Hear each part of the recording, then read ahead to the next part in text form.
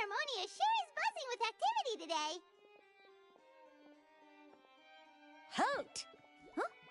Oh, it's you two. Apologies. Monsieur Neuvillette did say you'd be welcome at any time. Excuse me, would you mind helping me take a look at this report? I'll be right there. Sorry, I've got my hands full here. You can see yourselves in. Everyone's so busy. Seems a lot has been happening.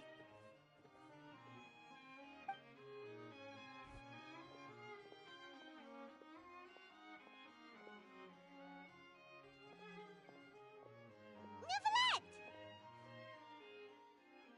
Hello.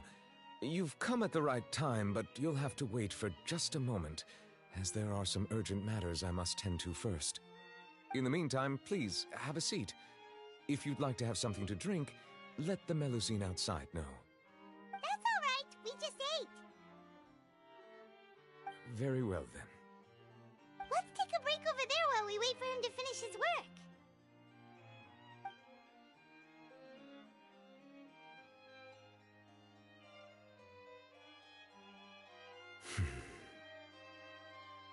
All right. That should wrap things up for now. Are you done with your work? Yes, sorry to keep you waiting. Today should be the day you were released from the Fortress of Meripede, and it appears that you have managed to complete all the release paperwork. That's right, and we came here to see you right away.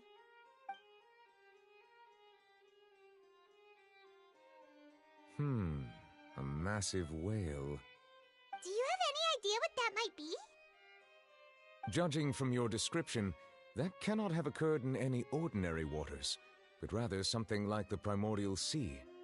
A whale of that size and shape cannot usually be found in the waters of Tevat. Therefore, we can only assume that Child is presently immersed in primordial seawater.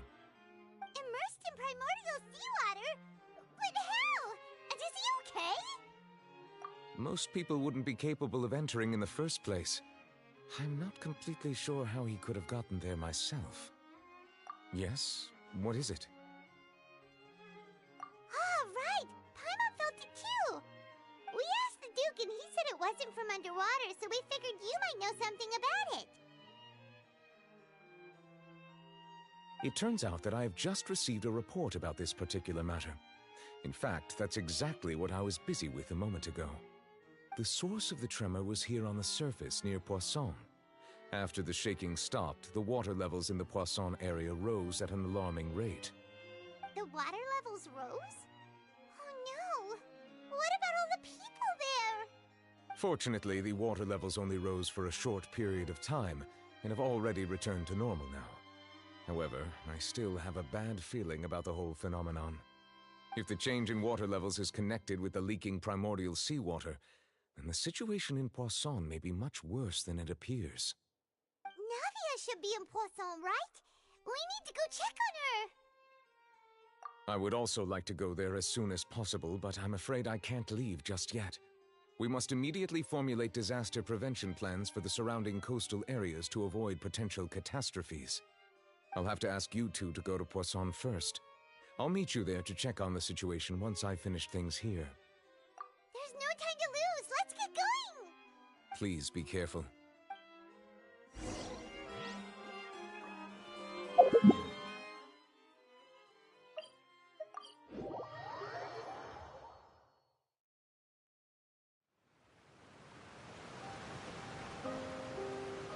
Oh no! What happened here?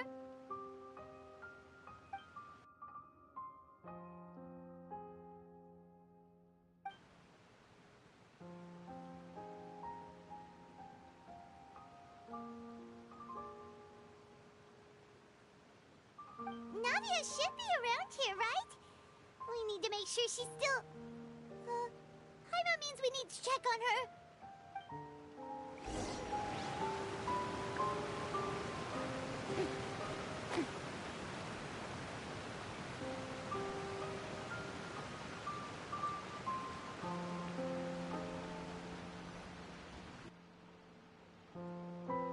We haven't seen a single soul all the way here. Oh, this is getting scary. What will I ever do now? Look! There's someone on the roof over there! Just stay put. We're coming up. Watch your balance. All right, just hurry.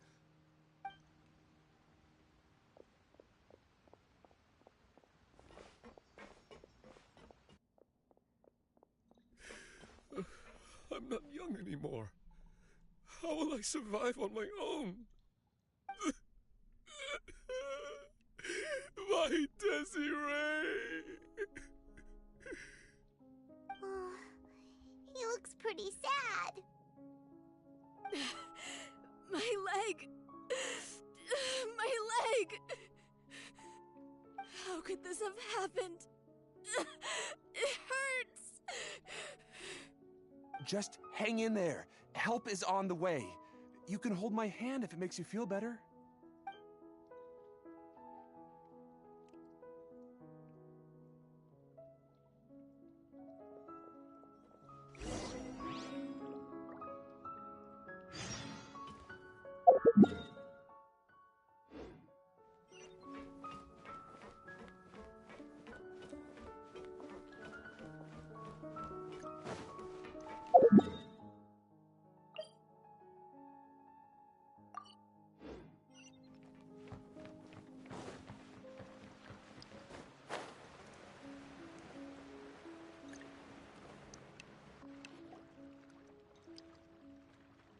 Oh, it's Navia. She's over there. Hey, Navia! Are you okay?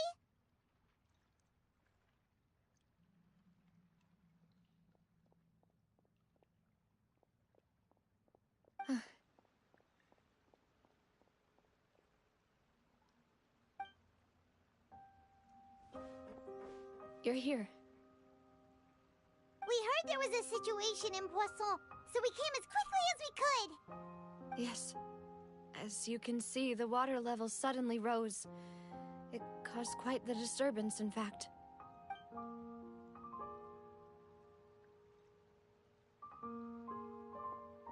Demoiselle! There was a wounded resident next to a building southeast of here. We've already transported him to safety, but we've run out of medical supplies. He's wounded? How badly? He fell, so it's probably a broken leg. He's pretty shaken up. When the water level rose, he desperately climbed up to the roof. Once the water receded and he saw the ground, he became terrified and eventually... He jumped down then. Find the leader of Squad 1 and tell him to take the wounded resident to see a doctor. He should know where to go. Understood. I'll take over his search and rescue mission in the meantime. All right, you'll be in charge.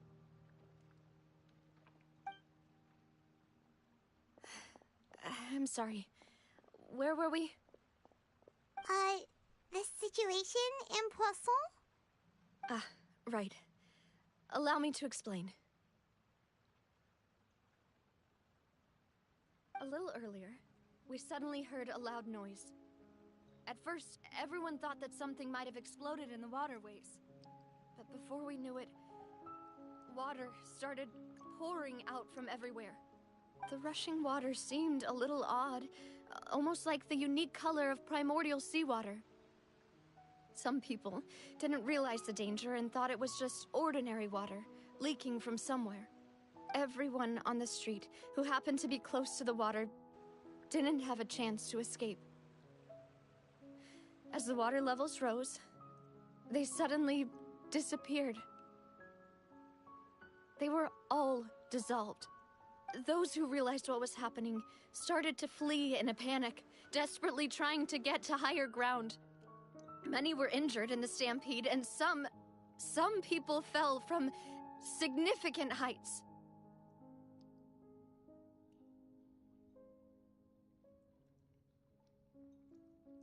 The Spina di Rosula initiated rescue operations as quickly as possible, but there have been a lot of casualties. Fortunately, the water began to recede after some time, and the chaos came to an end. The water that flooded the area contained primordial seawater, so the lower levels of Poisson are still hazardous. To ensure everyone's safety, I've asked the people there to leave as soon as possible. No one knows if this could happen again. All we can do for now is try our best to help evacuate the residents. We still haven't completed the head count, but we'll have some numbers soon. How awful. And all of this just came out of nowhere. It was quite frightening indeed. I only wish that everything that just happened was a bad dream. Is there any way we can help, Navia? Thank you for being so willing to help in a moment of crisis like this. You don't know how much it means to me. I really can't express how grateful I am.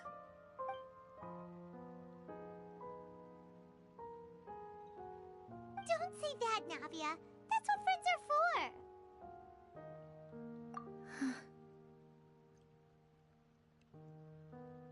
Demoiselle! We've got a situation here! I'll be right there. Sorry, I need to go for now. And off she goes. Seems it might be a while before she can take a break.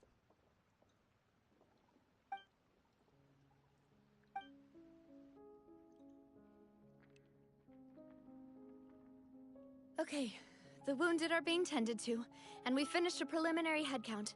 More support has just arrived, so I suppose I finally have a moment to focus on my own matters. Of course, we should remain ready for anything, and continue doing our best to rescue others. I'll be sure to have everyone at the Spina di Rosula ready to render assistance. Traveler, Paimon, would you two accompany me to my father's grave for a moment? Huh? Right now? Thank you.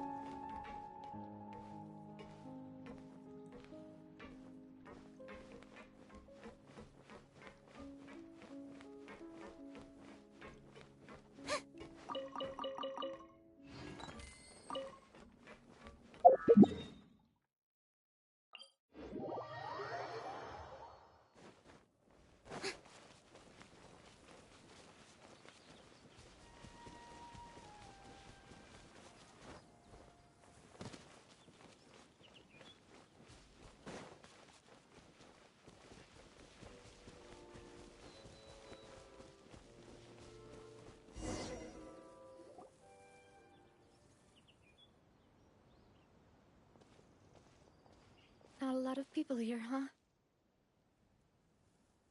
Well, given the time of day and the whole situation in Poisson, Paimon doesn't think there'd be a ton of people here visiting graves.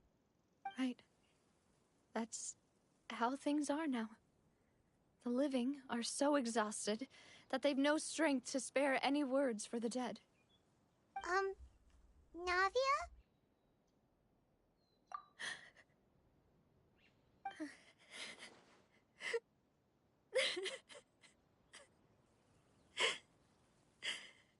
Navia, what's wrong? Sorry. I just... Malus and Silver, they won't ever come back here again. What should I do, Papa? Huh? What happened to them? Everyone agreed on the rescue plan, but still, I was the one who initiated it. They were helping evacuate the residents, but they couldn't leave in time. And they were caught in the seawater.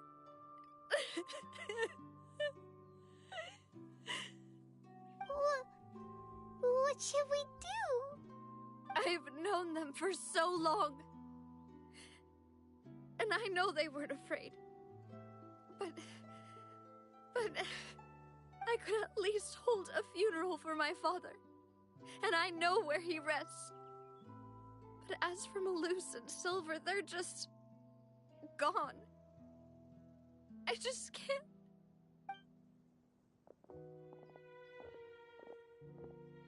Everything looks so clean after it rains. Even the gravestones. I didn't expect that you'd enjoy a glass of red wine in front of Master Callus's grave. I can understand. Besides, the scenery here isn't half bad. See, it's not just me. I always want to bring something when I visit Papa. Perhaps we might even have a picnic. He wouldn't be angry, would he? Ah, how could Master ever be upset with you, demoiselle? Yet the cemetery is the home of those who have passed, is it not? Everyone ends up here sooner or later, no matter who you are. Buying yourself a plot in advance, are you? No need yet. But when I do, I hope you'll let me be buried beside Master Callus, demoiselle. Hey, stop joking around. I'm quite serious. That way, it will save us both the trip to see each other whenever you visit your father's grave. That makes sense. In that case, could I be buried on his other side? After all, besides you, demoiselle, the two of us could certainly be considered Master's closest companions, no? Personally, I believe we fill those shoes just fine. Why are you bringing this up all of a sudden? Seriously. All right. I'll remember your requests. But I'd really prefer not to talk about this stuff. And what do you mean by saving me a trip? I'd make the journey even if I had to visit you two somewhere else. I'd promised to let them rest in peace here. But here I am breaking that promise. I'm sorry for letting you see me in a mess like this. I don't usually cry, really. Paimon doesn't know how to help you feel better. But, well, she understands how you feel. I had always thought I could make my wishes come true. But now that I think about it, that never solely relied on me. Many things can only be accomplished with someone else's help. Malus and Silver have helped me so much. But by contrast, I could do nothing for them. I'm so sorry. You can spend as much time as you need here, Navia. We'll stay with you.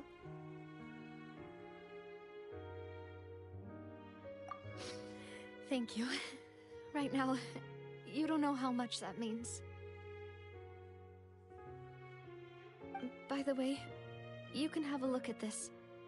It's a list of victims from the incident that took place here. Obena, Khan, Burnett, Giverny, Francine, Karina, Daisy Ray, Joinville, Julianne, Esson, as well as Malus and Silver. So, everyone else is safe. But still... It's okay. I know what you're thinking. And you're right. We lost Malus and Silver. But we were able to save more than we anticipated. The overall outcome indicates that the cost was worth it. Right! Don't think that way, Navia. One person might be saved at the expense of another, sure, but that isn't something we should ever consider a trade. Malus and Silver were not the price for saving anyone. They're heroes. You're right. Thank you, Paimon. What you said just now was pretty amazing, actually. I'll remember your words. Oh, really? Seems you've become more eloquent in the time since we last met. The knave? What are you doing here? Is everything going well on your side? Yes, my people are carrying out the mission according to your request. All the residents of Poisson have been evacuated, and we're preparing to relocate them to higher ground. As for these supplies, we have everything taken care of. There is no need to worry. Thank you very much. Wait, do you two know each other? We just met recently. Right, Miss Navia? Usually, I would call this a coincidental encounter. That doesn't quite fit this time. Besides, it never even crossed my mind that a Fatui Harbinger would come looking for me. Thanks to the Knave, Spina di Rosula received generous support from the Fatui, which allowed us to complete the rescue and evacuation work so quickly. Mutual aid is essential to fostering positive developments. We were already in the area, in any case, so it was nothing. That said, I must say that you're a lot sharper than you let on. I'm sure you understand what I mean. I apologize for all the ways in which I tested you previously. We've never worked with a Fatui before, and it's extremely important for us to know who we're working with. My subordinates have reported that Fatui soldiers have been observing water levels and taking head counts in various locations. I hear that they've also prepared a large amount of emergency supplies. I'm quite surprised. This is nothing to brag about, nor do I intend to. It is simply the way of powerful organizations to act forcefully, whether they are doing good or ill. You've witnessed that firsthand, in any case. As I've told this traveler before, I know of the prophecy, and I intend to prevent the impending disaster. Lending your organization a hand was a natural first step in accomplishing that. As such, do not be troubled by this token of our sincerity. Perhaps one day, you'll also be able to help me in the same way. Without your help, there would have been many more casualties. I won't forget your kindness. Furthermore, I sincerely regret what happened to Malus and Silver. I only wish that my people could have arrived a little earlier to prevent this from happening. Don't say that. You and your subordinates did everything you could. As Paimon said, Malus and Silver didn't choose to sacrifice themselves for any specific person. And they weren't the price paid for other salvation. They chose to become heroes themselves. I've never liked hearing people put it that way. It's like trying to relieve pain by saying some noble-sounding words. But right now, there's nothing more suitable. They really did become heroes. You're right. I'm sorry for your loss, Miss Navia.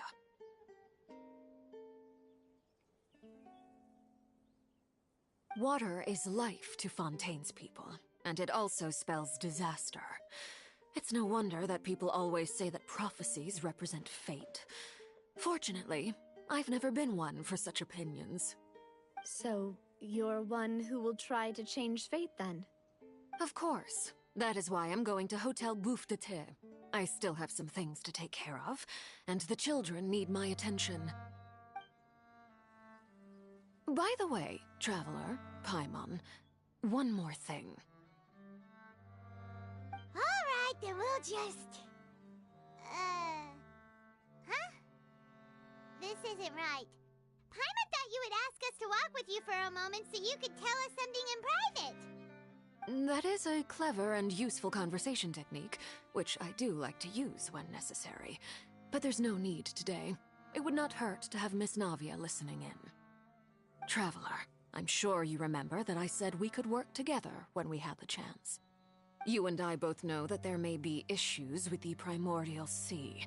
Previously, it was the Fortress of Maripede's sluice gate, and this time it was the water levels in Poisson. These are both signals. Indeed. Allow me to share the latest intel I've received from the House of the Hearth's intelligence network with you.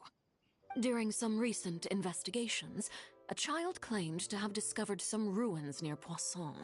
The ruins date back to ancient times, and seem to be worth investigating in many ways.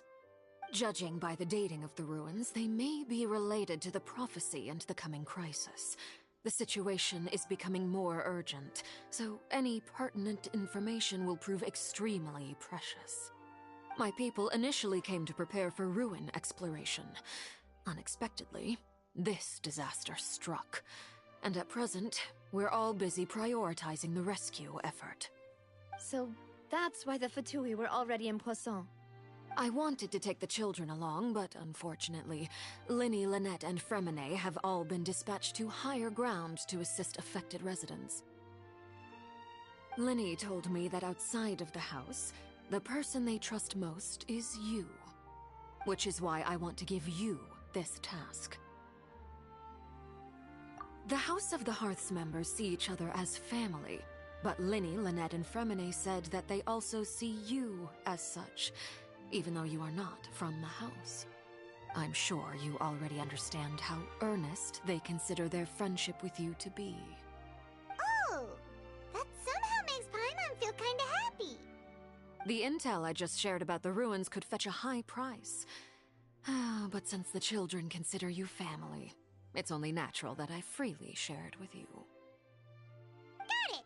So all we gotta do is go to some ruins, right? We can handle that. Excuse me, but may I tag along? You wish to join, Miss Navia? But are you sure you're up to exploring some ruins? You need to rest. Well, I'm sad, yes. But I can't just go back and plop myself into a chair by the roadside and do nothing. There's no point in being depressed while we still have a disaster on our hands. As my father's successor, I must live up to the hopes he had in me. Besides, I'm also doing this for myself. I need something, a distraction, to keep my mind off Malus and Silver. Since you put it that way, I have no objections. What do you say, traveler? All right. The ruins are to the south of Poisson. Here's the map. Okay, the three of us will handle it. Come on, let's pack up and get going.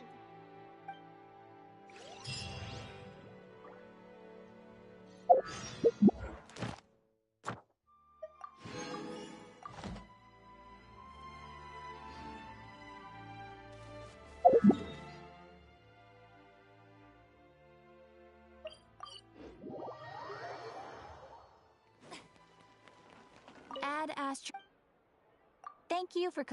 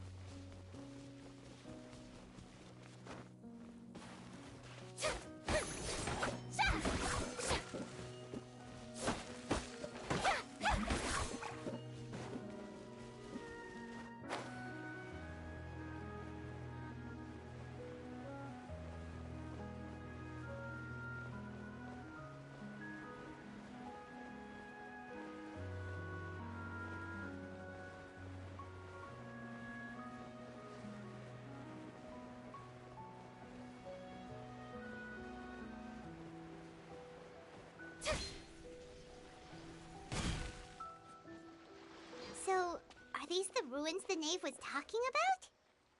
Whoa, talk about old. They seem to be pretty ancient, all right. Let's go in and have a look. Just be careful.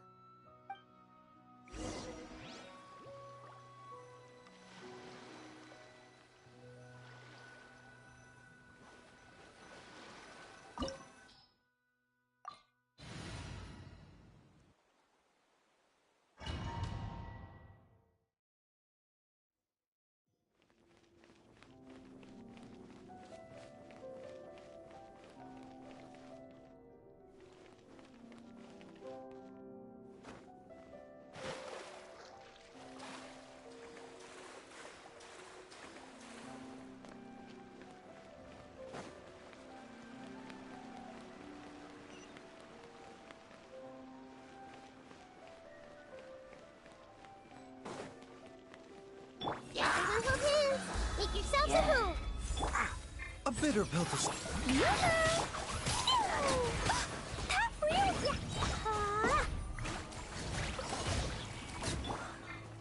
Dada Kundala.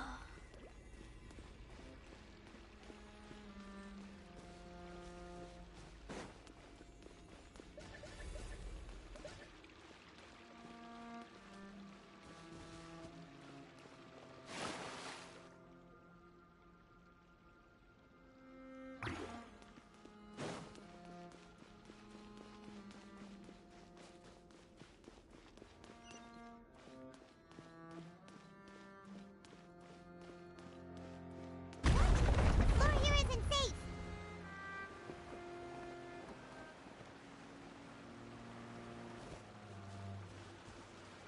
I see everything! Strike a pop! Boing, boing, boom!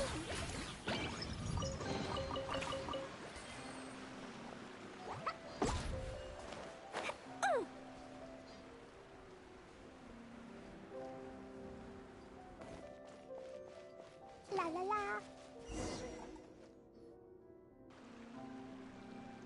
This place has also been contaminated by primordial seawater. Yeah. And a lot of it, too. A Fontanian would most likely dissolve the moment they fell in. Right! You can't go down if there's primordial seawater. It's too dangerous, and it won't be any help for you to just stay here. Don't get by my wrong. We're not saying you're useless. It's just that... No, you're right. I can't do anything in this situation. I'll leave this to you.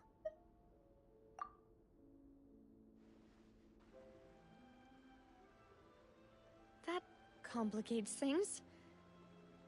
Maybe the only way left is forward. In that case, do you want to wait for us here?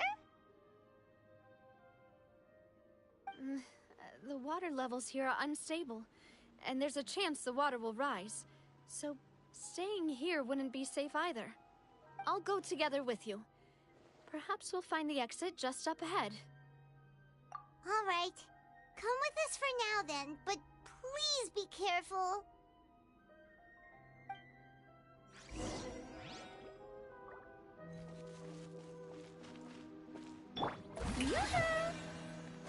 Oh no, it's a dead end! Let's try climbing over from the side.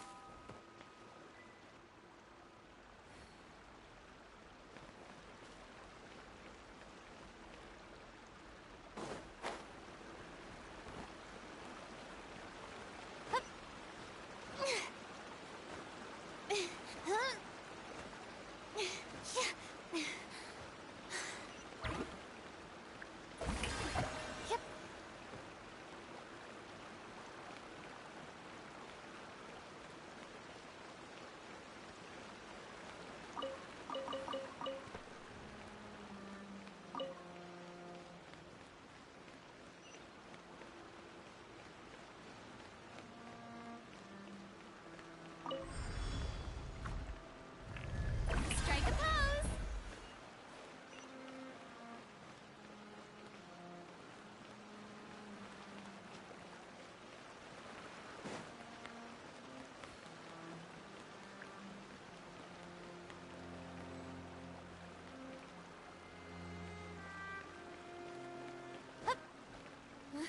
Wait!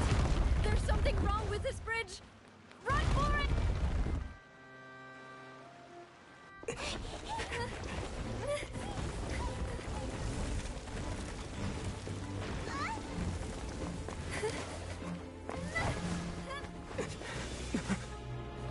Navia!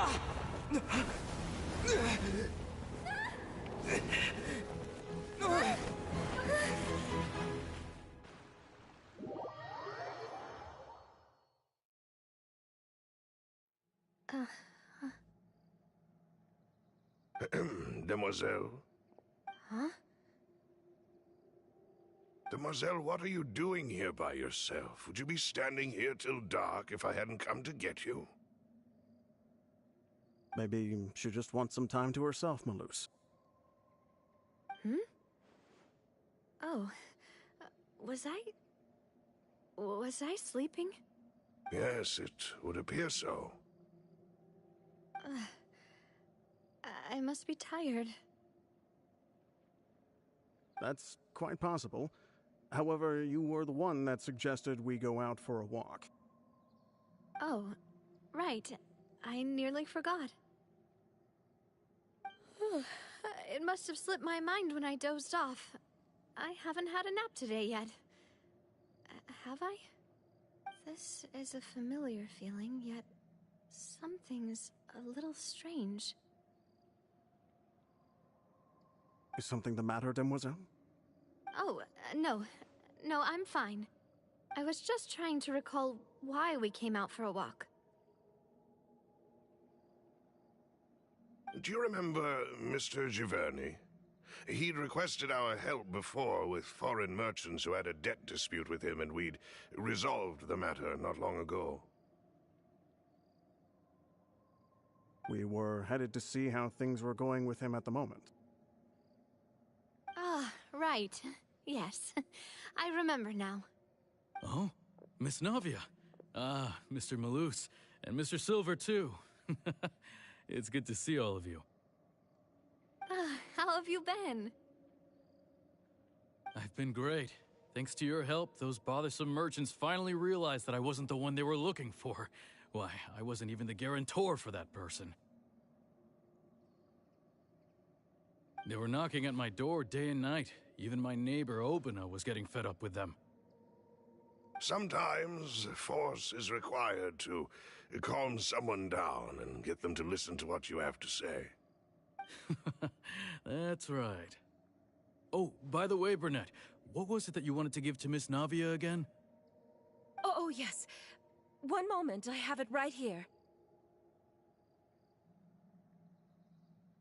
Miss Navia, these are some flower seeds that I prepared. Please take them. They're a very good variety, and they'll become very big and beautiful once they bloom. I don't know what we would have done without your help, so this is a little token of our appreciation. I hope you won't refuse. Ah, did you cultivate them yourself? Thank you so much. I'll certainly take them. Malus, we do still have some empty flower pots at home, right? Why, we can have as many pots as you'd like, Demoiselle. Perfect. In that case, we'll swap out some of the decorative plants for some of Mrs. Burnett's flowers. Very well. Wait. Something seems to be off here. Excuse me, madam. If I'm not mistaken, your name is Burnett, correct? That's right. Is something wrong? No, it's nothing. This is the first time we've ever met, but your name seemed familiar to me. I must have heard it when I was discussing things with your husband previously. I've heard this name before. Sometime recently, I'm sure of it. And why are there so few people around here? Where did everyone go? We must mind the time, Demoiselle. We still have important things to attend to today. Huh? We do? Like what? Well, now, did you forget? Miss Navia, here you are. I've been looking for you. Please, come to the Opera House. Your trial is about to begin. My trial? Wait, why would I need to go to the Opera House? Yes, she's right, Demoiselle. It's just about time now, so we should get going. Oh? All right then.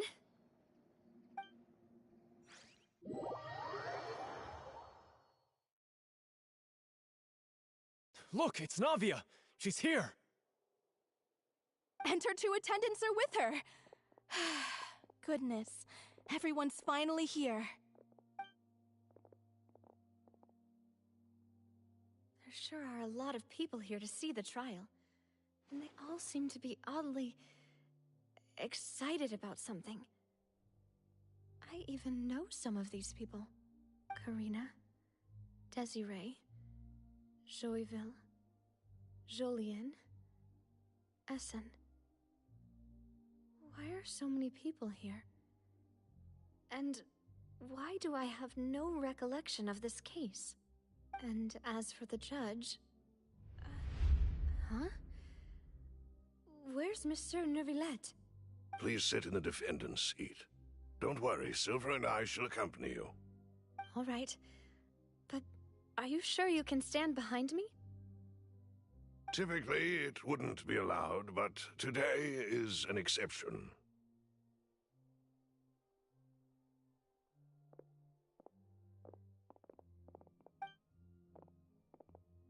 Hey, what kind of place do they think this is? Come on, do they have any idea what they're doing? Seriously.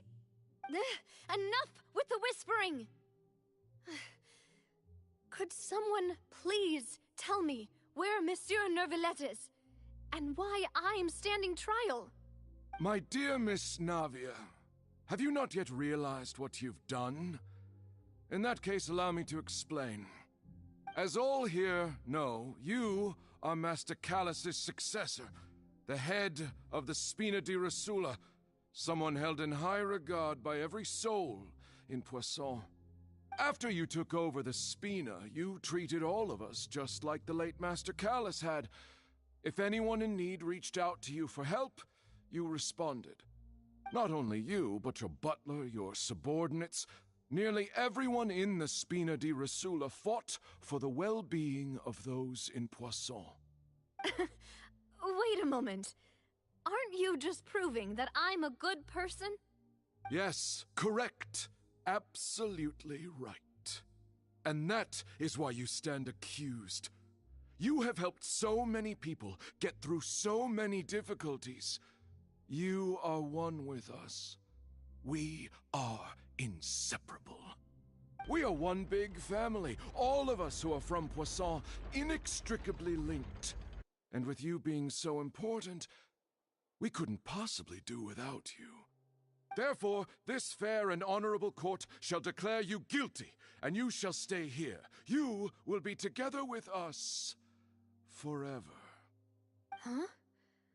What are you saying? Everything you have said is correct. I have indeed done a lot for my hometown, and I would be willing to be with you all, but what is the purpose of having me stand here like this? What is there to discuss? Ah, well, if that's what you think, then I have no further comments. How wonderful, Miss Navia!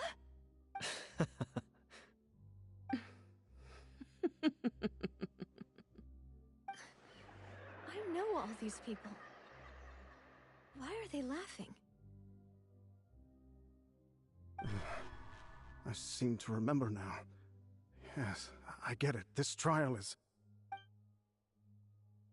Wait just a moment. This isn't right! Malus? What was that, Mr. Malus? Our conclusion is very clear and unanimous. Let the court judge her now. She's guilty! Stay here, Navia! You're one of us! Demoiselle, don't admit guilt. This trial means to keep you here forever. I wish to exercise my right to defend Our Lady. Mr. Joinville, you only know of Navia's goodness, but nothing of her utterly independent mind. She was born a free and independent spirit. She has never been tied down by anything. Indeed, even the death of Master Callus couldn't stop her. Her actions cannot serve as proof that she identifies herself as part of any group. She merely acted as an individual, extending her hand to help others. Please do not mistake her actions as being otherwise. Really? As an individual, you say? Don't forget, we are all Fontanians here. This is the nation of justice, the nation of Hydro. Even if Miss Navia only voluntarily rendered her assistance, that doesn't change the fact that her beautiful soul must return to everyone. Water accepts all, blends with all. It will surely accept her kindness. Everything is measured here in the nation of Hydro, and in the end, everyone shall meld together. Thus, when a unanimous opinion emerges, that opinion represents justice. Now I speak for everyone. Our opinion is consistent. Navia should stay. We and Navia are one. And you would call this justice? Preposterous. You are merely jealous that Demoiselle still has a chance to exist as an individual. Have you forgotten how much you all once longed to become individuals, to become independent? Do you mean to defy our justice? If your justice is flawed, then why should we acknowledge it? As you said, we can also have our own justice. Silver and I shall defend Demoiselle. And that is how we will enforce justice. My head... It hurts. Demoiselle. Silver, it hurts. My head is spinning. All I can see is stars swirling in front of me. I remember now. Everything that seemed odd from the very beginning.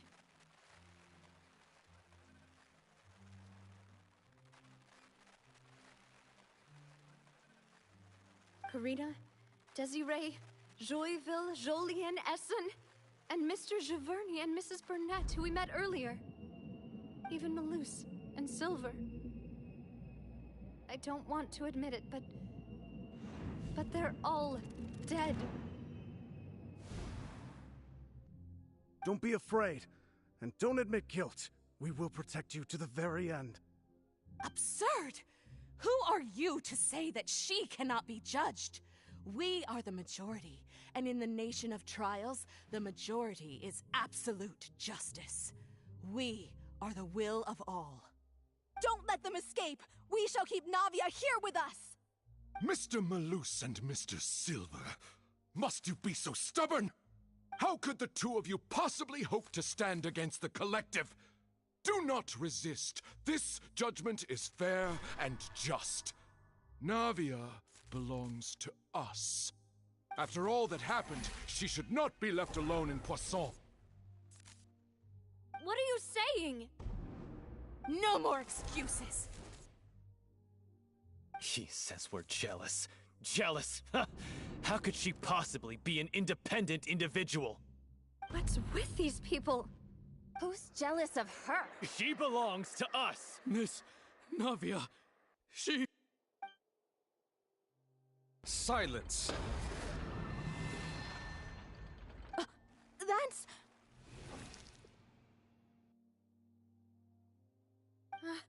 Monsieur Neuvillette! Such commotion is prohibited in the court.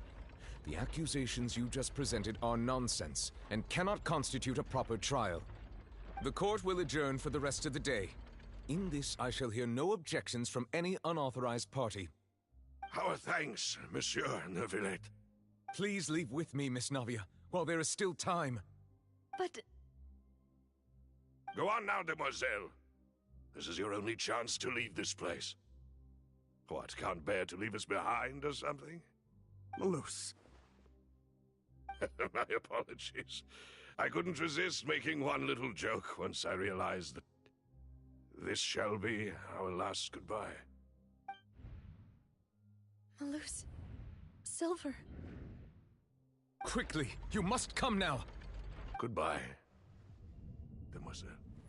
Farewell.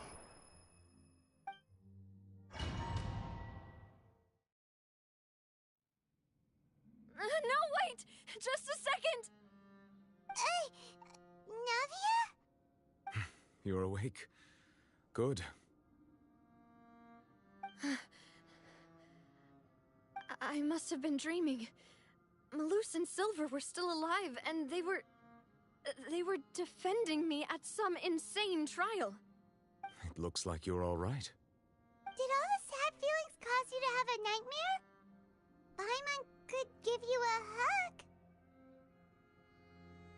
The ruins you were exploring suffered a cave-in.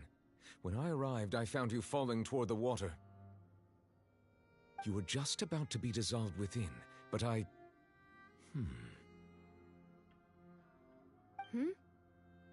What is it? I think I saw 2 Oceanids protecting you.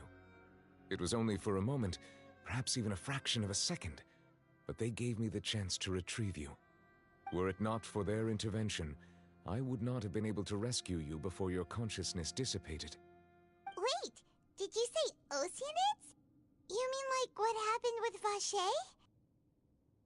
Perhaps those two Oceanids were the people you saw in your dream. I always told them that they didn't have to protect me.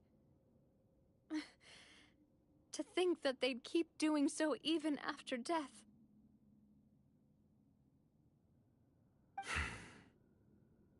Please come with me.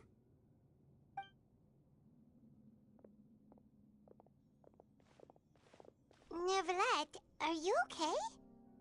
Hmm? Oh, I am quite all right. Perhaps there's something we could chat about? Why do you look so stiff all of a sudden? Oh, Paimon knows. You're the type who feels awkward when there's nothing to talk about, right? I merely thought that we should give Navia some time to herself. Huh? Why didn't you just say so then? Don't you think it's even more awkward to call us over like this and then have nothing to talk about? I suppose so. Ah, Sigewinne. I hope all is well with her these days. Her work in the Fortress of Meropide has not been too much for her, has it? No way! Don't worry. She's doing fine down there. She's an amazing head nurse. I see. Well, that is good. I have always worried that Sigewinne would need a lot of time to understand the world of humanity, just as I have. Oh, and the Duke also says hi! Even though Sigewinne made him do that. He hopes that you haven't been overwhelmed by all that's happened lately. Thank you. I have indeed been busy lately, and I also hope that everything is going well in the Fortress of Meropide. He still doesn't know what to talk about. Let's chat about something else then.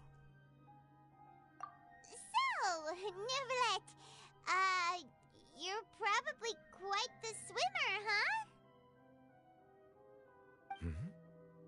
Yes, of course. This isn't going anywhere. Let's try something else. How did you find these ruins? Did the knave tell you? Yes, in fact. I had arranged to meet you in Poisson, but when I arrived, I discovered that the Fatui were helping the residents evacuate. They had even transported a large quantity of supplies to the area. Amid my astonishment, I ran into the knave, and we had a chat. She informed me that she had asked you to investigate the ancient ruins here. Yeah, we originally planned to meet up with you, but we thought you might still be busy with all those official documents. We didn't think exploring the ruins would take very long, and who would have thought you'd wrap things up so quickly?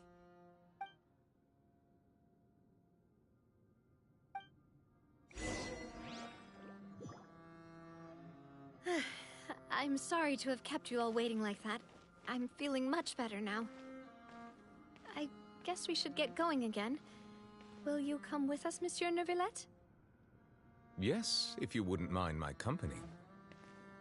All right! Another one joins the party! Let's get going then!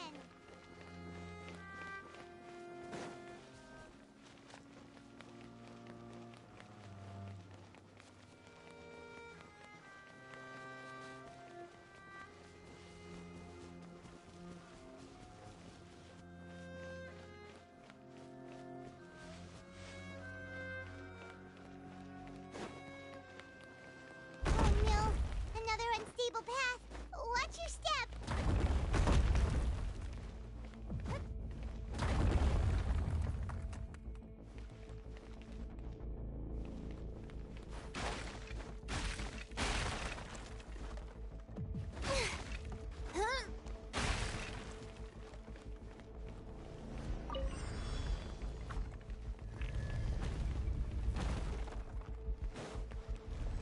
Watch out! There are rocks falling over here!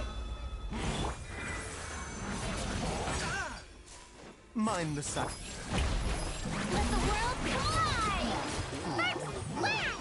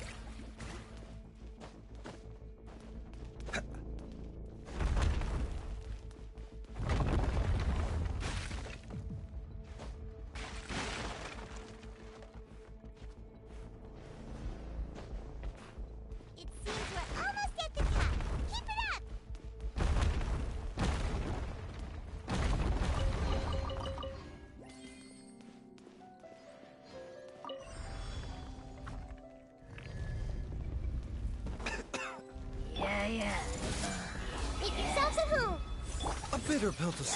Shower me with the... You're picking on me! Blazing to life! Not a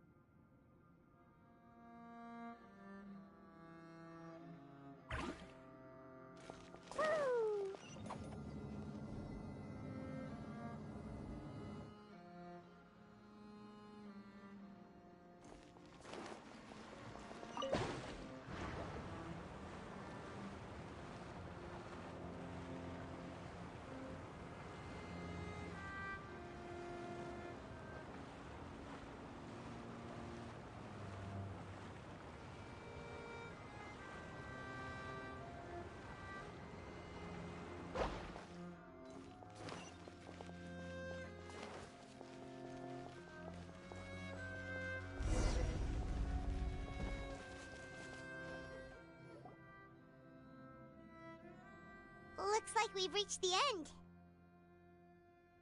This is the place? There should not be any other hidden spaces in the vicinity.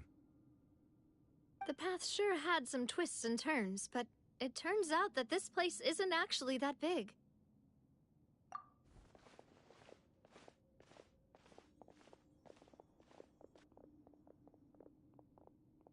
Stone slates? It seems like they were put here as an offering. Could we take them down and have a look? Perhaps we should just leave them be for now.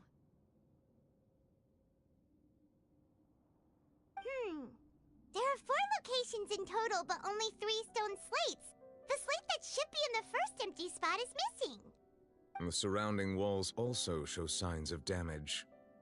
There's something written below. Let Paimon see. Reason dictates that this nation be destroyed.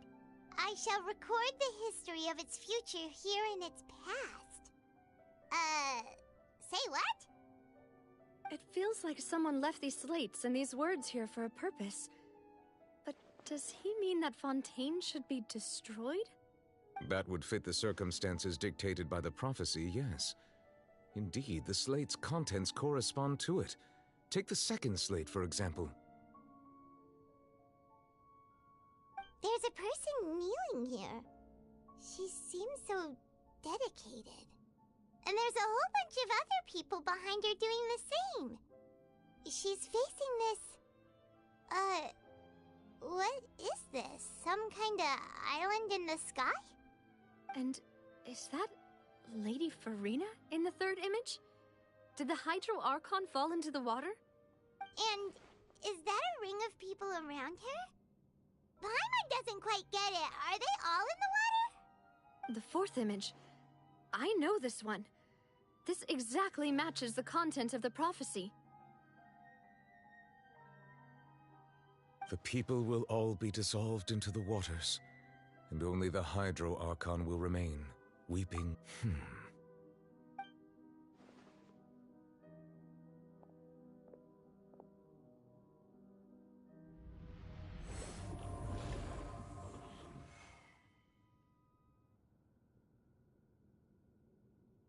More information should be hidden in these slates, but I fear I cannot easily uncover it, most likely due to us missing the first slate.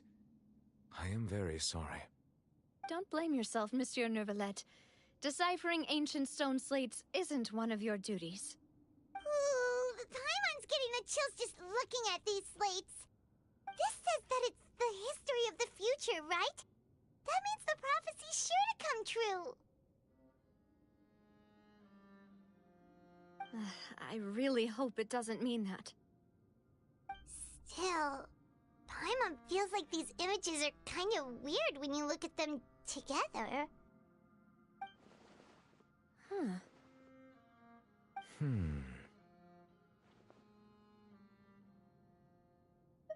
That's right!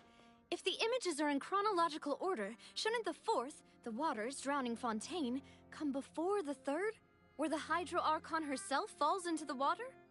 And yet the order is reversed here.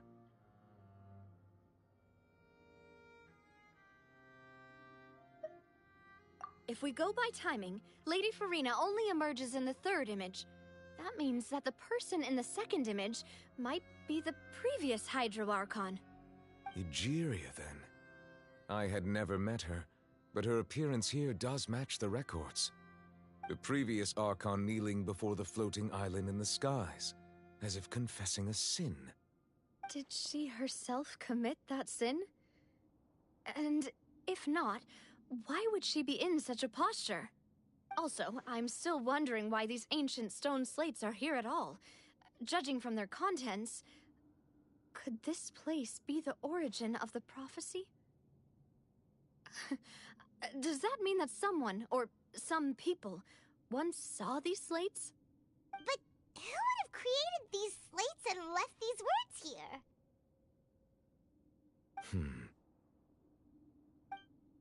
It seems that any further clues will have to come from Farina. In that case, there's no time to lose. There's nothing else to be gained here, so let's head back first. Yeah, we'd better get somewhere safe for now.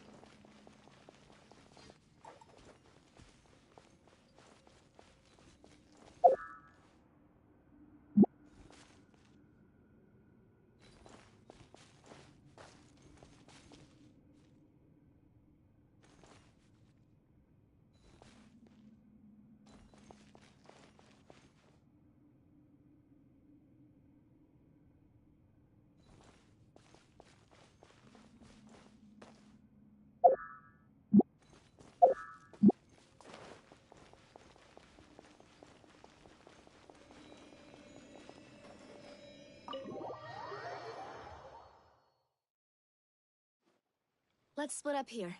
I'm going to check on what's happening with the Spina. You know how it is. There's some things you just need to be there for yourself. You still have energy for that, Navia? Paimon's already beat.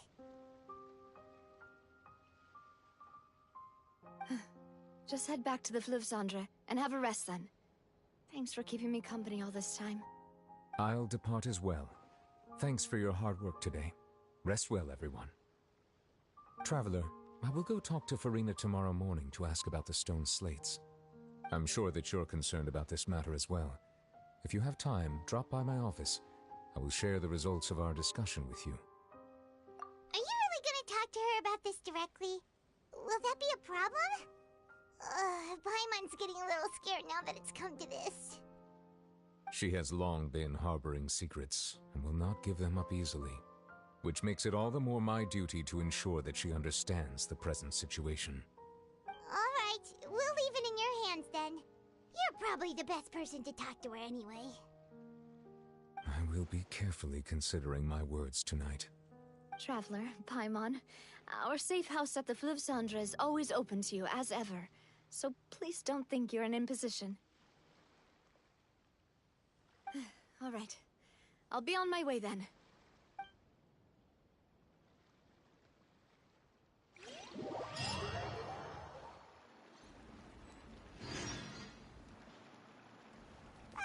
We're finally back! Welcome back. We've got a special menu prepared for you two tonight. Yay! And there's good food too! Navi, no, the boss is the best. Ooh, desserts! Nice! These are all Paimon's! Paimon's already starting to forget what happened today. Oh, that voice. Is that who I think it is? Huh? It's you two. What are you doing in Fontaine?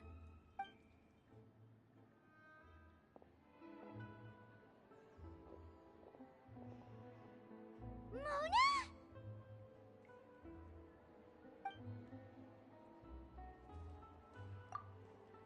seriously, nobody just uses a scry glass whenever they've got time to just see who they'll meet on the road. Still, we didn't expect to see you here. Wait, you're not a Fontanian, are you, Mona? Well, I have some business to attend to here, so I booked a hotel in the city. I was just out for a stroll when I bumped into you. Quite unexpectedly, if I might add. Why did you think I was from Fontaine, though? Is that because Magistus doesn't sound much like a Mondstadter surname? Yeah, let's go with that. Well, I used to have my own surname, which was, well, some other thing. Either way, the old hag told me when she took me as her disciple that the first step to being a great astrologist's pupil was to change that name. There was nothing for it, really. She really is amazing at astrology, so I changed my name to what it is now according to her wishes. To my surprise, however, Magistus is not the name of some ancient house or clan. It isn't? Nope. Although it is used by us in place of surnames, it generally just means great. Wow! Imagine including a boast in your name.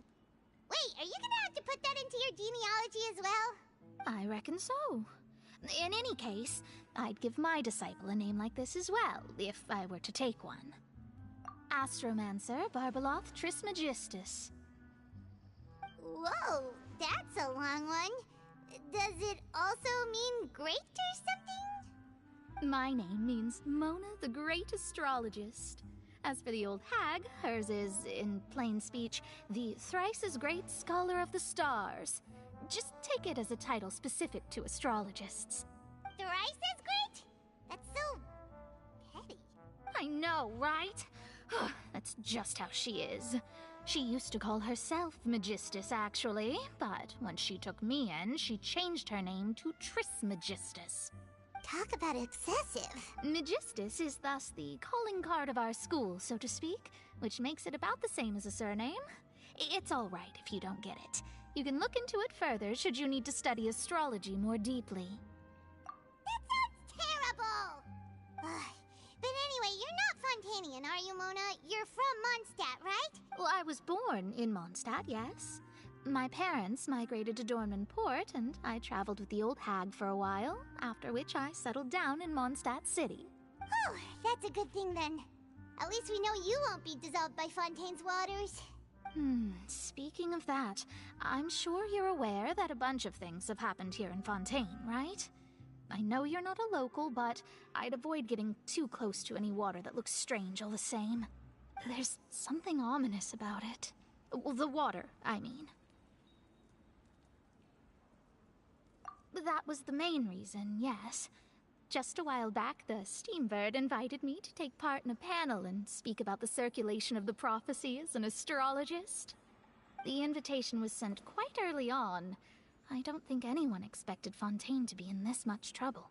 What do you make of that prophecy, Mona? Just tell us what you think as an astrologist. Your word would go a long way to make things more certain and less scary. What I can tell you is that I'm an astrologist, and that this prophecy concerns the fate of Fontaine, even that of Altivat. Ascertaining this is akin to reading the fortune of the whole world. I'm afraid that this is not something that just anyone can do. If I could do it, you would no longer call me an astrologist, but a visionary. But on the flip side, the prophecy is so huge and powerful that it must surely come from a powerful visionary. Its contents involve the fate of the world. Disregarding it would be a mistake. A visionary? Sounds really powerful and all, but does such a person really exist? Of course. The old hag could do it, and I'd bet there are others amongst those Hexenzirkel colleagues of hers who could do something similar. Huh? Are you sure?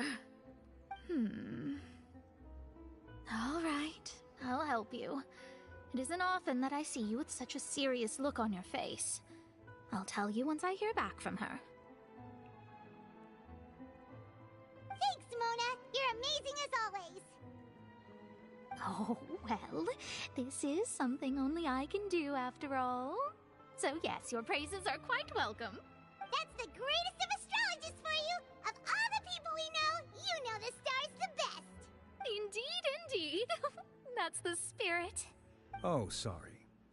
I came to see what all the commotion was about. If there's anything you need, do not hesitate to inform the Spina di Rosula. Oh, whoops. Guess we were getting a little too carried away there. Well, I'll go tend to my own business now. If I receive any news, I'll be sure to come find you two again. And there she goes, quick as rushing water. And here we are with the Spina guy giving us suspicious looks. Right, but we were able to recruit Mona's help, didn't we? Our Fontanian friends will thank us someday.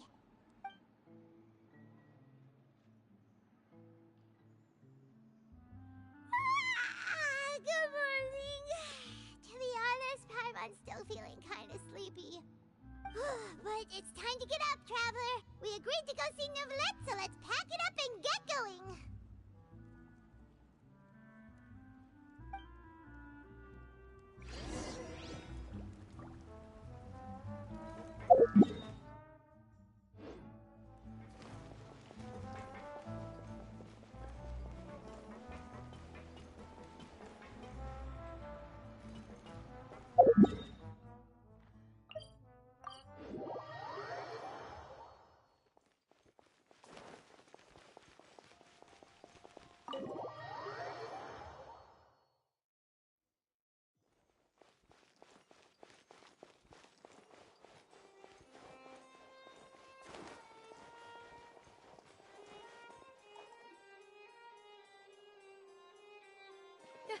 You're here! Finally! Is something wrong? Monsieur Neuvillette and Lady Farina, they seem to have gotten into a dispute. Please go see for yourself.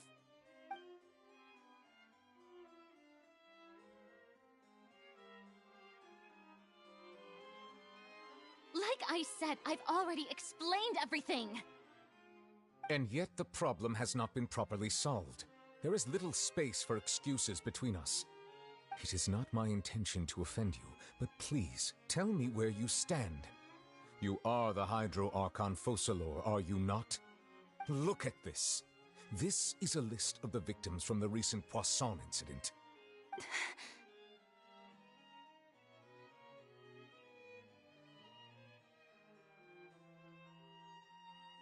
You mean...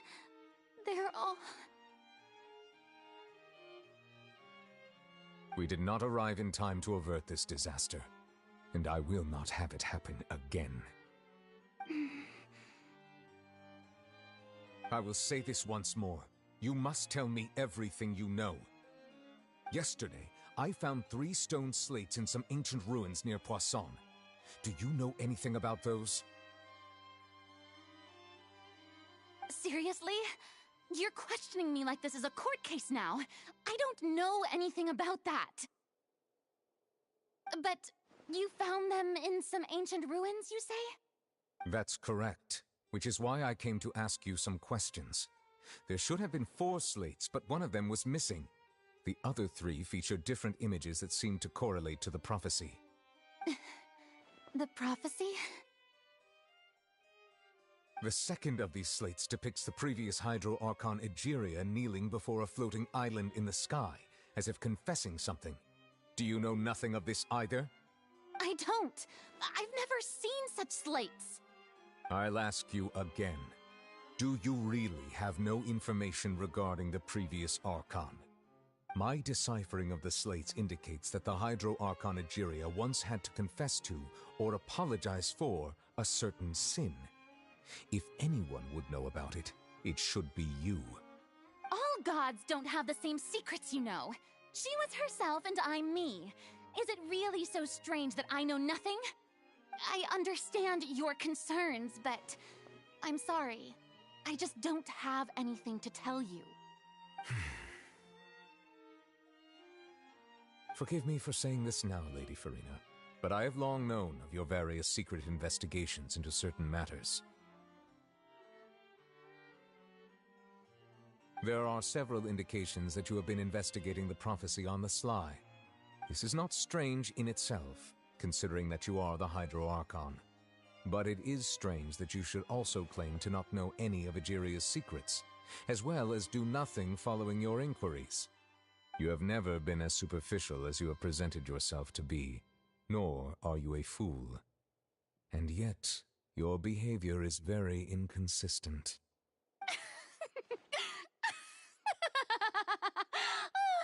So you've been watching me all this time, have you? I didn't think you were that type. You... Well, since you know about my secret investigations, then you should know I'm actually working to take care of it. There's no point questioning or suspecting me. You're the Eudix, but you're still my subordinate. You should be following my lead. Just trust in me, your Archon, and do as I say.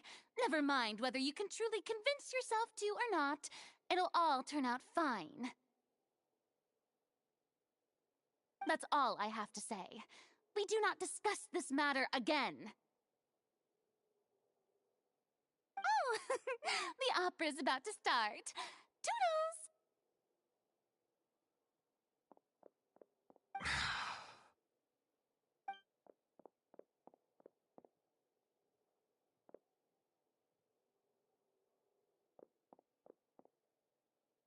Did Farina not notice us standing by the door? Wonder what's up with her. She was smiling. Huh. She didn't seem in the mood to care if we were listening in or not. I assume you've been outside for a while now? Oh! You noticed! Seems Farina didn't even realize we were here.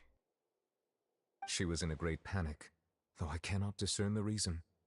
Our discussion reached impasses time and again, a state of affairs that we cannot allow to continue. Still, I do not understand. Dialogue is the basis for understanding, so why did she keep refusing to engage? Everyone in her inner circle has noticed that she is hiding some secret. The issue is her attitude. I fear that she will not reveal anything unless absolutely forced to. We may have to create a situation in which she will have no choice but to speak. Oh? Like what? Normally, people will only reveal the truth when standing trial. Perhaps we must have the Hydro Archon experience just such a scenario. But Farina's seen so many trials, and she's really good at dodging questions. How do we make sure that she won't just slip away at the first chance she gets? We will need to consider this thoroughly, join forces with various parties, and then do what we can. If at all possible, I would prefer to recuse myself from this affair, but we must prevent the prophecy from coming to pass. This may be cruel to her, but all Fontaine is in crisis. The information a god possesses is too precious, and so we must take a chance on this. But who will lend us their aid to do such a thing?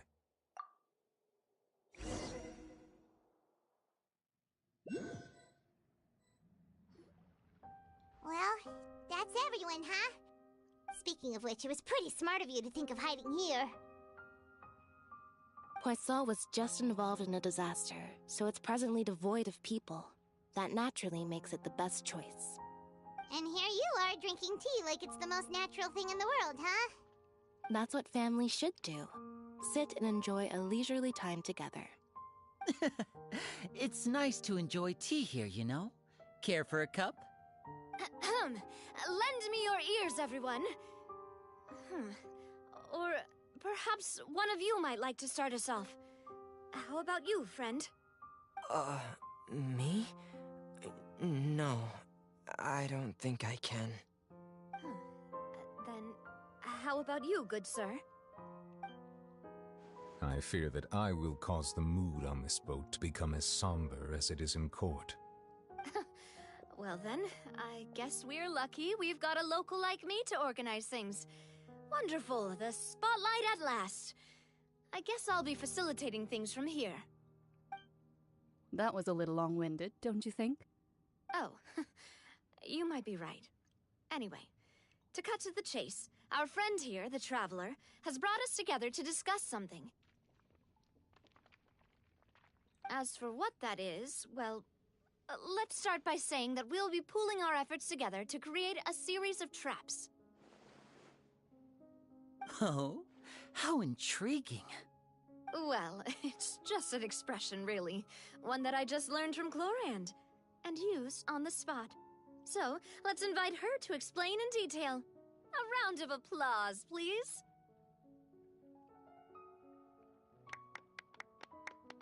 Huh? Didn't you say that you would be facilitating this? Oh, come now. Your work doesn't involve much public speaking, right? This is a good chance to practice. You might even pick up some fancy oratory tricks to impress your boss with in the future. I see. And what does my boss say? He is glad that you consider him your boss. Do go on.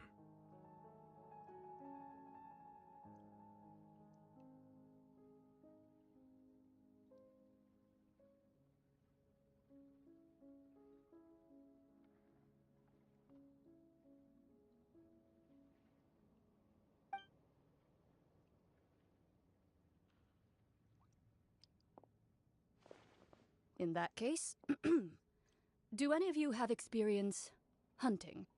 Not that I recall. Fremine and I once used a wooden stick in a basket to catch wild rabbits when we were younger. As for Lynette, oh, right. You were sick that day, weren't you? I've also gone diving to catch some fish before. Does that count? I'm afraid not. You may or may not have heard, but Fontaine once played host to a group known as the Marechaussee Hunters. Though that was their name, they did not hunt animals, but rather various monsters left behind by the ancient dynasty of King Remus. Today, Fontaine's monster population has already thinned greatly, so the hunters have blended back into society, taking up arms in other lines of work. They even left a unique methodology of hunting in their wake. A trap comprises of the following components: bait, a trigger, and a containment device.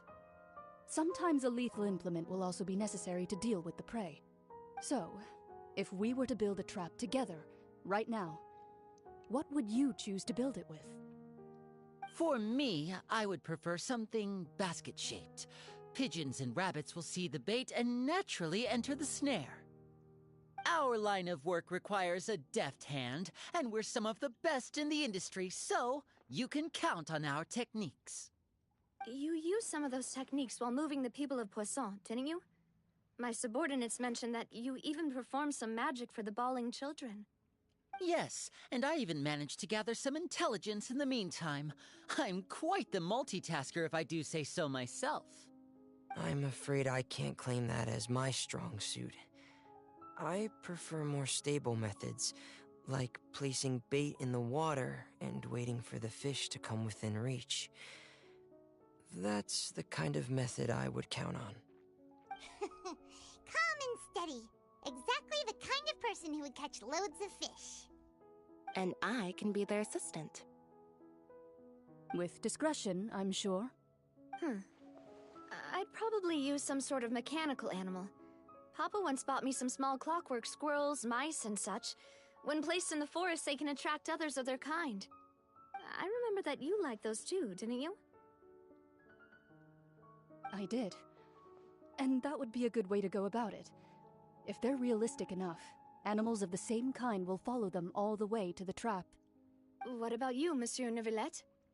I fear I do not have any related experience. That makes sense. You usually solve problems directly, without the use of any such tricks. But I do have one more question for you, Monsieur. If we were to create a trap now, how would you design it? I would like for it to be effective, but bring no harm to the prey. A more gentle trap would be ideal. Kind, as always. However, our intention doesn't necessarily change the containment device and the type of implement we need. If we wanted to kill the prey in one strike, we would need a powerful implement.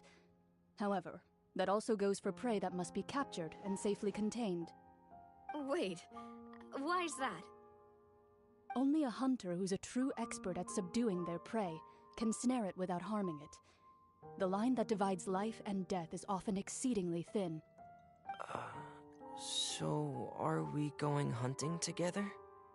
Huh. We hadn't thought of seeing ourselves as hunters. It kinda works, but maybe it's still not the best metaphor. If our means of capturing and dealing with our prey is to put them on trial, then the hunting metaphor is actually quite accurate. But we shall require much more courage than any hunter to judge a god, a being whose seat is an exalted throne. Oh, so that's what's going on.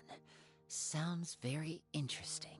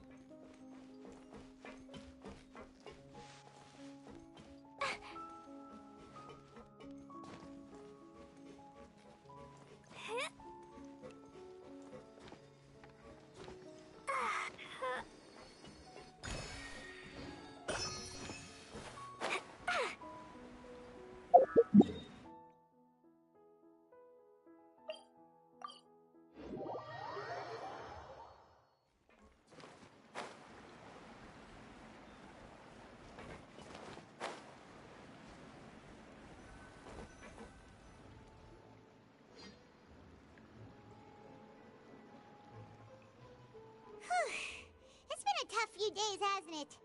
So much has been happening. Paimon didn't think the meetings would go on for so long, but everyone seemed pretty fired up, huh?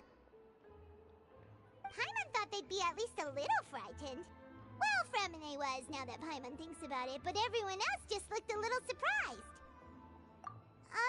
Well... It's hard to say. Paimon doesn't have any experience with this sort of thing. But with you around, Paimon sure will do great. After all, you're the most reliable person in the world, aren't you? Huh? Did you just pour some tea? Paimon didn't notice you doing that at all. Then what's that? Paimon's never seen that cup before. Don't be frightened. I'm just joining you two for tea. I merely refrained from saying anything till now. Who's that voice? But there's no one here. Ah, have you forgotten me already? Wait, you are familiar. You're the voice we heard from the sky in Sumeru. The voice from the sky, I fear that description is wrong. Though, not completely wrong.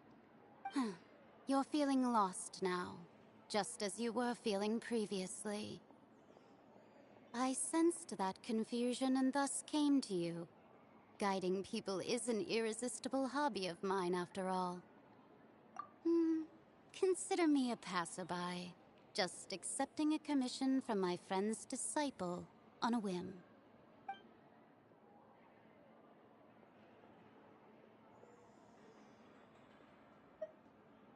The prophecy. Yes, what has been prophesied will be fulfilled. You may view such things as the history of the future. What? Then is there any way we can stop it? I believe you have witnessed a failed attempt with your own eyes. Can everything in Tevat so easily be changed? Ah, so you've caught on. Just as prophecies are usually only the future as seen from the perspectives of the gods, could things be happening in hidden corners where the gods' gaze does not fall? Are the things that you shall see different from the fate that the gods perceive?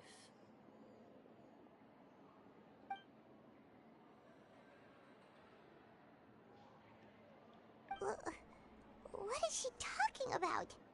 It all sounds really impressive and important and stuff, but it also sounds kind of scary.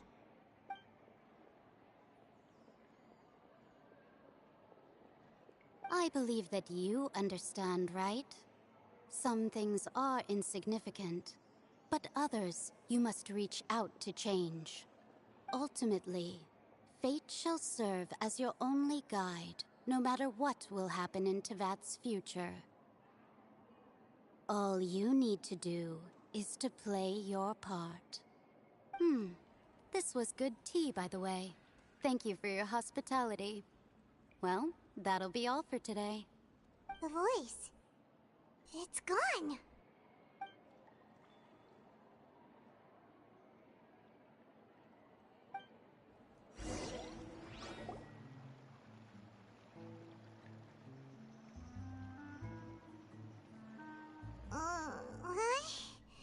I want to hear someone talking. All right, coming. Hey, it's you who's getting lazy, okay? Well, I see I've walked in on some lively banter. Luna! Fine, just fine. I went to take part in that Steambird panel. It turned out to be more interesting than I expected. Not all Fontainians are pessimistic about this. One journalist mentioned that sitting around and waiting for the end to come would be wrong, and that they should make their own rescue preparations. I agreed, so we had a brief chat with her. Did she have pink hair by any chance? Why, yes! It was Charlotte. You remember her, right? That daredevil journalist? I'm in full support of her view. Prophecies are very important, but how can people allow their lives to be commandeered by just a few words? That's right! Paimon's glad to hear something sensible for once. Ah, yes. About what we had discussed before. I did try, but I'm afraid I couldn't reach the old hag. I'll try again tonight, but I wouldn't get your hopes up. Huh?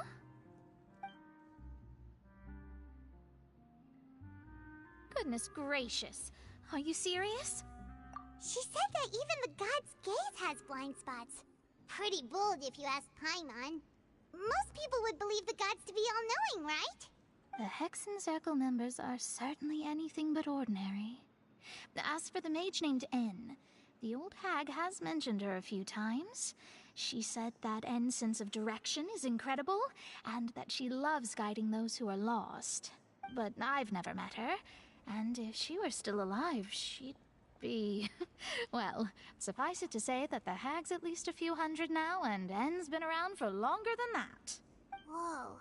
The Hexen Circle sounds like a scary group. But they must really stay in shape to live so long. Their abilities alone are pretty terrifying. If she came to see you personally, then the problem you're facing must truly be of great importance. Well, it's not like Paimon could understand anything she said. Yes, she was quite cryptic, but I suspect she means that there is still a way to turn things around. She didn't say when or what that would be, though. Perhaps it is something that you cannot know right now.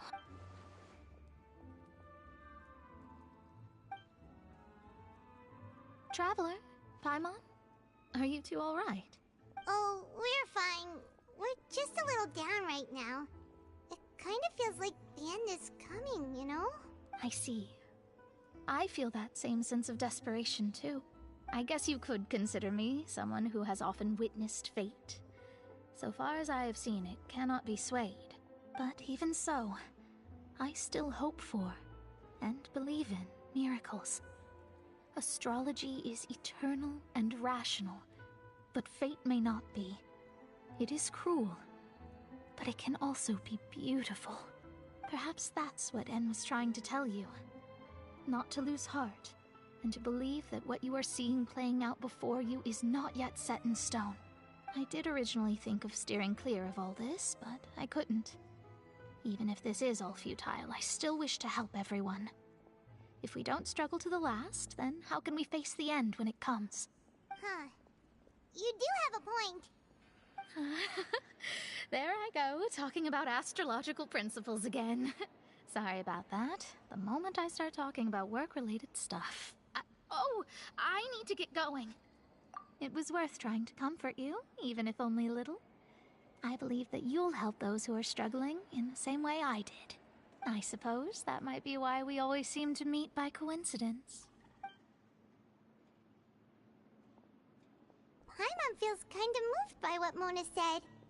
But also kinda sad, too. Hey, Traveler. Paimon suddenly feels like going outside for a walk. Let's go. Let's walk around the city, shall we? There's a few spots we always like to walk by.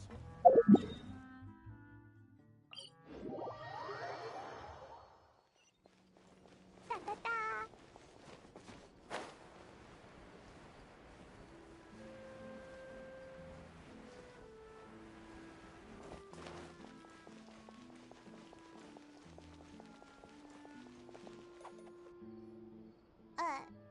Huh? Our names are written in this newspaper. What's going on? Let Paimon see! The underwater stronghold, the Fortress of Meripede, has continued in its noble autonomy, but that does not mean that others cannot interact with it. My recent attempts to enter the fortress bore little fruit. Huh. Guess Charlotte still hasn't given up on that. Thus, did an Outlander friend become the focus of this report? A blonde adventurer with their white fairy legends trailing in their wake. It is said that this mysterious traveler once visited the underwater fortress. So while the fortress's interior remains a mystery behind closed doors, do not fear, for the tales of the traveler contain surprises in spades. Journalist Charlotte's biggest scoop yet, the Traveler's Trail, World Walker. Huh. Charlotte took so many awesome photos of us and we never even noticed her.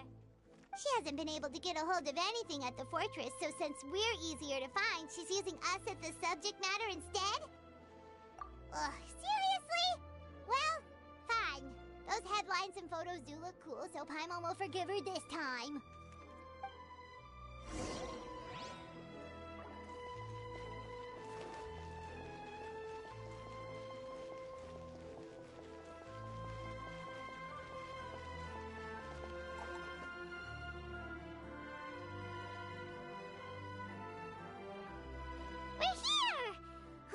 Paimon's hungry. Should we go in and get something to eat?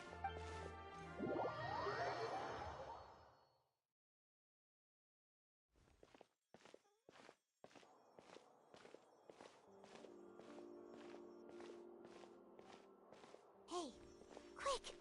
Look! That's the limited edition only 16 slices a day cake!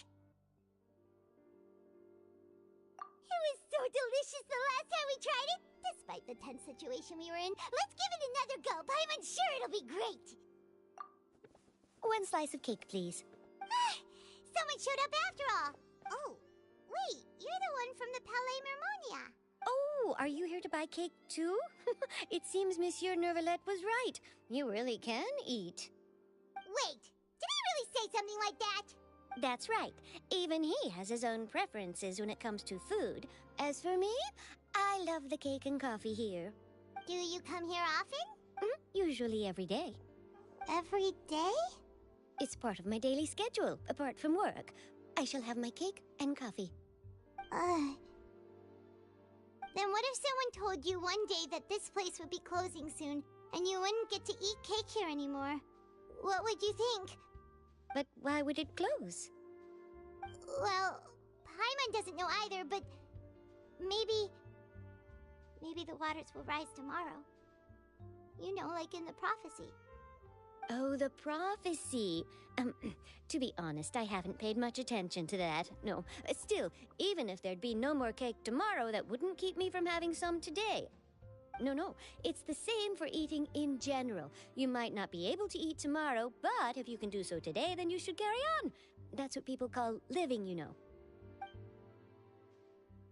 Huh. Don't be sad. Excuse me, could I have 2 more slices of cake to go? These 2 slices are for you. Sijuin said that this kind of expression you're making is what humans call being sad. Oh, you know Sijuin? I sure do. She was born before me, and she sometimes comes to the surface to teach us things about humans. She said that humans are creatures that are saddened easily, yes, and you can only lift their spirits by feeding them delicious food. So please try the cakes here. I've got something else to do, so I'll be going now. You two try to stay in a good mood after eating, all right? Bye!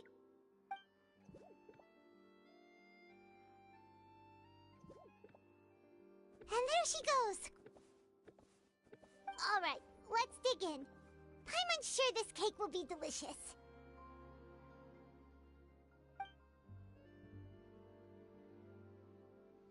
It's more delicious than last time! And the flavor gets even better with a sip of tea. It sure would be nice if we could come again tomorrow. Sure would be nice if we could always eat delicious food here.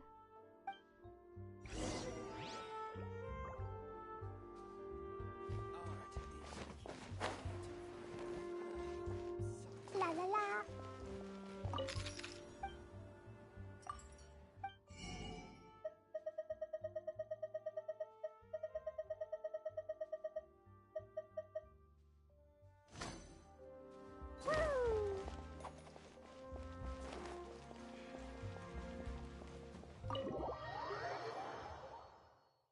Oh, we're near the Seabird office. Let's go look for Charlotte and have a chat.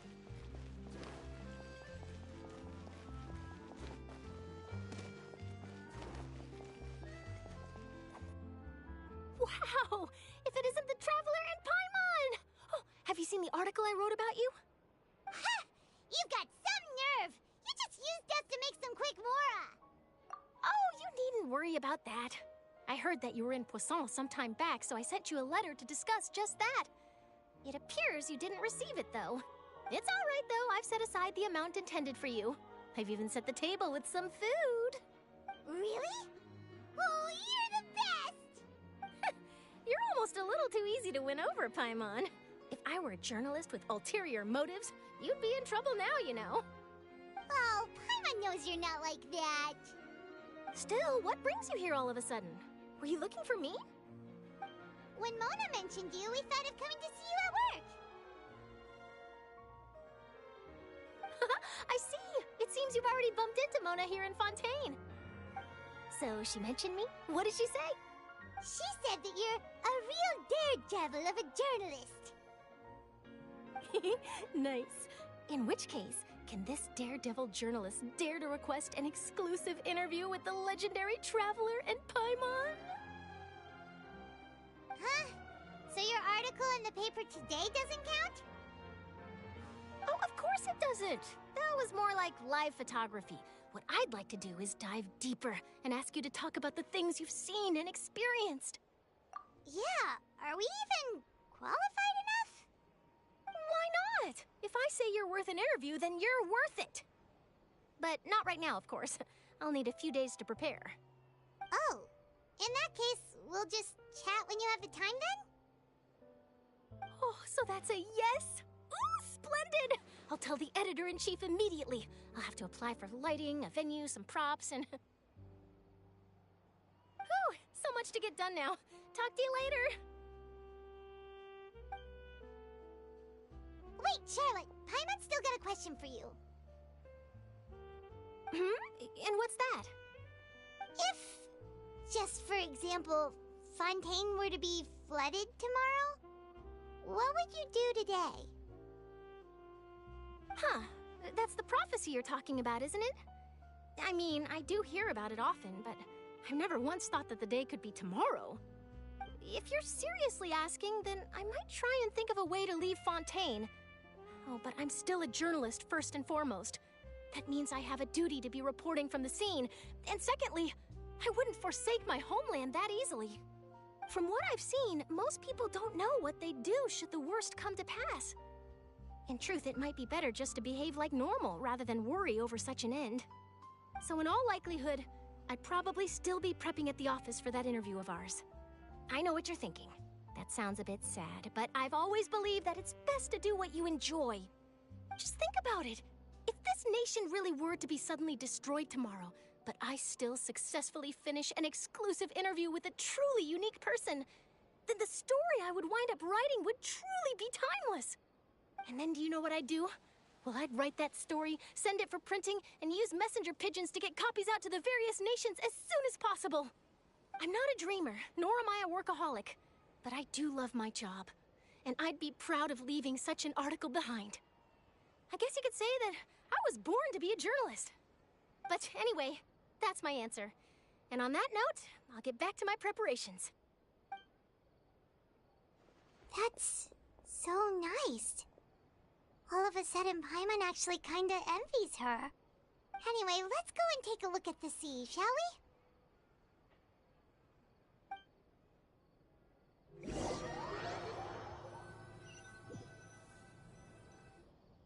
The sea breeze and scenery can be a pretty soothing combo, huh? Paimon's been thinking.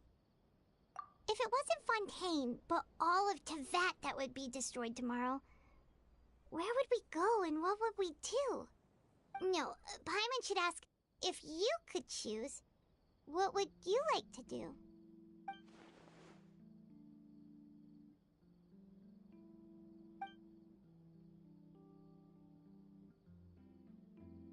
We've always been moving to the next destination, so we haven't spent much time thinking about these kinds of things.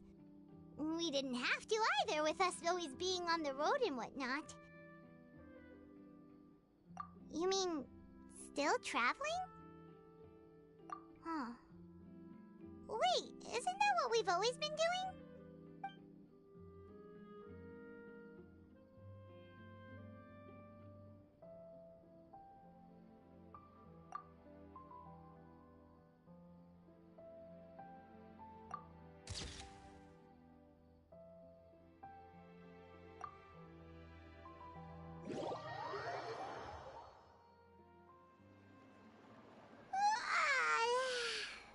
Like you'll grow mold if you stay here long enough.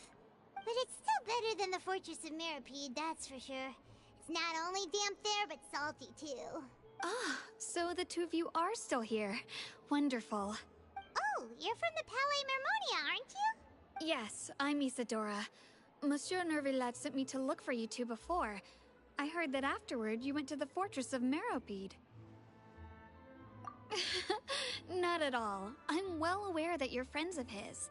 Actually, I'm here to pass along a message from him. Yes, inside the Opera House. The Maréchaussée Phantom has declared the incident a small-scale riot. A riot? Well, that said, I don't personally think it was that serious. Lady Farina was watching a performance at the Opera House, and while she was resting during an intermission, some other audience members suddenly started harassing her, loudly accusing her of doing nothing about the prophecy crisis. And before she could respond, others started to join in. The crowd continued to grow, and protests against the Hydro Archon started to break out. So people have started to put the blame on Farina. Guess they finally found an outlet for the pressure they've been under due to the prophecy. I agree. People will naturally rely on gods, as is customary. But the moment people feel threatened, gods are also the first to be blamed. So what happened after that? Is Farina okay?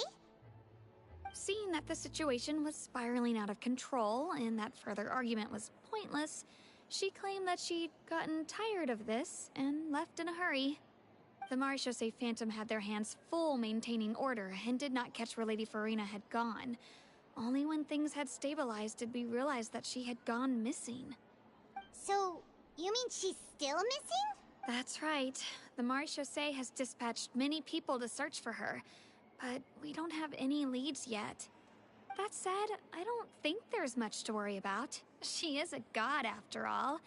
Even if she were to fall into the hands of rioters, what could ordinary people do to her? Good. Monsieur Nervillat sent me to tell you about the situation, but he didn't say anything else. Don't worry, this is more than enough to go on. Thanks for keeping us informed. Ah, is that so?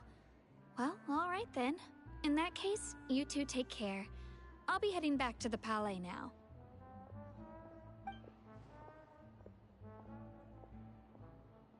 Well, sounds like we should hurry over to Poisson then.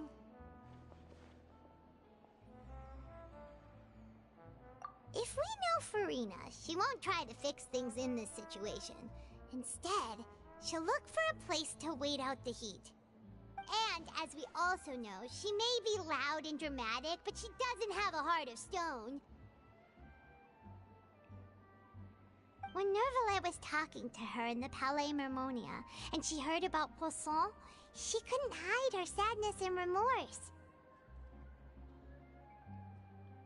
It would be hard for her to ignore being accused by the public today. Paimon thinks Farina's probably taken the opportunity to slip away to Poisson and try to relieve the sense of guilt that she's feeling. Huh. Well, what do you think? Paimon knows the answer, of course, but Paimon can do the analysis to back it up, too. Cool, huh? In that case, there's not a moment to lose. Poisson, here we come!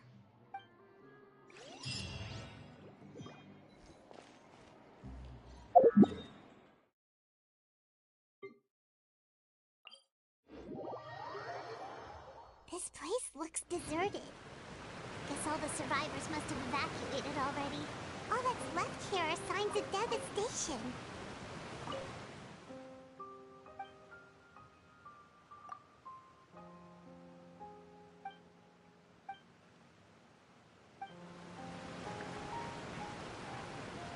Could Farina really be here? Let's try to find her as soon as possible.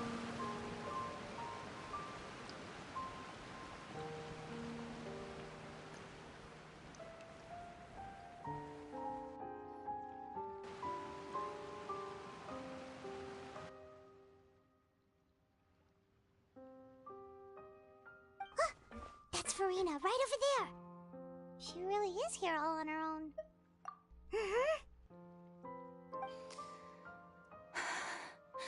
Should I just give up? This is all meaningless. What was meant to happen did happen after all. Everyone's dead. I'm sorry. I am so sorry. Give up, Farina. There's no point in holding out. I'm sorry. But what can I even do other than to repeat meaningless apologies over and over? Who's that? Don't worry, Farina. It's just us.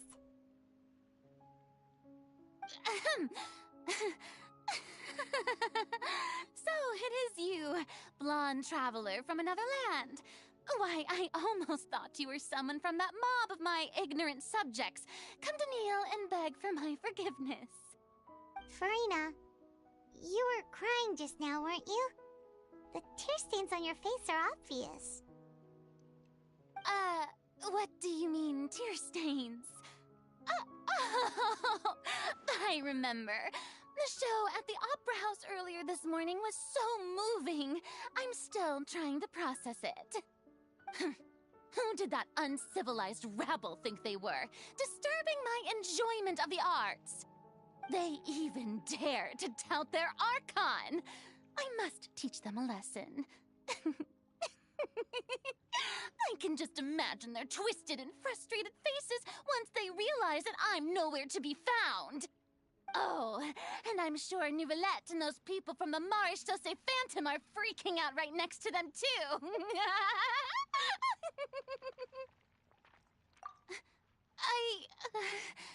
Of course not. Hey, there she is! The Hydro Archon's over there! Quick, after her! Farina, those people seem to be after you. They are? They're just some rabid fans who want to cut the line because they haven't been able to meet me in person, aren't they? That's against the rules. I can't let them get their way. Farina just ran off! Quick, we have to catch up with her!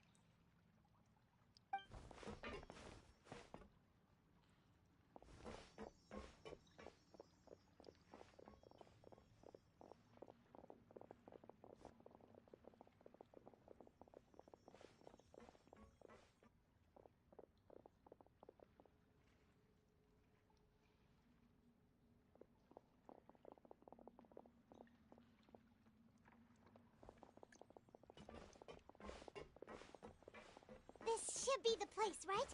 Hey, Farina! There's a good hiding spot over here. Quick, come to Paimon before the rest of them catch up to you. What? What is this place? Hurry, fine. I suppose haste is warranted. Lead the way.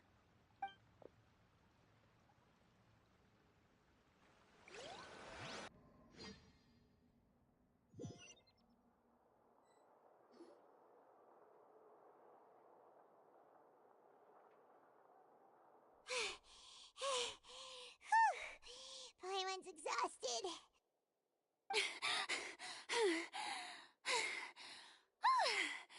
I'm so tired. I totally thought they had caught me. No, I mean, I merely gave in to the sheer enthusiasm they displayed. You're right. Yep, that's a good girl.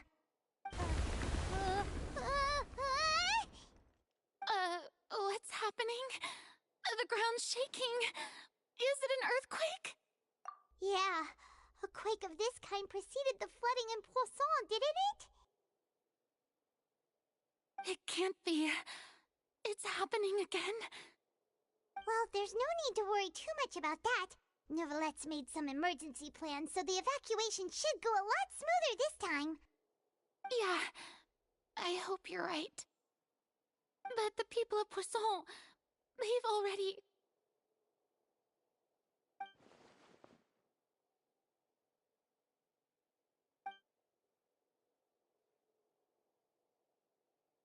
It's true.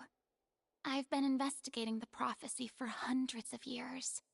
I once had informants all over Tevat, searching for clues and feeding information back to me. I've tried all kinds of ways, too, to hold back the sea. Anything to keep the coastline from advancing. But all my efforts proved to be futile in the end. Really, the truth has been clear to me for a very long time. We cannot make an enemy of the divine. No matter what we do, the will of the heavenly principles will have its way, and the prophecy shall be fulfilled.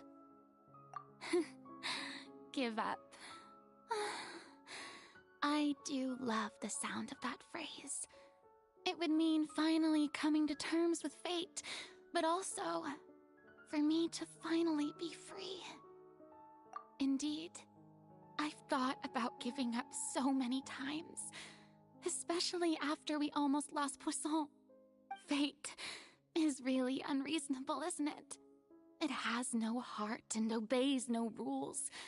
The prophecy has only just started to come true, and so many people have already lost their lives.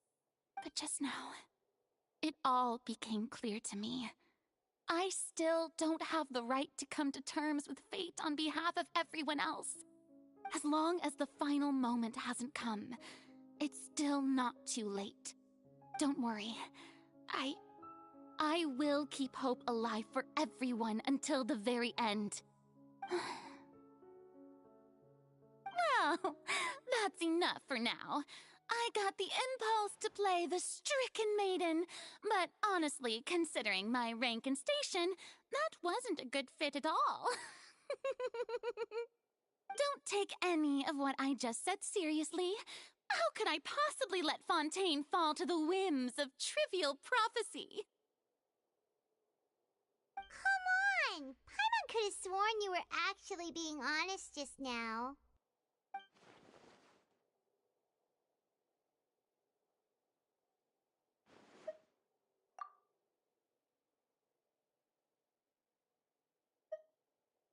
Share my burden. That's impossible. It was fated right from the start that this would be my duty alone. A witness. Yes, I've heard that you came to Tevat from beyond the stars, yes. In other words, you never belonged here. And if Tevat is, in its entirety, a show on a stage, then you're just a spectator, aren't you? If that's the case...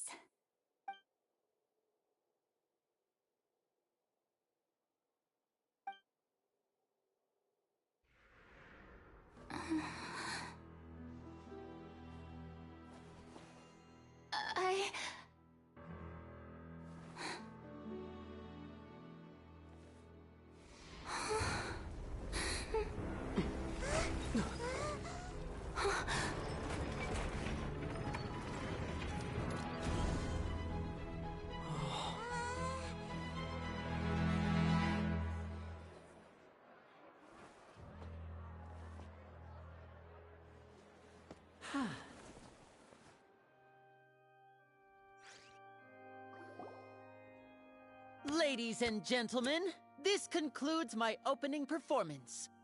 Now, without further ado, we may proceed to the trial of our god. So this is what it is. Yes, you deserve praise for the effort you took to raise the dramatic stakes. Do not forget, however, that I am Focalor, the god of justice, the embodiment of justice itself. Does it not strike you as even the least bit absurd to bring the very concept of justice to trial? May I interpret these words as your refusal to stand trial? In that case, you will have the opportunity to defend your honor through a duel. You would draw your blade against a god?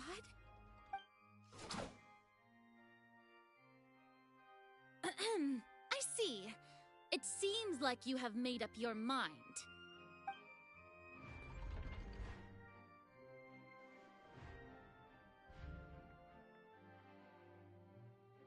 Paimon can't believe it.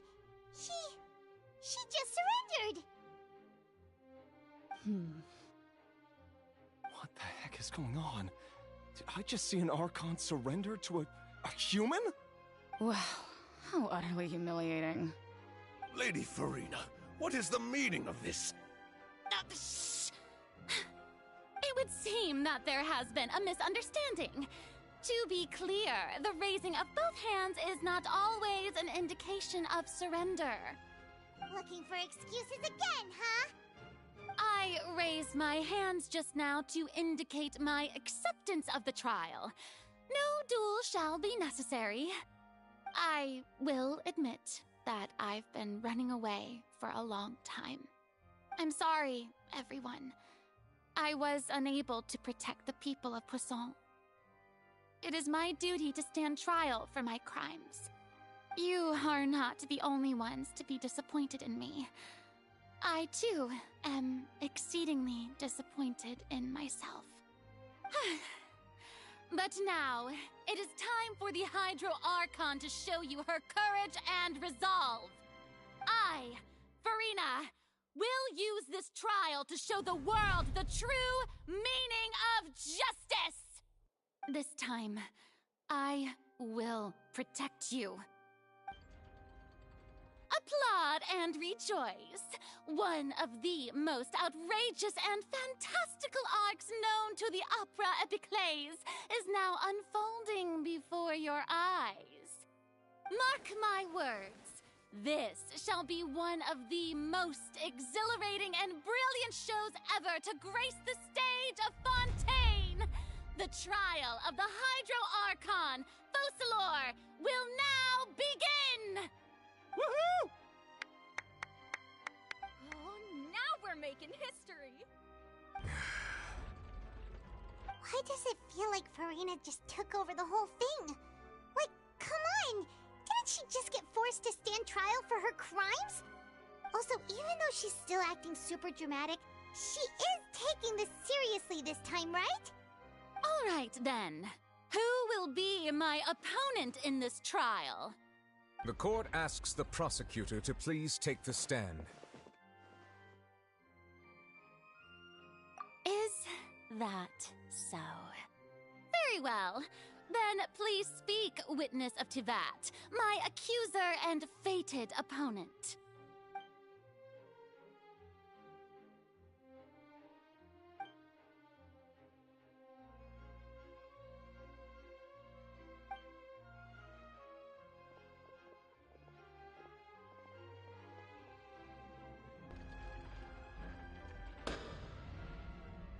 Also, please allow me to ask, as a final question before the trial begins. Just how much work did you do to force me onto this stage? Well, we did do a lot of prep after the meeting that day. I can go over the tasks assigned to the Spina di Rosula, since they were rather straightforward and easy. Navia, the president of the Spina di Rosula. Most of the people who participated in the disturbance this morning were my subordinates. They changed into plain clothes and came to the Opera House as regular audience members. waiting for the perfect opportunity to incite insurrection against you. The people's resentment against their Archon has been building as more and more of the prophecy is fulfilled. A spark was all we needed to turn smoldering anger into a flame. Moreover, according to our understanding and analysis of you, when something like that occurred, you would likely flee the scene and head to Poisson by yourself. So, we arranged for a second group to lie in wait there. So, you mean the ones who scoured the settlement for me were also from the Spina? And their goal was to force you to step into the giant magic box so you may personally participate in the greatest magic performance in all of Fontanian history. That's right. That house was a magic box, rather than someone's residence. As the super ultimate version of the setup that I used when I first performed at the Opera Epiclese, the volume of the box was increased by a whole order of magnitude, and the distance it traversed was the entire gap between Poisson and Araneas. Its cargo, of course, was an Archon instead of a human. My thanks, Farina. Without your help, we could never have pulled off such an extraordinary performance. You're welcome? Of course, this performance was only made possible with Father's support. The House of the Hearth spent a massive amount of labor in Mora to pull this off. We had to select a location, construct the giant magic box, dig a tunnel, and open up a path through the water. It was a lot of work for all of us. So, in other words, the earthquake that we felt within the giant magic box was just a normal tremor from the transportation of the whole house? That's right. It wasn't a sign of another disaster to come. Then, I can guess Nervilette and Cloran's parts. You gathered a crowd, prepared a stage, and made sure that the champion duelist would be immediately ready for a fight. Also that as soon as I appeared on the stage, the trial may commence without a hitch. Am I right? Yes, that is correct. Well, Clorand, I must commend you for your courage. Only the most outstanding champion duelist in all of Fontaine would accept a duel with an Archon without flinching. Thank you. As for you, Traveler, I suppose your role was to keep me distracted with conversation once you found me in Poisson. You'd make sure that I didn't notice anything amiss before revealing yourself as my prosecutor once we'd arrived onto the stage. Oh?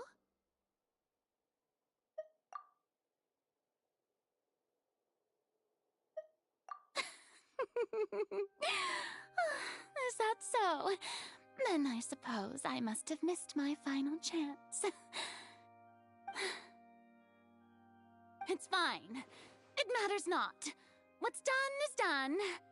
The stage is already set, so there's no reason to disappoint the audience. Let's see this trial through to the very end.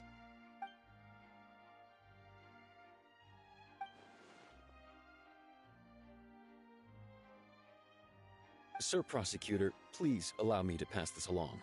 This is a document that Miss Charlotte applied for and received permission to share with you during the trial. According to her, it should speed up the proceedings. Huh? Charlotte wanted to give us something? Oh, so she's here too! Hey, Charlotte! Oh, let Paimon see. Isn't this the exclusive interview that she did with us before? So she's already finished it, huh? Wait, then that means this document is a perfect timeline of everything that's happened ever since we stepped foot in Fontaine! So in other words, we can refer to this anthology of evidence every time we want to use something from our journey as evidence for an argument!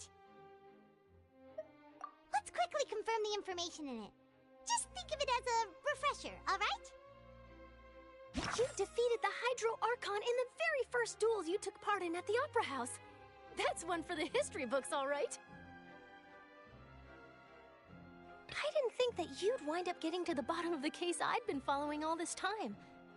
I guess you could also see this as a happy coincidence. This is the first time Monsieur Nervillette had a difference of opinion with the Oratrice. Even the Hydro Archon can't figure it out. A Fatui Harbinger. She's an extraordinary person. Her instinct must mean something. The fortress of Meripede was almost destroyed in a single day. That I didn't witness that scene personally will always be a source of professional regret, I think. According to Monsieur Nervillette, both Child and that whale should have been in the primordial sea at that time. I nearly lost my awesome friend Navia. To be honest, that still gives me shivers. The words of someone as extraordinary as a witch can probably only be truly understood when something surreal happens to you.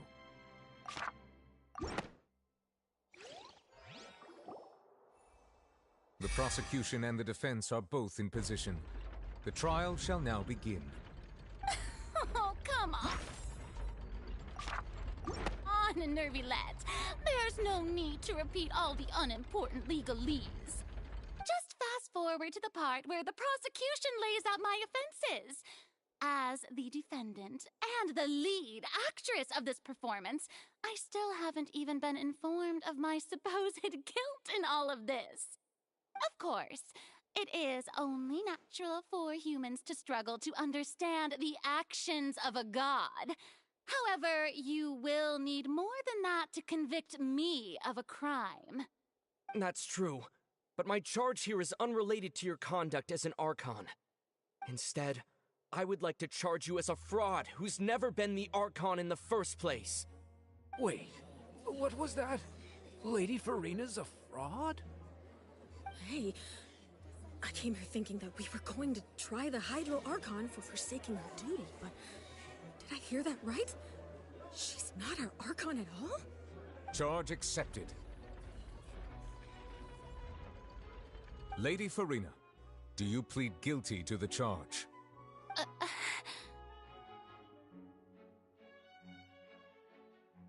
Lady Farina. I plead not guilty. How can I be guilty?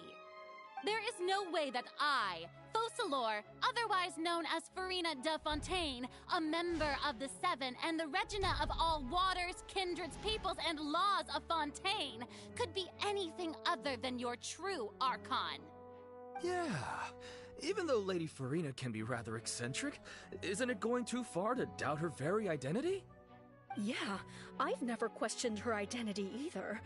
Sure, Lady Farina can be super irresponsible, but what grounds does that prosecutor have to make such a huge claim? I have cause to believe that common sense will prevail in this case. Many of the members of the audience have known me as the Hydro Archon ever since they were born. There would be no fooling their memory. See? Even the Oratrice has decided to show me its favor. Are you sure you want to commit to a charge that will never be upheld? If you wish to drop the case, I can promise you as the god of justice that you will not have to face trial for making a false accusation. We will treat everything that's happened as a dramatic spectacle and move on with our lives. What do you say to that? Huh. An argument with near impossible odds, huh? We have to not only refute Farina's claims, but also overturn the long-held beliefs of the people. Well, I tried to give you the chance to surrender. If you must persist, then let me ask. If you believe I'm not the Archon, then what manner of being do you think I am? And if I was not the Archon, then how did I manage to live for over 500 years?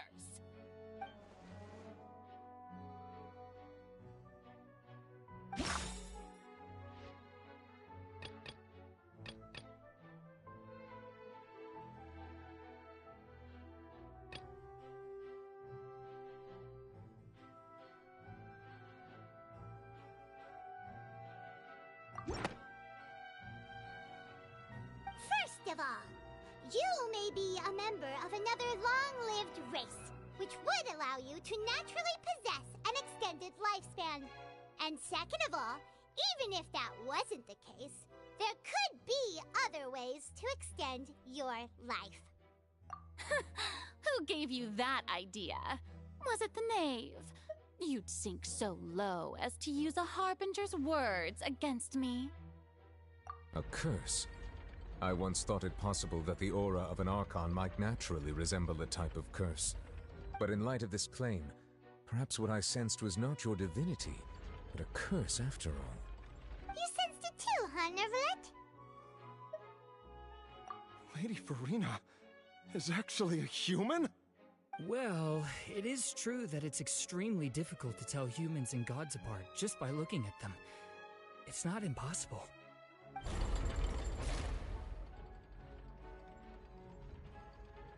Well, don't start celebrating too early now. Even if I have been carrying a curse like you said, how does that prove that I am merely a human being?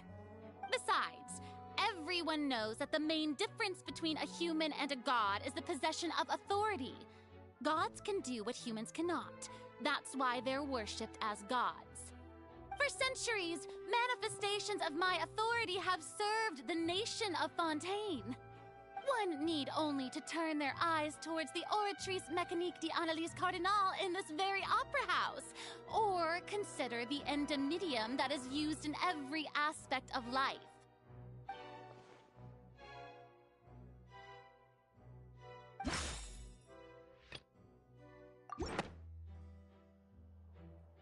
You tried to reference the Oratrice.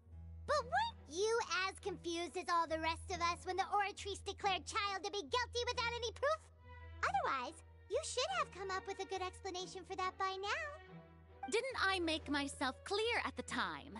The decisions of the gods are naturally difficult for humans to comprehend. There is no need to provide an explanation. Lady Farina, I believe a reminder of your current circumstances is in order. While the court is in session, the principles of justice and the law must come before all else. While you are an Archon, you are also first and foremost the defendant in this trial. You will prove yourself unable to defend against the prosecution's charges if you continue to withhold vital information against the rules of the court.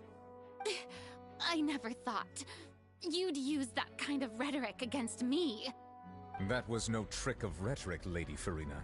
I've merely reiterated the rules of the court. Rules that all should respect and follow. So, you neither knew why Child was declared guilty, nor did you understand the structure and operations of the Oratrice.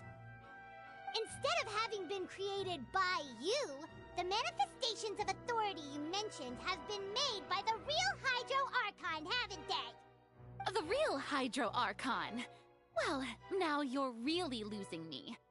It is true that I did not know why the Oratrice gave out a guilty verdict that day. But the Oratrice handed out that verdict unilaterally, and it has been operating independently ever since it was first created. You can't argue that just because a divine creation is flawed, that the god behind it must also be no god at all. She's still throwing out all kinds of excuses. Seems like she's confident that we won't be able to produce proof that she has no power over the Oratrice. My power as an Archon. There are many ordinary citizens in the audience. How can I just carelessly demonstrate the formidable power of an Archon? If that poses a concern, I'm prepared to extend my protection to the audience. You don't need to go that far.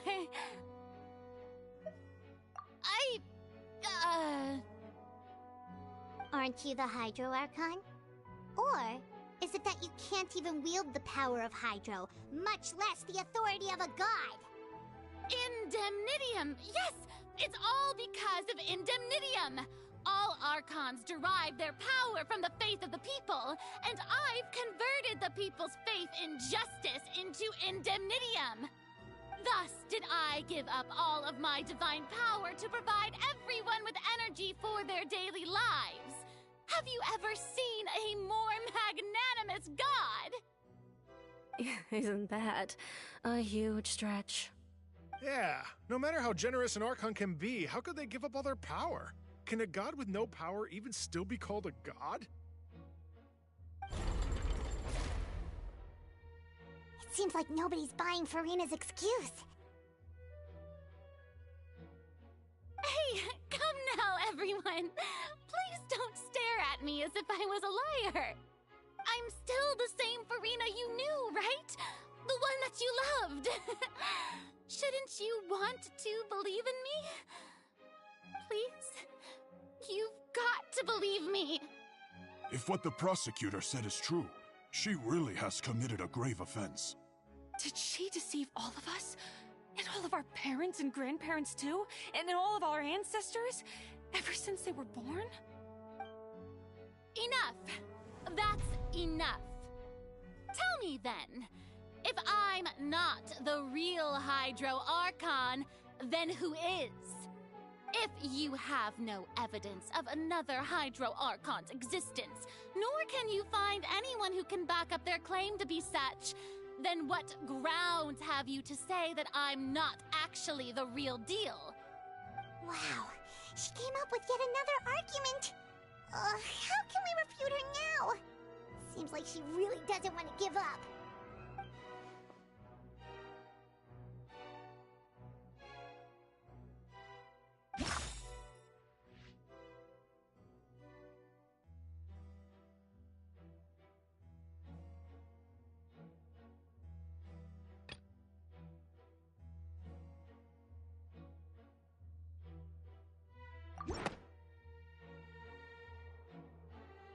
It has been established that all Fontanians can dissolve in water from the primordial sea. And that means... Since you insist on claiming to be a god and not a human, then there's a method that you can use right here and now to eliminate all suspicions of you being the latter. Miss Navia, please apply to serve as a temporary attorney for the prosecution before addressing the court. Though you act in partnership with the prosecutor, you must still adhere to proper procedure. Super sorry, Monsieur Chief Justice. I swear this really will be the last time that I'll speak out of turn. Now, I've brought some seawater from Poisson. As everyone knows, a massive flood struck the area not long ago, taking many lives, including those of some of my closest friends. So, Miss Farina, would you dare to touch some of this seawater? If we are to believe that you are indeed the real Hydro Archon, touching this seawater would have no effect on you. All it should do is strengthen your case. But if you don't dare to touch it, then we would have basically proved the reverse. Oh, and I must remind you that after the disaster at Poisson, nobody wants to see any more people dissolve. I do hope you'll act prudently and choose the simpler path of admitting guilt. Navia from the Spina di Rosula. The Spina has governed Poisson for many years. I guess her suggestion is valid. If Lady Farina is indeed just a human, she's probably Fontanian like all the rest of us. Would she really dare to try?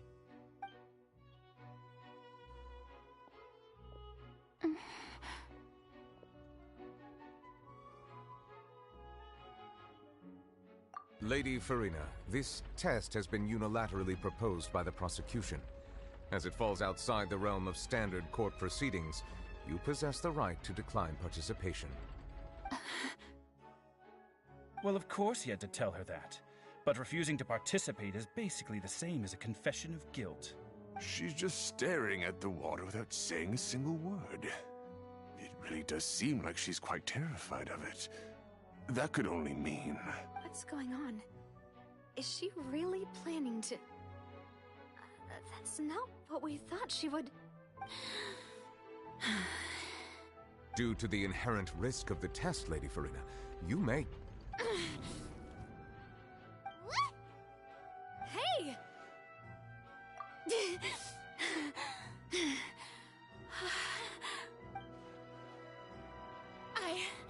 I'm fine! Look at me, everyone! My hand is still here!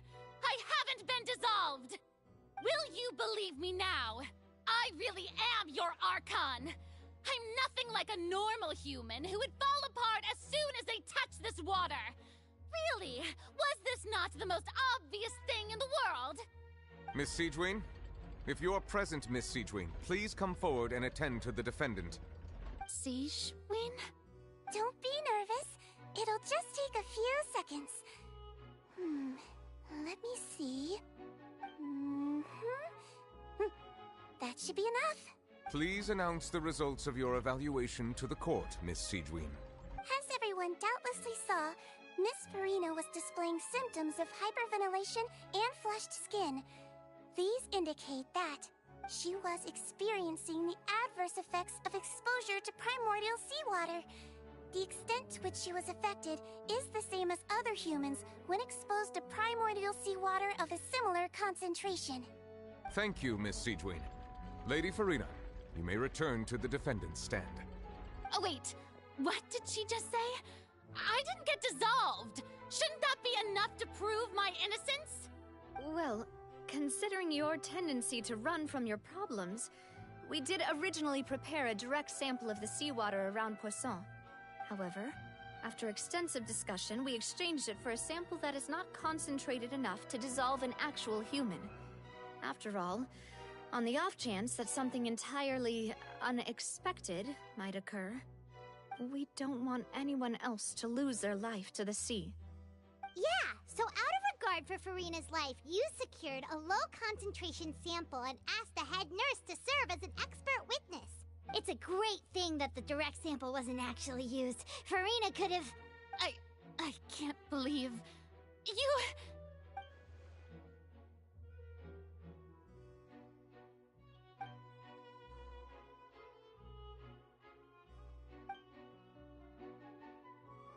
Listen to me, everyone! Please don't give me such cold and disdainful looks! What happened just now didn't prove a single thing! Think about it! How can you conclusively prove that an Archon can't also be affected by the primordial seawater? Also, if I was really just a human, why would I dare to just put my hand in that kind of water?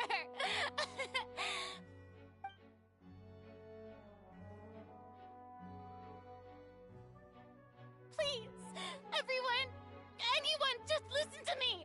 I swear, I really am your Archon!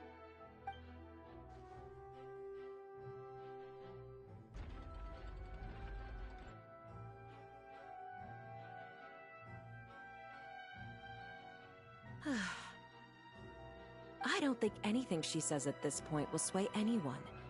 The odds are just too stacked against her now. With all the things that have been said, Paimon doesn't think there's any way left for Farina to win. I believe the time for arguments and presentation of evidence has come to an end. If there are no objections, we will move on to the final judgment.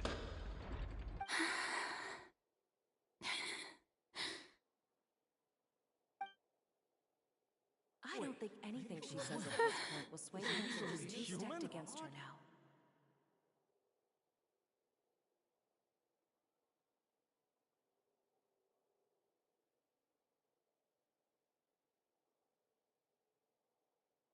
In my capacity as Chief Justice, I shall now render judgment on Farina's misrepresentation of herself as the Archon of Fontaine. As a human who knowingly deceived her fellow citizens, Farina is... guilty.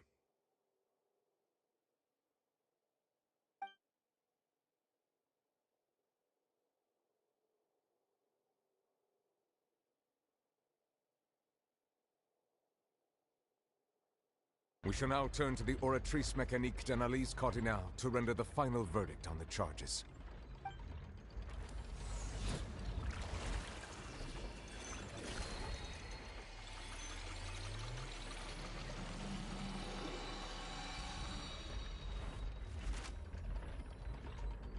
According to the judgment of the Oratrice Mécanique d'Analyse Cardinal, Farina is... Well, what's wrong? What's the Oratrice's verdict? No, the Oratrice also displays a guilty verdict. Isn't that correct then? However, the exact wording of the verdict is thus: the Hydro Archon, guilty, to be punished via the death sentence. The death sentence? That's actually one of the available sentences? I've always thought that it was just a myth. The one and only time the death sentence has been handed out at the court, and it's been given to the very person we've worshipped as the god of justice? What an unexpected twist. Farina's been sentenced to death by the Oratrice? We just wanted to use the trial to show her the seriousness of things so she'd tell us the truth. How did things escalate this quickly? This outcome is indeed quite strange. According to Fontaine's current definitions of justice, as well as its recommendations for criminal sentences, is this sentence really appropriate for the crimes that have been committed? Yeah! Even Vacher wasn't sentenced to death by the Oratrice. You know, the real evil mastermind behind the serial disappearances case. Indeed. Not only is Farina's sentence overly excessive, the very point of our trial today was also to prove that Farina has never been the Hydro Archon in the first place. But now, the Oratrice seems to have deliberately invoked the title of the Hydro Archon. What does this mean?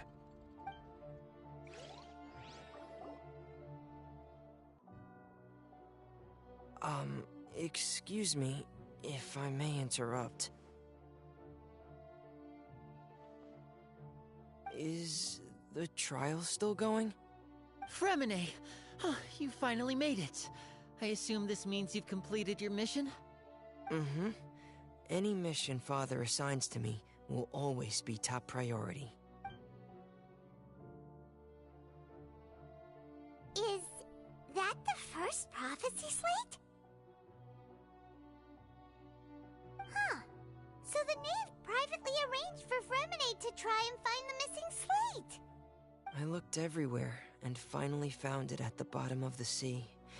It took me a long time to get around some dangerous stretches of water. But has the trial already concluded? Then doesn't that mean I've come too late? Oh no. Father will be disappointed in me. Thank you for your hard work, Mr. Fremine. Please allow me to review the record left on the slate. Traveler, I believe that you have already seen the other existing slates, and would like you to come here and confirm their contents.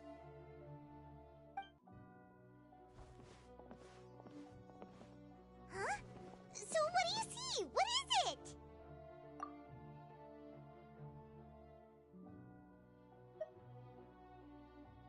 I believe I've now made sense of the Hydro Archon's crime.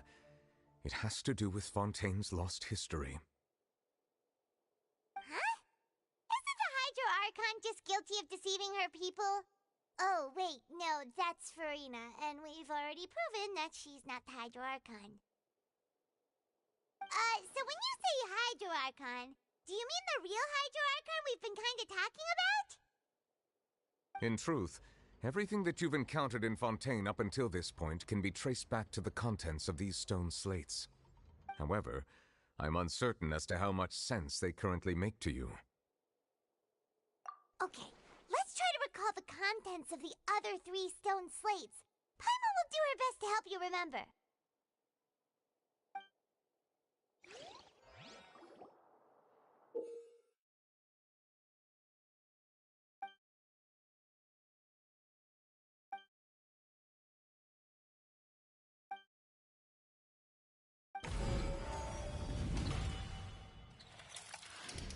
The first stone slate describes what you just said. It seems to show the previous Hydro Archon using her divine power, and then the Oceanids turn into humans.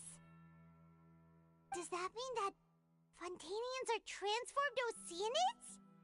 Oh, Paimon wasn't expecting that. But if Oceanids can turn into humans, then perhaps this process can be reversed as well. The second stone slate shows Celestia floating in the sky, and the Hydro Archon and her people worshipping it together. But the heavens still brought judgment down upon them. This must be the point when the Hydro Archon and the Fontanians were branded with their original sin. Does this mean that the original sin and the Hydro Archon sin are the same thing? The third slate shows the Hydro Archon sinking into the sea surrounded by many people. That reminds Paimon, didn't we also watch that happen to someone else? Well, the fourth slate is the prophecy the Fontanians have been talking about. People dissolving into the sea, the Hydro Archon crying on her throne, and so on. We didn't believe that such a crazy disaster could happen at first, did we? But after that incident, it was just a question of when and not if.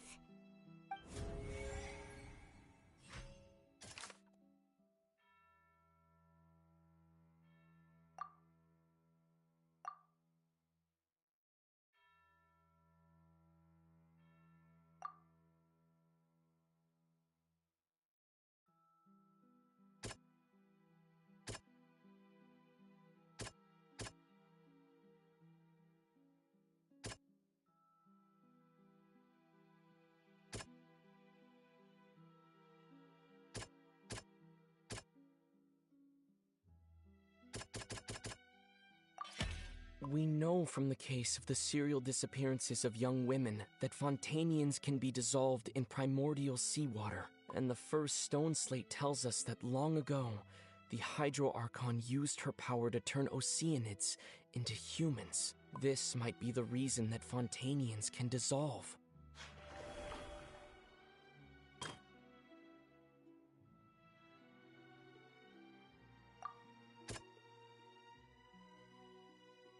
That doesn't sound...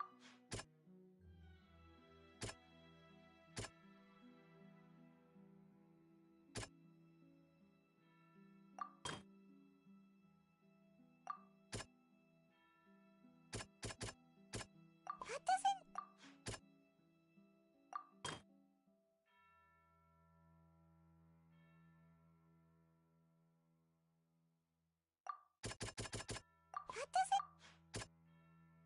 That doesn't...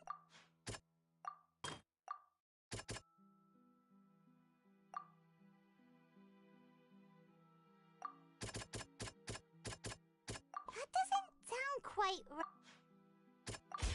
Perhaps what is about to take place has all happened before. The true sin of the Hydro Archon that Nervalette mentioned, and the original sin cast down on the people of Fontaine by Celestia, as recorded on the stone slates.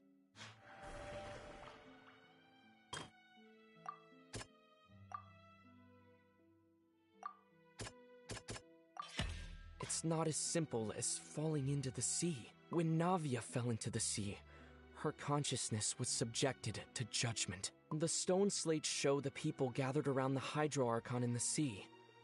Could that be alluding to the same thing?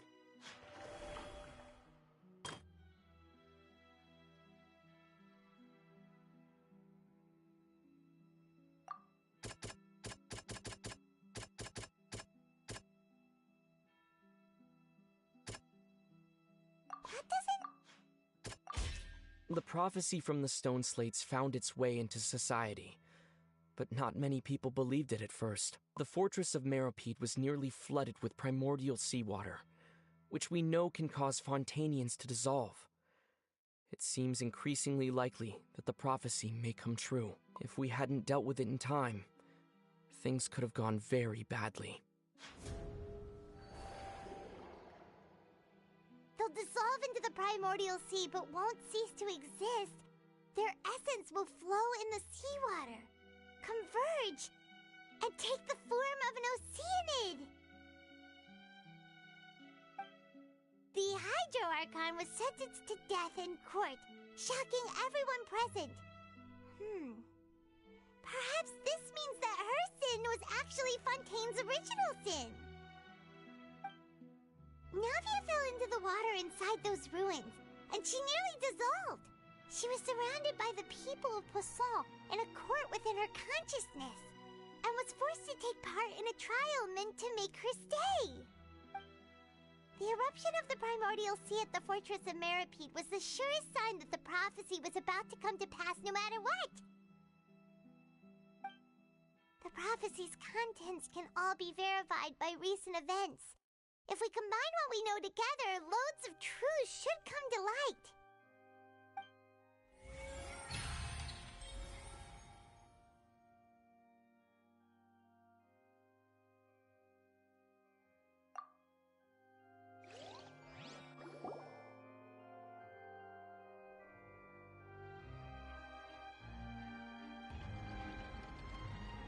Huh? Oh, Paimon gets it now! So that's how you can make sense of it!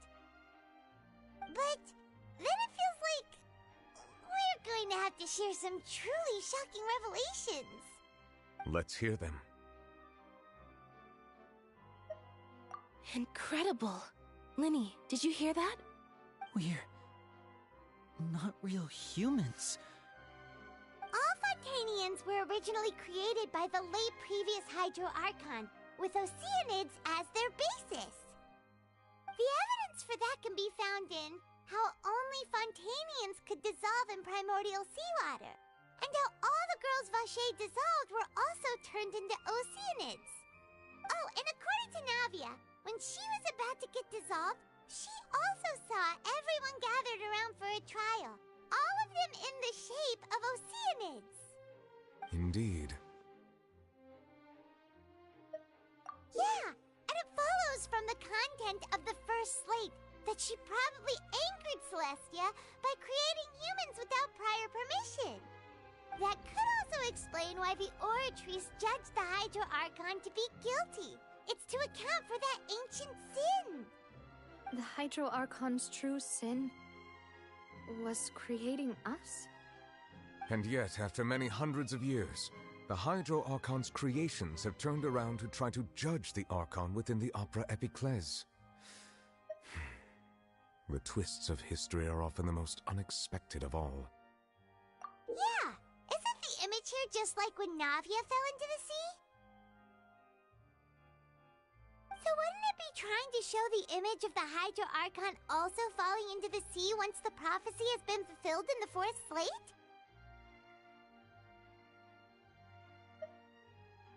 In the end, the people will all be dissolved into the waters, and only the Hydro Archon will remain weeping on her throne. Only then will the sins of the people of Fontaine be washed away. Did Paimon get all that right? You've made some keen deductions. I must say, given how much you still don't know, it is impressive that you've already managed to connect so many pieces of the truth. However, while you were able to decode all the information on the slates, they've also been etched with an additional layer of hidden information using a different power source.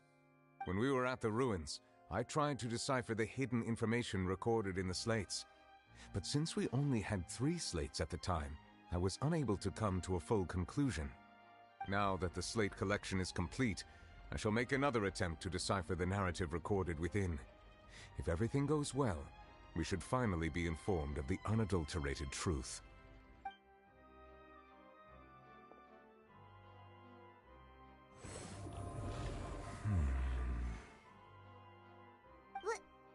Well?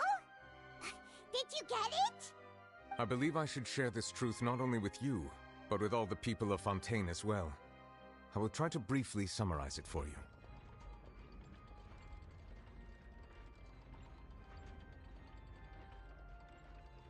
Your hypotheses regarding the origin of Fontanians and the sin of the Hydro Archon were both correct. In the Fontaine of old, the previous Hydro Archon sensed the yearning of her Oceanid familiars for life on land.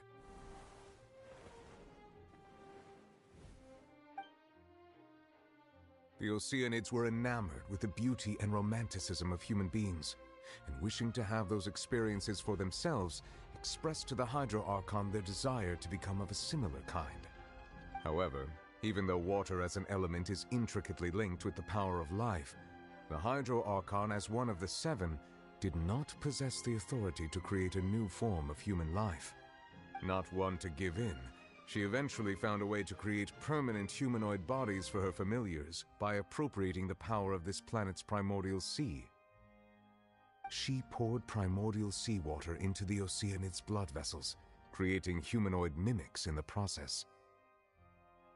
But if Fontanians were to ever come into direct contact with water from the primordial sea, the power within their bodies would escape these artificial restraints and return to the sea. As a result, their forms would collapse, and they would be reverted to their original forms as Oceanids. Of course, the Hydro Archon never received permission from the heavenly principles to create a new human race. And thus, the Hydro Archon and all of her creations came to shoulder the original sin of appropriating the power of the primordial sea. That is the true history of how the people of Fontaine first came into being. So we were all Oceanids before we turned into human beings? That's way too much information for me. I think I'm just going to pretend that I never heard a single thing. Wait, but if that's the truth, we can't let the Hydro Archon be sentenced to death. After all, her only sin was creating us. This really might be too much information for your regular Fontanian, but it does answer a lot of our questions. Alas, your hypothesis regarding the third and fourth stone slates was inaccurate. The slates' respective positions are, in fact, correct. A key point of the visual on the third slate is how all the individuals depicted in the water are humans rather than Oceanids. They have not been dissolved, which implies that the water depicted in this slate is not water from the primordial sea. The nation of Fontaine is the nation of Hydro, as well as the nation of Trials and Justice. Instead of being the literal element, the water in the scene symbolizes judgment and justice. You may also recall Navia's experience. When she fell into the sea, her consciousness was surrounded by that of many others who intended to hold a trial to determine her fate. Therefore, the meaning of the third slate is that the people of Fontaine shall try the Hydro Archon at the court of justice. Yes, it refers to our present situation. I think I'm following now. So, what you're saying is, even though we decided to put on this trial to avoid fulfilling the prophecy, in truth, everything we've done has happened exactly as the prophecy foretold. So now, it seems, we're the ones making sure it comes true. What should we do? Huh. No matter what, the prophecy will be fulfilled. Is this what it feels like to be a prisoner of fate? If that's the case, does that mean the scene in the fourth slate will also be fulfilled soon? Traveler, I would like to point out another small fallacy in your deductions.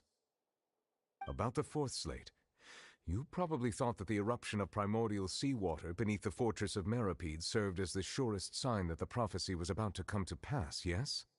However, I believe that rather than being a sure sign, that eruption could in fact only be a small warning of something far worse to come.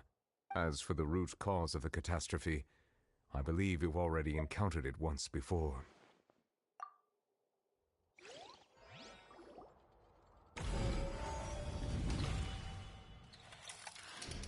This eruption was just a small warning of the things to come. We must find the root cause of the disaster.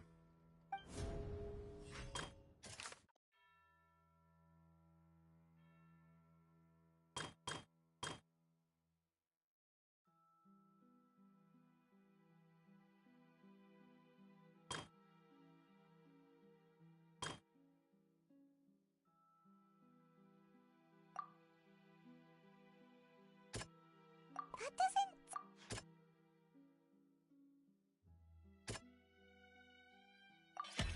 It was both dream and reality. If we're talking about a true culprit, that could only be that thing inside the primordial sea, right? The truth, the original sin, the trial, and the root cause of the disaster.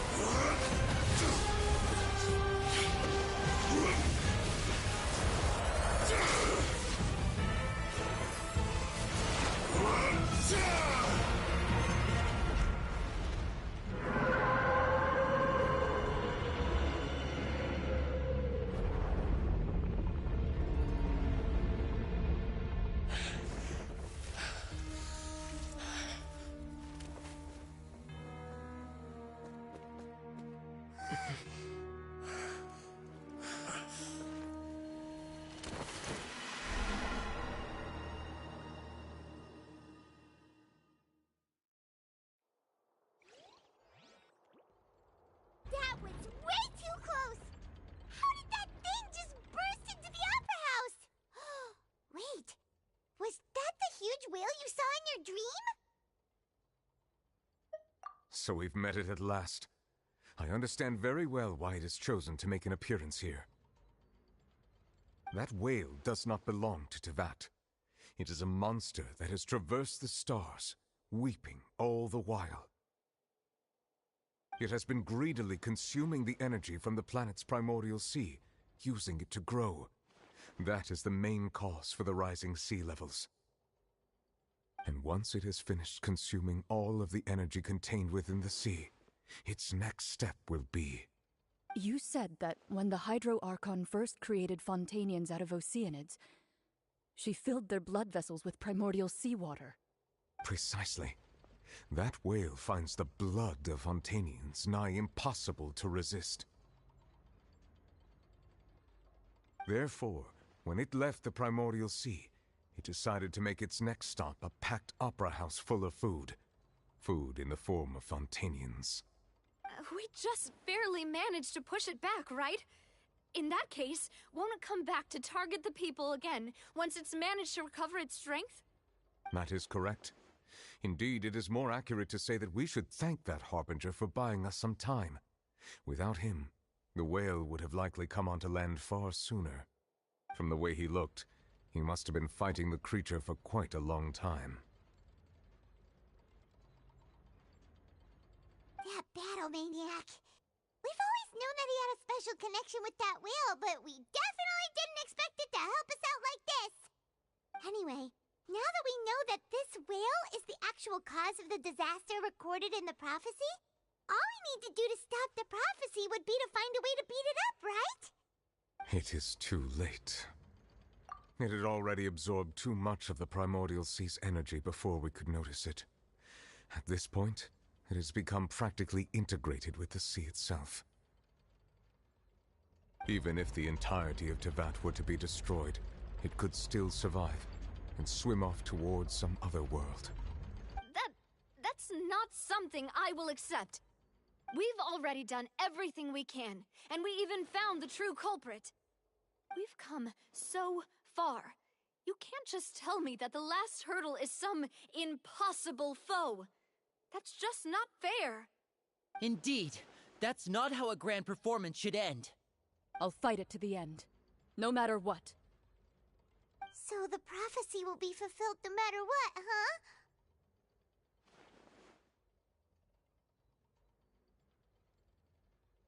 The prophecy. Yes, what has been prophesied will be fulfilled. You may view such things as the history of the future.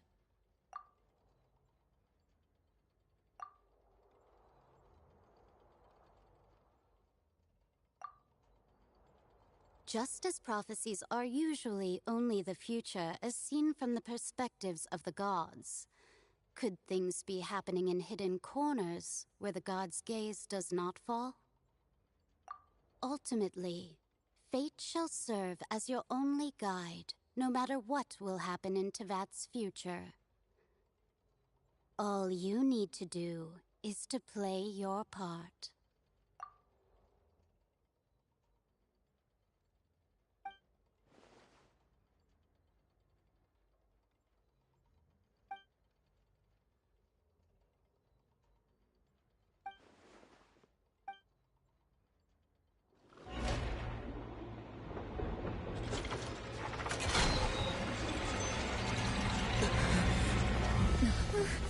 What's happening with the Oratrice?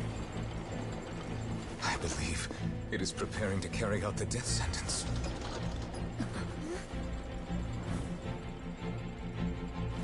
Furina!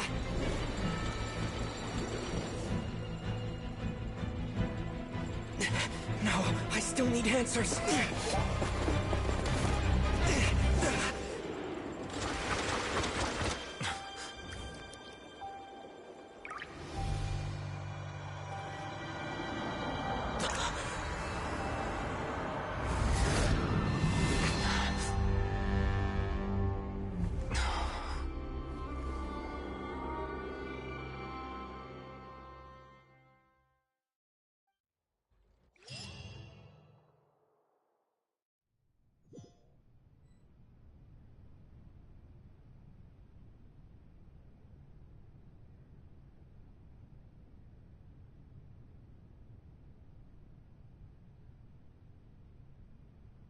You...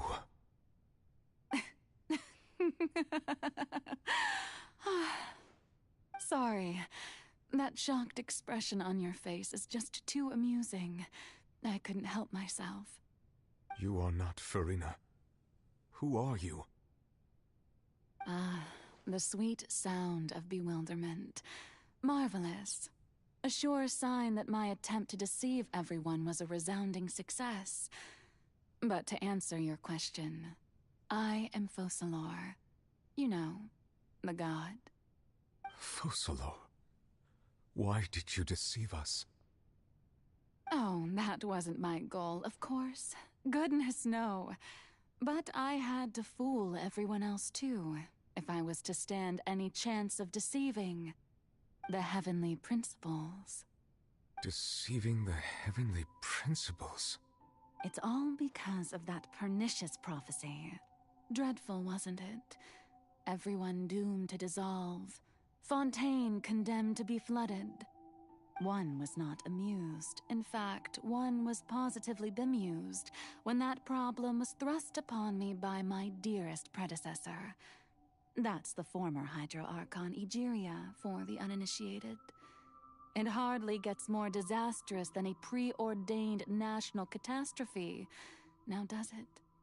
She knew full well that the prophecy would surely come to pass.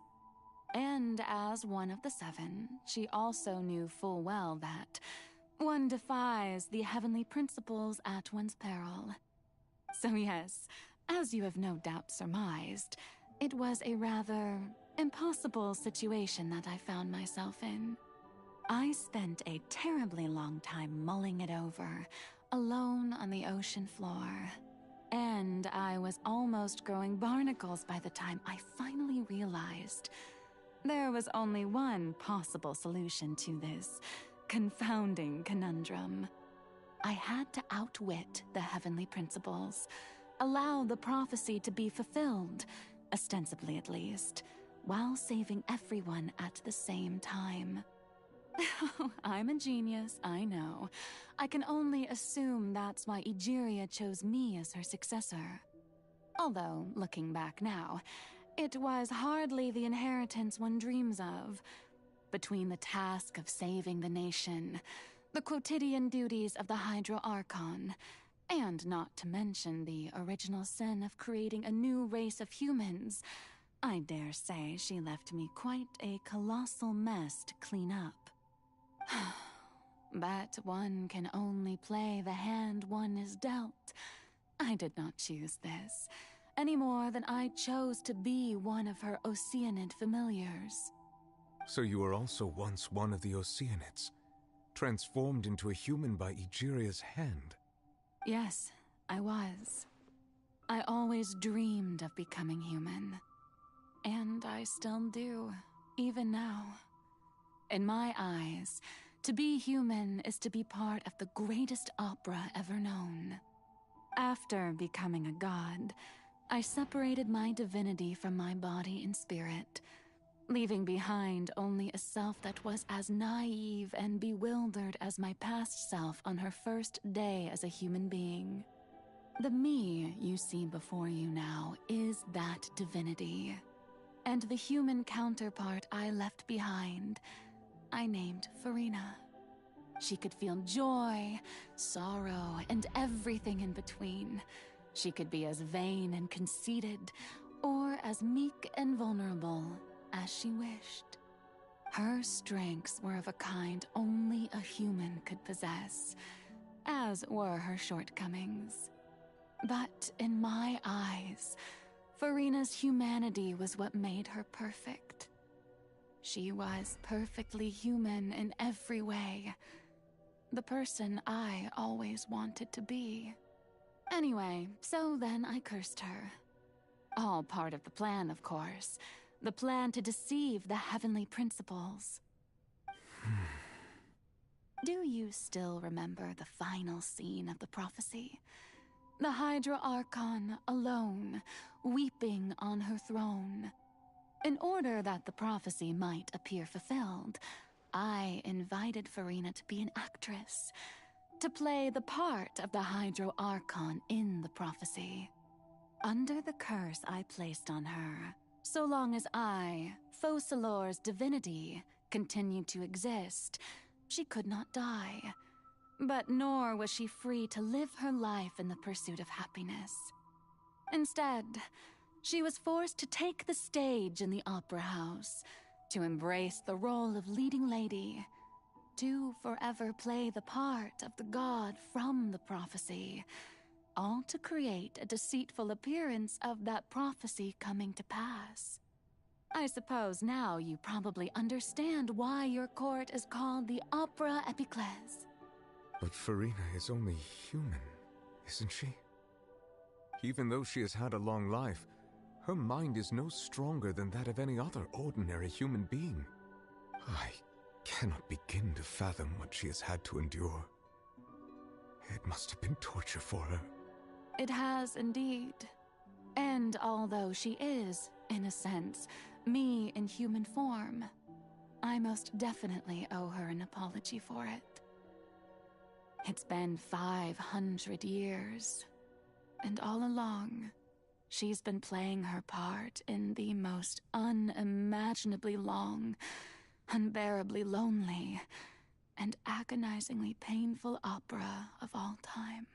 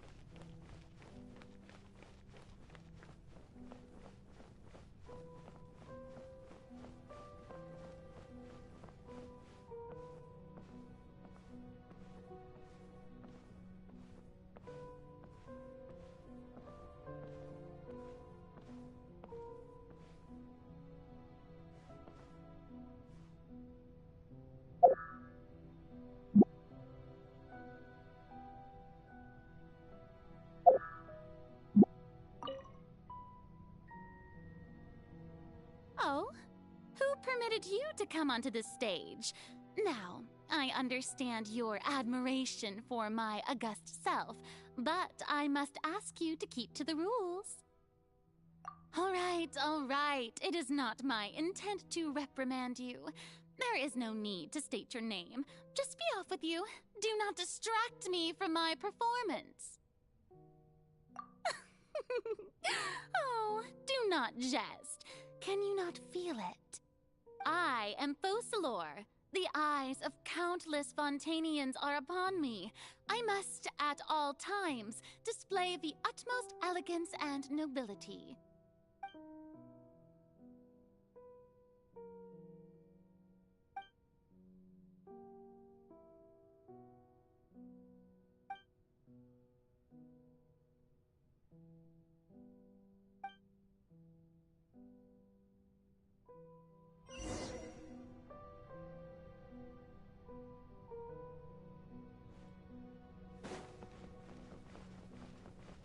Dear audience, the performance is experiencing a technical difficulty, but worry not. The guards shall resolve it soon enough.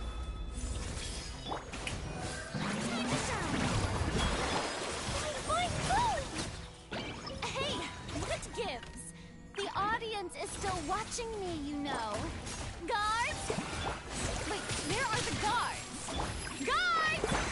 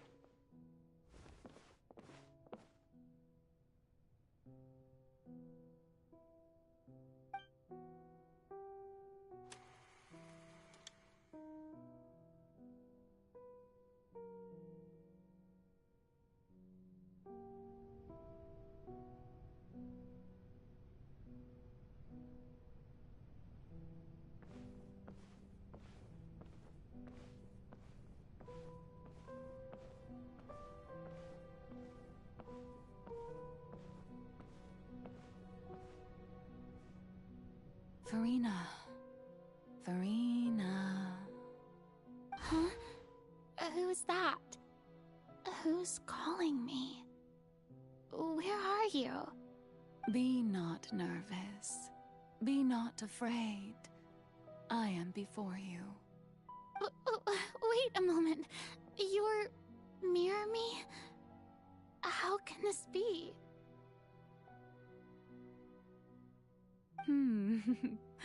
Mirror you, huh? You know what? That's not bad. Let's go with that. Mirror me. What do you wish to say? The prophecy. Have you heard of it? What prophecy? Wait. I know. I think.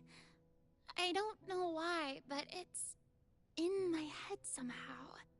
The people will all be dissolved into the waters, and only the Hydro Archon will remain, weeping on her throne. Only then will the sins of the people of Fontaine be washed away. Oh, very good.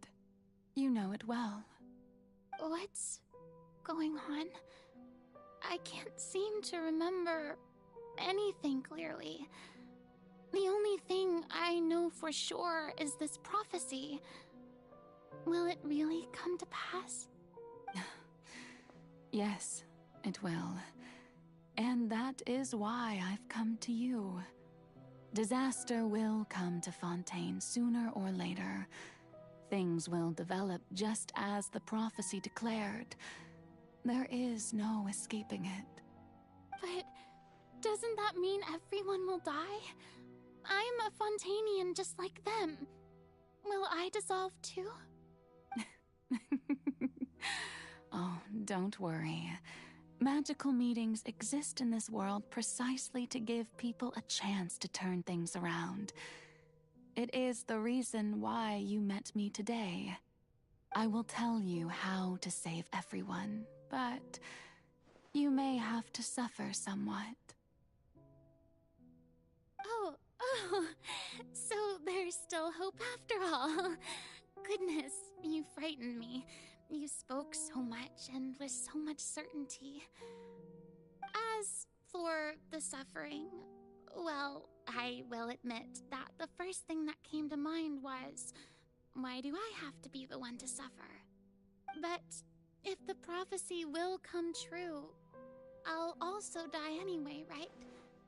So if I've already met you as my magical meeting in this world, if there were scales, with all the people of Fontaine on one side, and my pain on the other, is it not obvious where the scales should tilt?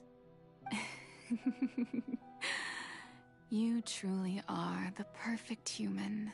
My ideal. I suppose this would also be the justice that belongs to you. Huh? Don't worry, it's nothing. Listen well. Fontaine has just lost its Hydro Archon. I need you to play a role. That of the new Archon. Play as a god? That's right. You must begin a never-ending masquerade. You must never let anyone suspect your identity. If you can keep it up, then I shall have my way of defying this prophecy. But should your identity be revealed, then all hope will be lost. But how will I do this? A human assuming the role of a god without being exposed. Don't worry. What you must do is not to turn yourself into a real god. You simply need to play the role of a god as humans imagine them to be. Being a human yourself, I'm sure you already know what such an entity would be like. Remember, your true challenge will not be pursuing divinity, but contending against humanity. I'm still not sure I understand, but I'll try. I'll try to do this. So, how long am I going to have to play this role? To accomplish this mission, you will have to stay on the stage for many, many years. You will endure and not grow old until your task ends. But I promise you, all will eventually end in a magnificent and dramatic trial, and everyone will be saved. A trial, huh? How exciting. I'll be looking forward to it.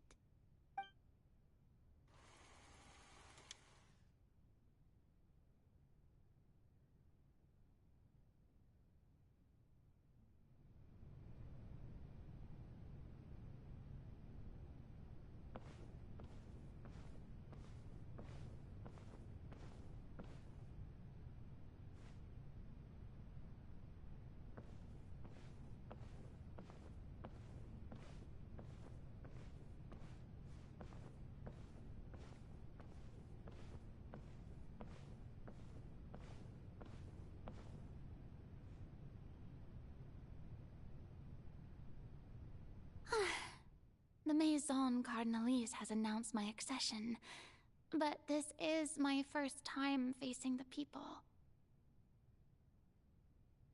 What should I say to most appear like a god? To be honest, I still don't know. Perhaps I should first try to act natural. Ladies and gentlemen, good evening, and welcome to the Opera Epiclese. I'm sure you've all heard about how I have taken on the role of Hydro Archon. Indeed, I am Verena de Fontaine, your new Archon. In truth, I know little about becoming a nation's new god, but it will be my honor to guide you all. As the god Focalor, the god of justice, I shall do all within my power to lead you into an age of fairness and justice. Once again, thank you all for coming. If you should have any questions or suggestions, please send them to the Maison Cardinalise. The future of Fontaine will require us to work together, after all. This should do it. I thought I might stammer, but thankfully, I was able to convey my thoughts just fine. Okay, and next. That's the new Hydro Archon. Is this some kind of joke by the Maison? I would have thought that a being that surpasses humanity would be a bit more assertive. Hey, did you hear that? She even told us to send her suggestions there at the end. Shouldn't gods be all-powerful? She's being so modest. What's the difference between her and an ordinary person, then? If you ask me, perhaps the succession didn't actually happen. She might just be a Maison-back puppet. Wait, what's going on? Why is everyone suspecting me of being a fake? Oh, this is bad. If I get exposed here, there'll be no saving the people from the prophecy. Right.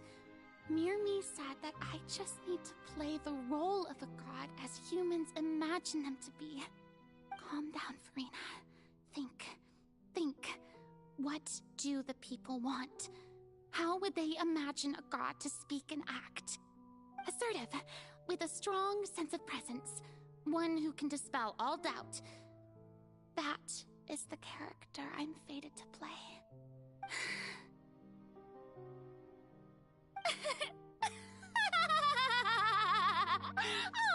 Oh, very good, my people. Only ones such as you are deserving of my rule. Now, I was wondering, if some weak puppet were to one day come onto the stage and claim ownership of this opera house, would the children of Fontaine follow them? Well, it seems that you would all see right through them. Having passed my test, you are qualified to witness wondrous trials alongside my august self, here in this opera house. You may consider my previous act a door gift of sorts. I thought it was a debut that suited the atmosphere. Now then, let us be reintroduced. Ah, so that was just a performance. How could I have forgotten that we were inside an opera house? Her personality. It's quite shocking, to be honest, but I suppose it's a better look than before. Such a fascinating and bold deity. How wonderful! Our future may yet be bright after all. It seems I've turned them around. Best follow this flow and restart my accession speech. My dear people, whether you acknowledge me or not, whether you trust me or nay, I say to you, keep faith in your ardor for justice. We have heard it said that this nation's sins can no longer be washed away. Well, I say that justice is most fragrant when it blooms amid sin. The scales of justice should not weigh heavy in the hands of its God. On one side, it must carry fairness and justice. And on the other, praise and applause. May law be the prayer on our lips. May judgment be our worship. Let us light the fires and drink to the future of Fontaine! There is no trouble in this world that justice cannot solve. All that is needed is for you, my people, to believe in it, heart and soul. So long as I, the Archon Focalor, stand within the Opera Epiclese, so long as I stand before the Oratrice, I shall even judge the gods of this world!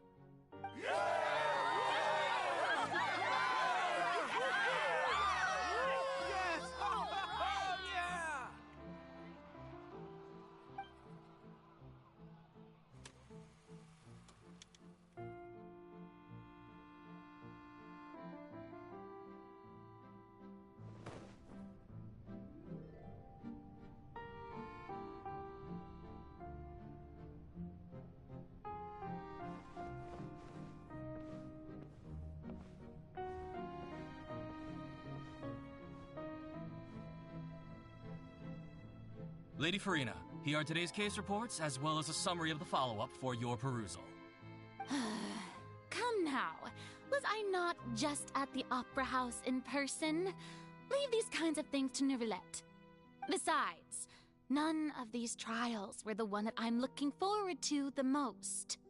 If I may be so impertinent, what kind of trial are you truly looking forward to? A magnificent, dramatic, and wondrous trial. A trial to end all things. How could you hope to understand? That's true. I fear I lack the ability to grasp your divine thought, Lady Archon. No need for fright, and do not take what I said before too seriously. Go now, do your duties. The trial I await. It will come one day.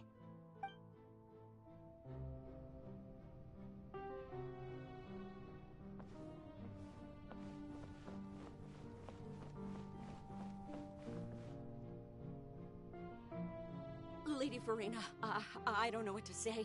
Thank you for agreeing to see me. No need to thank me. Or rather, thank your own sense of perseverance instead. Long have you stood in line to meet me, have you not? Oh, I'm afraid that's just an inevitable consequence of my divine charm. All right, Deoteria, is it? How is your son's illness? You remembered me, and you knew of my family, too. He is doing much better now. In fact, he is far more of an ardent believer than I. He was the one who forced me to seek an audience with you, and to bring your words back to him. Oh, good. Very good. If this should happen again in the future, please do not hesitate to come and tell me. Going down to citizens' homes every so often, while not usual practice, should serve as a fine change of pace. Ah, you're such a gentle and wise god. Thank you once again. on behalf of my son.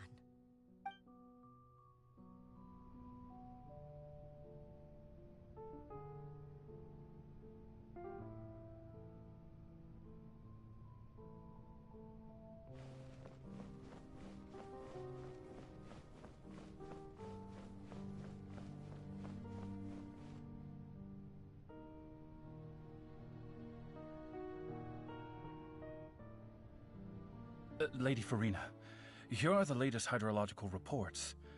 As for the specific parameters you asked to take note of, I'm afraid things still don't look good. I see. It's as I thought then. As your god, I did already expect this, but I wanted to see how far your human wisdom would allow you to analyze it. All manner of signs indicate that the prophecy will still come to pass. Forget it. That's not something you need to worry about right now. Well, as I understand it, the Fontaine Research Institute is also trying to find a way to counter the rising water levels. Really? Have they found anything?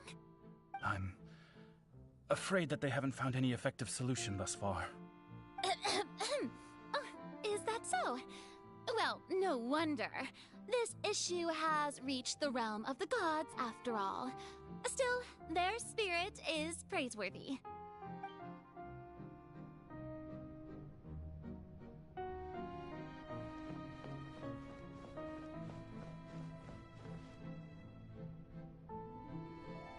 The day is finally over. I haven't had a moment to breathe this whole time. But it's good to see that everything's getting on track. There are no longer any voices of suspicion. Maybe this is fine.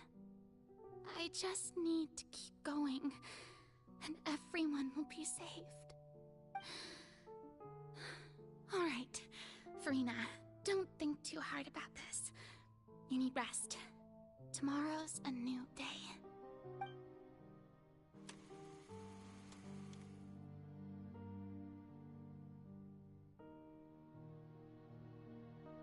Lady Farina, here are the new trial reports for the latest cases, as well as a summary of the follow-up. There'll be no need for that. I've seen them already. There's no need to go back over scenes I've witnessed in person before. Lady Farina, I've waited so long for this chance to see you in this manner. Indeed, my dear, loyal citizen. This joyous moment is an honor for us both. Lady Farina, we're detecting significant hydrological anomalies near Poisson. Understood. Keep monitoring. Keep me informed should anything come up at the Institute.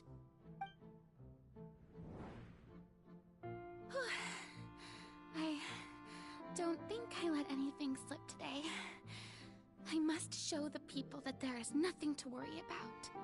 I just don't know when these days will end. I feel utterly exhausted. Best to rest early today, too.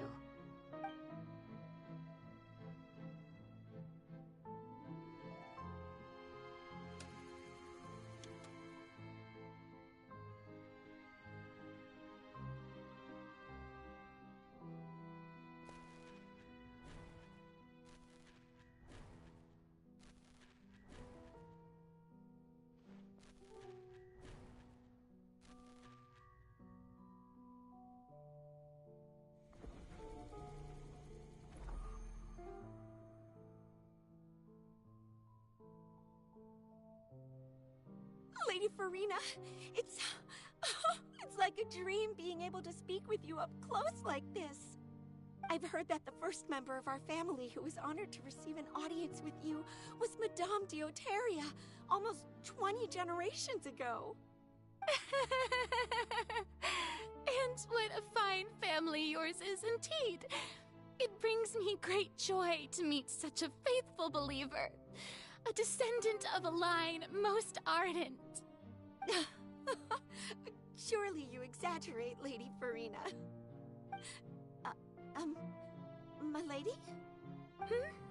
What is it? good citizen. Are you crying? Uh-huh. Oh, really now? I didn't even notice. This must be the overflow of hydro from my person. Well, can't quite help being the god whose dominion is the waters, can I? No wonder. No wonder. A manifestation of your power, then. Oh, Archon, I am honored to have witnessed it. Honored indeed.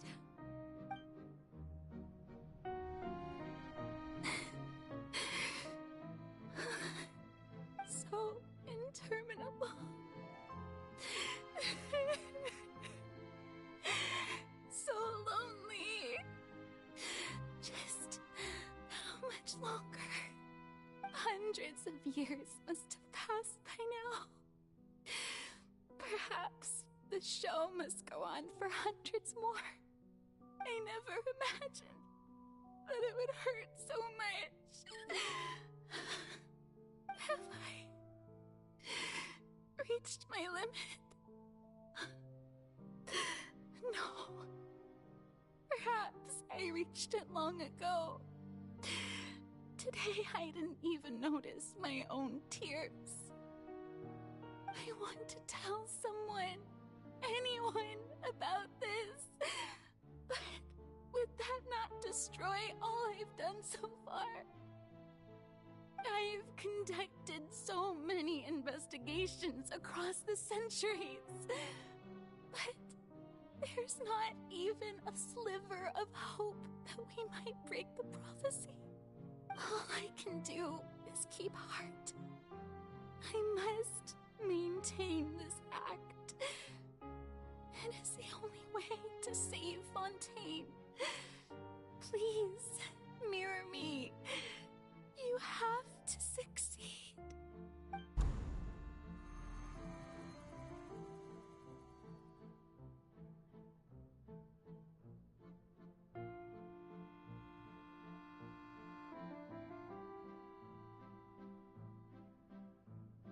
Farina, you don't have to shoulder this burden alone. Although I don't know what you might be keeping from everyone, your people are more than willing to share your burden with you.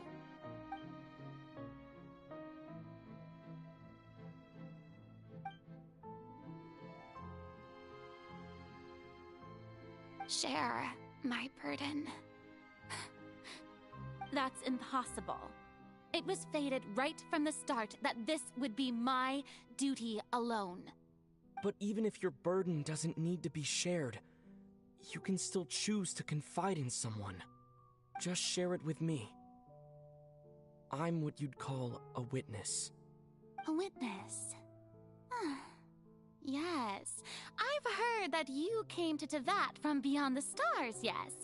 In other words, you never belonged here.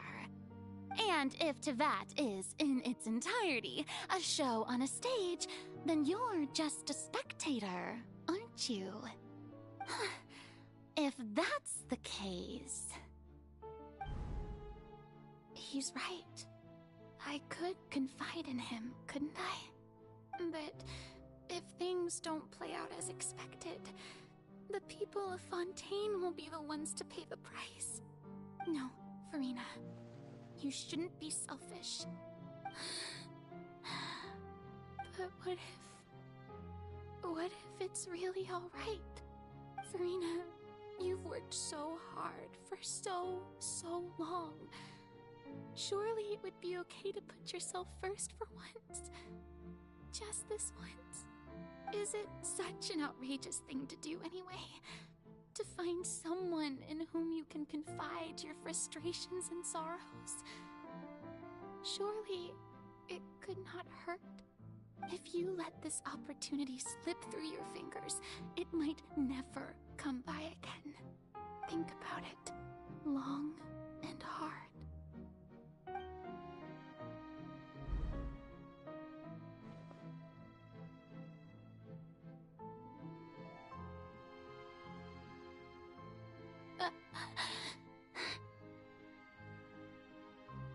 No, I have nothing to say. I am Farina, the Archon of Fontaine. Everything will surely get better. All you need to do, dear spectator, is to witness my performance until the curtains fall.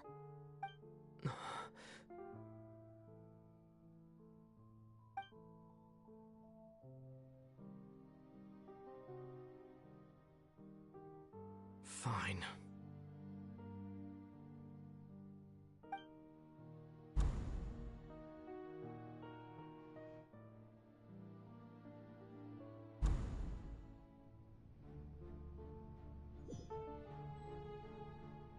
So even Farina doesn't know the truth? You've never once let her in on the full plan? Yes, it had to be done. To deceive the heavenly principles, you must first deceive yourself. She did very well. If she had let her resolve falter even once in these 5 centuries, Fontaine would have been doomed to the most tragic fate. It seems that trusting humanity was the right decision after all. I believe that I understand how your deception works, but that is only half the truth, is it not? How would you build on this foundation to save the people of Fontaine? That is the most important thing. Ah, good, good. Of course, the Iudex of Fontaine has pinpointed the crux of the issue. I'm sure you've long sensed that the Oratrice is no simple machine, yes? I've always suspected that it had its own consciousness, and Lenny did mention that he heard a human voice within the core chamber. It now seems that that person was you, hidden within the machine all along. Am I right? And then I became one with the Oratrice, taking Fontaine's gnosis with me. Yes, it would seem so, wouldn't it? Alas, your understanding of this device still lacks sufficient depth. In truth, it is no enactor of justice. It is, in fact, a device created to kill the god of justice. I beg your pardon? Oh, you have it. And to be more precise, not only will the Oratrice take down the god of justice, it will also take down the divine throne upon which she has been placed. I mean, did you think I would be the sort to enjoy peaceful repose while Farina suffered? My work over these last 500 years has been to constantly accumulate indemnitium within the Oratrice. But really, some have already discovered that only a small fraction of the energy generated by the device was ever used to provide power to Fontaine. The vast majority has been, had to be, accumulated to enact this death sentence. It was all a part of your plan, then? Both the trial and the sentence? Indeed. This power, accrued over 5 centuries, could have sustained Fontainians for millennia had it only been used for that purpose. Almost all of it has now been stored within the Oratrice. But only power of this magnitude could hope to destroy the Hydro Archon's divine throne, shaking the rules established by Celestia and breaking through the institution that is the Seven. So the Oratrice's call for death was for neither Farina nor Focalor, but for the Hydro Archon. The destruction of that divine throne. If I do not misunderstand your intent, you must be... returning what's rightfully yours to you, of course. In other words, this was all done to return the authority of the Hydro Archon to the Hydro Dragon of this planet. But...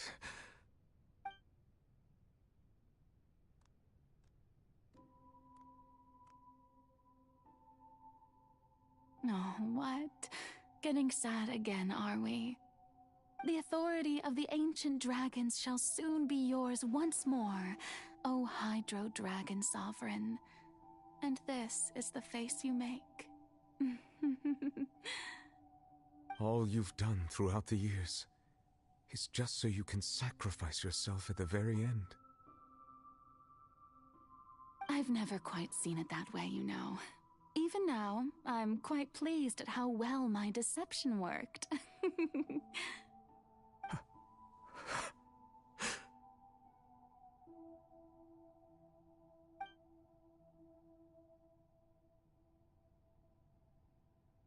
Hydro Dragon, don't cry. I must say, had it been within my rights, I would have loved to judge the heavenly principles themselves. Were they not guilty of essentially the same crime? Egeria stole the power of the primordial sea, and the heavenly principles stole the power you ancient dragons possessed.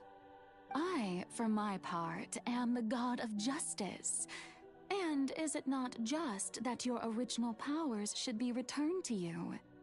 Speaking of justice, I have always believed that justice lies in the process of pursuing human existence itself. So, if the theft of the primordial sea's might was Fontaine's original sin, then, leaving matters of procedural right and wrong aside, the descent of the Fontanians as humans and their right to exist in this world would be Fontaine's original justice. In other words, existence was Egeria's justice, and to me, justice is the continuation of that existence. Defying the prophecy and ensuring that Fontaine's people shall live on, that should be the justice enthroned over all others. At this point, we, whether it be myself or all other Fontanians, have shouldered the burden of this sin for far too long. Iudex Nervilette, the highest judge in our land, when you regain your full power as an elemental sovereign, what verdict shall you pass upon us? So when I was invited to the court of Fontaine to serve as Iudex, I see now that that was your idea too. At last, I now understand the true purpose behind this position. In the beginning, I was uninterested in human existence. But these 5 centuries of living alongside them have gradually brought about mutual understanding between us. And I have even attempted to feel as they feel. You are a devious one, Focalors. Things being as they are, surely you know that I could never declare them to be guilty.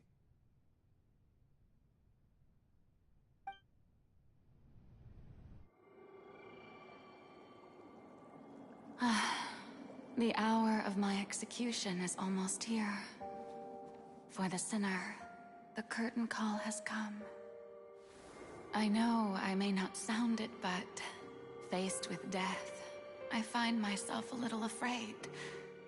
Perhaps this is one thing both gods and humans have in common.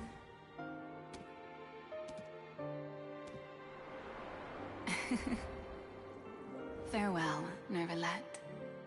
I hope you've enjoyed the part you played these 500 years.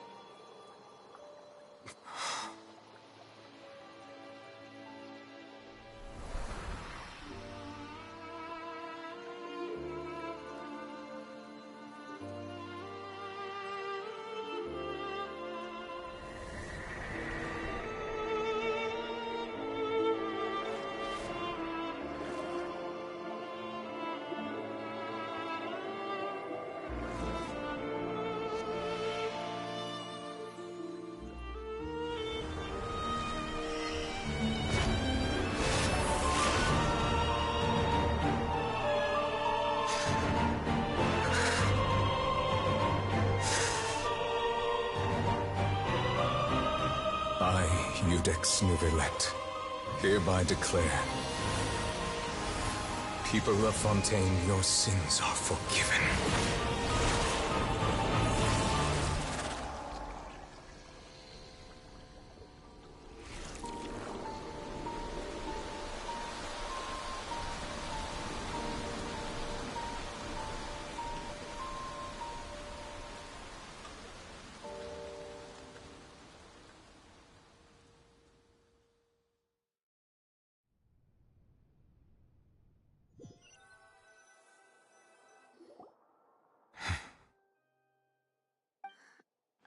What just happened? Has the death sentence been carried out? Was that bright light some sort of misdirection? I have a feeling that something huge just happened. But since we're all still alive and haven't been dissolved, I assume whatever happened was good for us.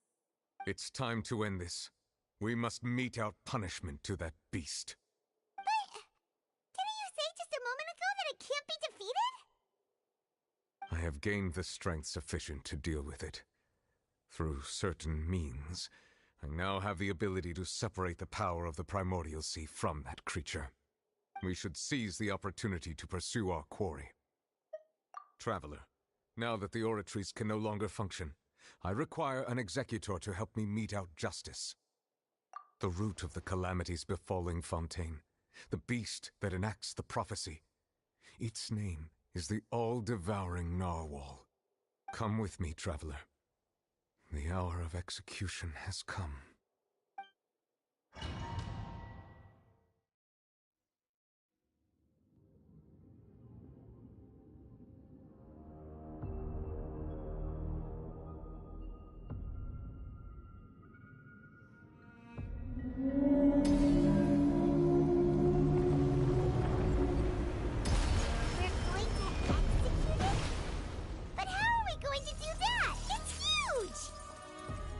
I've already done my best to separate the power of the Primordial Sea from the whale. Considering the size of the beast, I cannot reach the power source. Unless we can find a way to attack it from within. I shall share a part of the ancient dragon's power with you. We shall look for an opening together.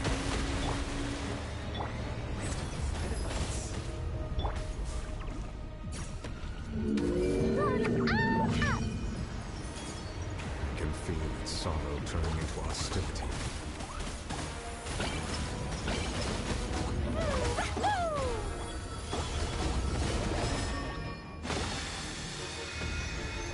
I see everything. This is nothing. Mind the side effects.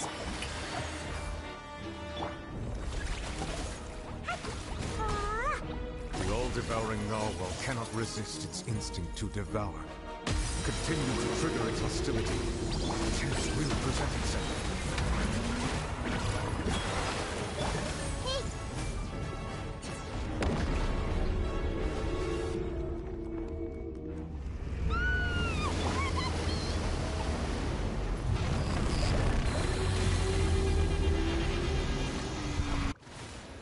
Why is there a hole-looking thingy over there?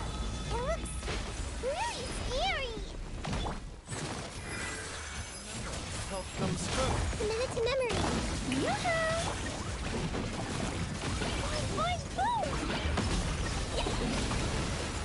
Mind the side effect. I have granted you my protection. Do not fear. Seize the moment and use my power to suppress its roots from within.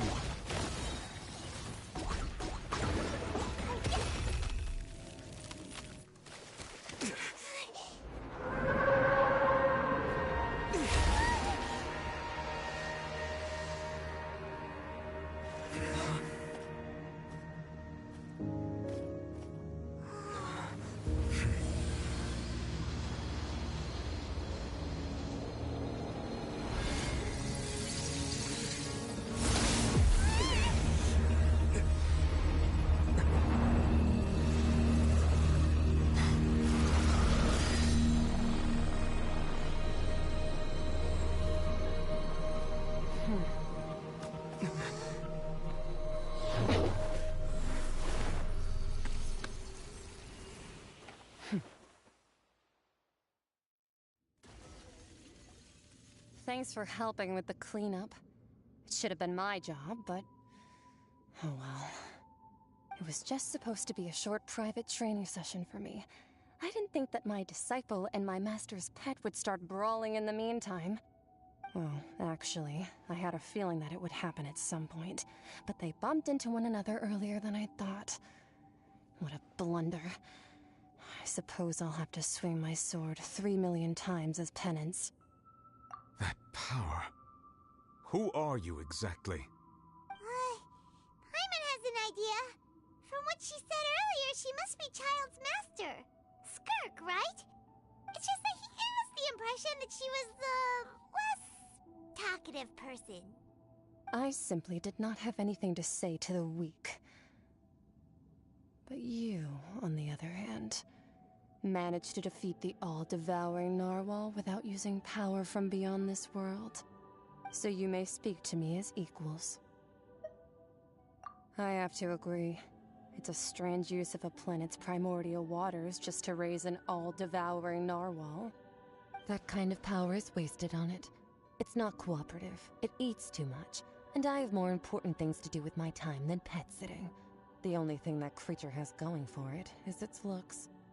All in all, it fails as a pet. Miss Skirk? I think you might have missed the point. The point being? Well, being that this pet almost destroyed an entire nation. So what sort of person is your master? Well, Child's master's master. Wait, is that right? Oh, right. So you don't know him. Sorry, I assumed you did. His name is Sir Tologi. Huh? I am unfamiliar with that name. Huh. So Master isn't sufficiently famous. How should I describe him then? Have you heard of the name The Fowl? The Fowl? Still nothing? Well, how about the Visionary? Vetterfulnir then? Or Gold Rhindaughter? Ooh, that one we've heard! Rhindaughter's part of the Hexen Circle. She's Albedo's mom, right? Oh, so you do know that name. To be honest, I also heard all of those names and titles from my master. I don't actually know them either. But I suppose you understand now, yes?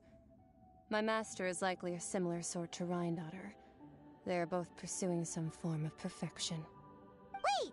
Didn't you also mention a visionary person? Paimon didn't quite catch their name. Actually, never mind that. I believe it expedient to inform you that the all-devouring narwhal used up nearly all its strength fighting you. Such roiling hydro energies will prove difficult for the planet's deep seas to digest. As such, the fontaine back on the surface has most likely been thrown into chaos.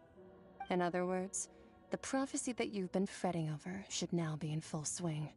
What?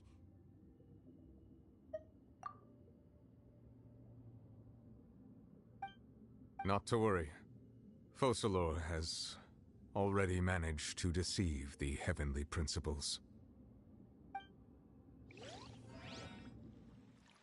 In the end, the people will all be dissolved into the waters, and only Furina will remain, weeping on her throne.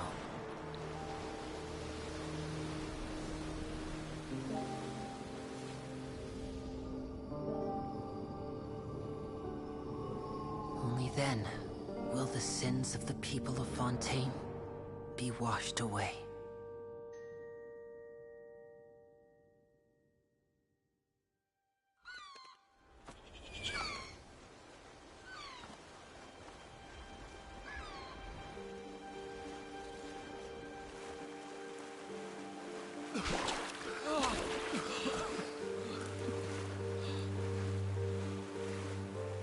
Hey! Help! Over here!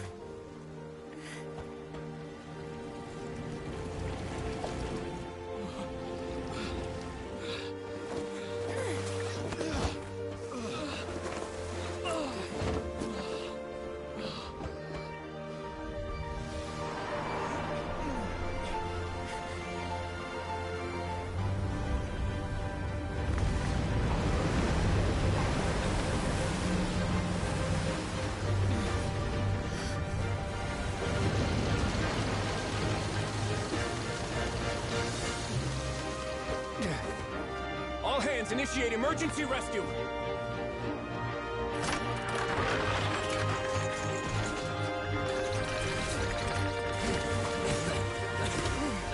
Hurry!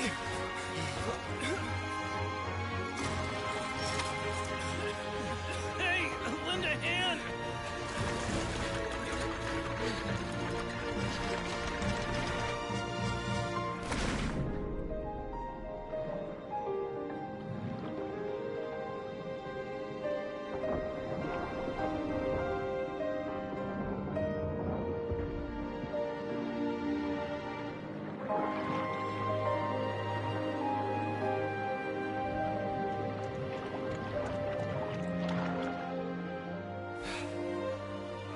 Look! The water's receding!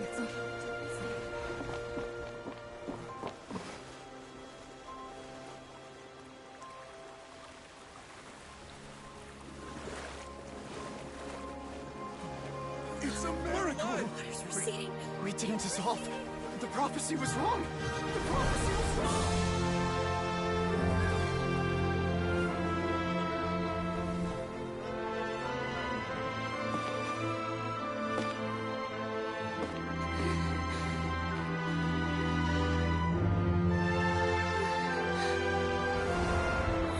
Are you right? We're saved. The prophecy was wrong.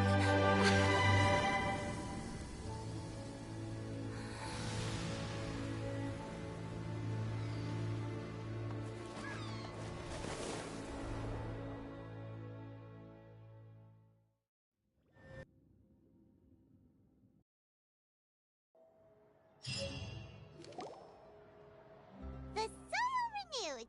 The Spina di Rosula attacks post-disaster rebuilding. I recently visited Poisson to meet with Miss Navia, spokesperson of the Spina di Rosula, and we spoke about Poisson's present and future. Old soil can still give birth to new bloom, Miss Navia stated. Hope is like seeing a small cookie when you're starving late at night. You just need a little of it. Skyship Winglet, lunar brain of the Fontaine Research Institute. The various disputes that have arisen on account of Mr. Edwin have suddenly become a shield over the Institute, with Jurier turning out to be a once overlooked hidden gem. People always call the first researcher mad, but few know what to call the second. And should that latter person achieve a miracle, they would find it all the harder to find a word with which to classify him and his team. Wow! Paimon barely recognizes the people in the reports. Are those really Jurier and Navia? They sound like real big shots. What do you think? Pretty enthralling, huh? The Steambird's idea was pretty simple. With the disaster just having passed, we would print a free edition packed to the margins with good news to calm people down. The value for these big scoops lies in their inevitable follow-ups. We'll publish further reports and go into the stories behind those people. Edwin's assistant, Jurier, created a true flying ship, while Navia is leading people in the reconstruction of their home. I'm sure that these stories could draw even your well-traveled eye. Paimon's curious too! Wait a minute. Didn't we watch everything happen from start to finish? What's there to be curious about? And that's exactly why I'd like you to come conduct interviews with me. You're the best incubators of news, if you haven't noticed. And also, with you around, I'm sure I'll get to see that Duke. Are you sure? Hasn't he turned you down several times already? Oh, this time will be different. Come on, let's head to Poisson first, and then make a trip to the fortress. There are some things you'll only know when you get there.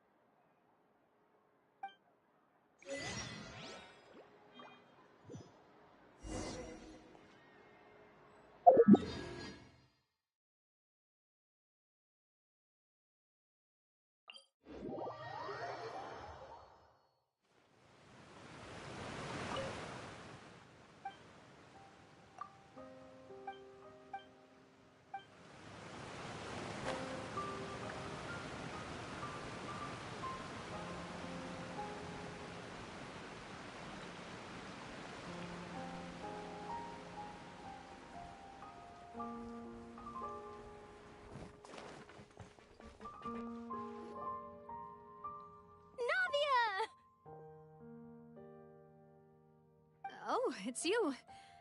What brings you all here? Hey, we're just having a look around. I'm here to update myself on how things are going here. Oh, the Fatui are here too! Let me introduce you. This is Mr. Garunt Snežević. He represented the Knave in sending us a large amount of supplies, and is helping with our work. Our residents are hard at work as well. Thanks to everyone, work is progressing nicely. We've lost a lot of people, but we're moving forward. That will have to be enough. Hello, Miss Charlotte. I'm a big fan of yours. I especially like that article you wrote last year about Fontaine's stray cats. But if you don't mind, could you not emphasize our role too much in your report? It's not charity we're doing here. We just happen to share the same interests as the Spina. I get where you're coming from. I'll keep it as simple as possible. Or would you be willing to feature as friendly neighbors? That would be fine. Thanks. Oh, you're back too. How are things? We finished laying down the construction materials. It'll be another hour before the workers are able to go over there. Huh? You're here too, Clorinde? Well, her reputation's greatly risen after that whole duel business with Miss Farina, so she's here in Poisson to wait out the heat. All right. She really came here to help me out. There's too much to consider in the reconstruction of Poisson. The Spina has need of more decision-makers. And, well, I do already happen to be connected to Mr. Callis. Oh, wait just a moment. Do you mind me asking a few questions? You know, about how you felt before the duel, about what it was like facing down a god. There's lots of exciting material there, I bet. Forget it. I'm sure you can find a better theme than that, Miss Charlotte. I see you're the same as always. Couldn't you do me a favor, for Navia's sake? Well, if we're talking about doing things for my sake, you might as well just take a few more photos of me. Or of the Traveler. It's better than wasting time persuading Clorinde, at any rate. Of course I will. I'm not gonna let him off that easy. All right, then everyone who wants to be in the photo, gather up. And smile.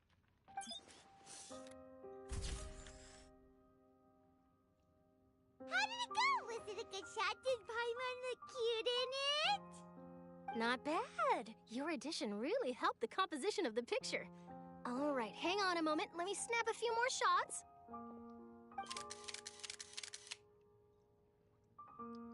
All right, that should do it. I'll be back here later anyway, so let's call it a day.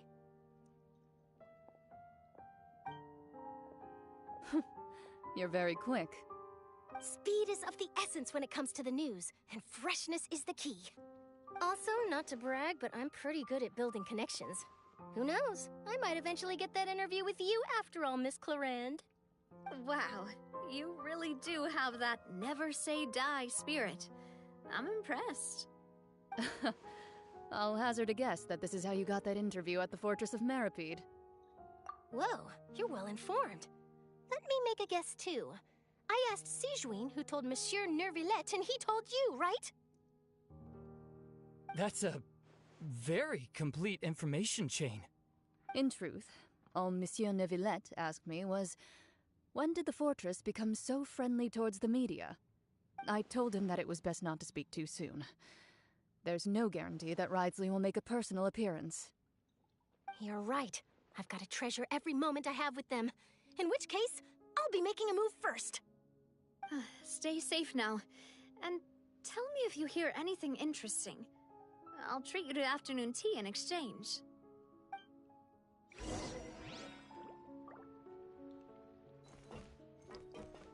You seem curious about the fortress. Of course. That Ridesley. I still remember going down to the fortress to grill him for information on my father's case. Boy, did he take me for a ride. Without telling me anything, of course. But he did invite you to tea, didn't he? 2 large pots of it, in fact. It was good tea, though. I have to agree. The tea there is very good. Speaking of that, would you like to have some today? I mean, you've got time, right? Well, I'd be partial to some shortbread. Wow, it's like we've got a menu or something. Sure, sure. Good. What flavor of biscuits would you like, Mr. Snezhovich? Me? I'm fine with anything. But I would prefer chocolate, should you have it. All right. Leave it to me. I'll go over the newly arrived supplies with you later, Mr. Snezhovich. We should be able to finish the preparatory work today. That works great for me. Huh. Is it just me, or did you get a new lipstick? I did. It was a gift from Sijwin. Want to give it a try? I think the color would suit you, too.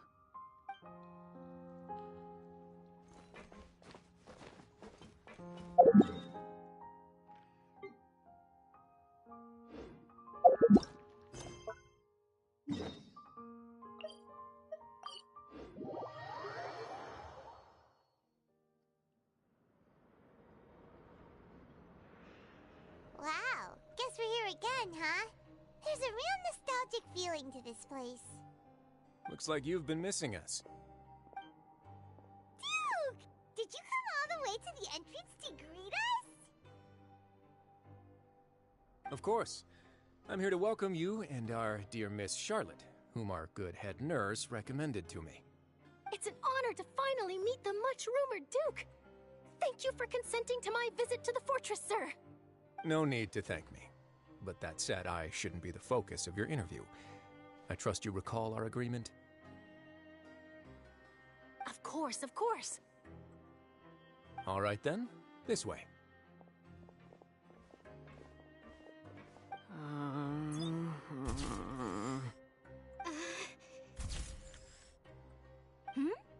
Hey, no need to be so nervous.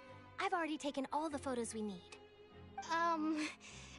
Miss Charlotte, do these pictures really need to be published on the cover of the Steambird? It would seem that Miss Lorvine doesn't want her face to appear beside that of Mr. Jurier, Sir, please don't say things like that. But it looks like dear Mr. Jurier denies it. Might this interview be very important to you, then? No, I just... This is my first time being interviewed, and I'm very thankful to the Steambird for... Now, I might not look it, but I actually did meet Mr. Edwin once. And I'll be honest, I enjoyed chatting with you more. You've definitely got more of that genius vibe going on. The boat that brought about a miracle, the ark that saved the people. Why, you recreated a myth back there, like an emissary of legend. Still, if I might ask, where's that flying ship now? Huh. Looks like Charlotte's trying to get herself another exclusive scoop. I have to apologize, but that ship is presently in the bowels of our factory. I'm afraid it won't be easy for you to get a shot of it. Really? Well, then in that case, could I have an interview with you to make up for that loss?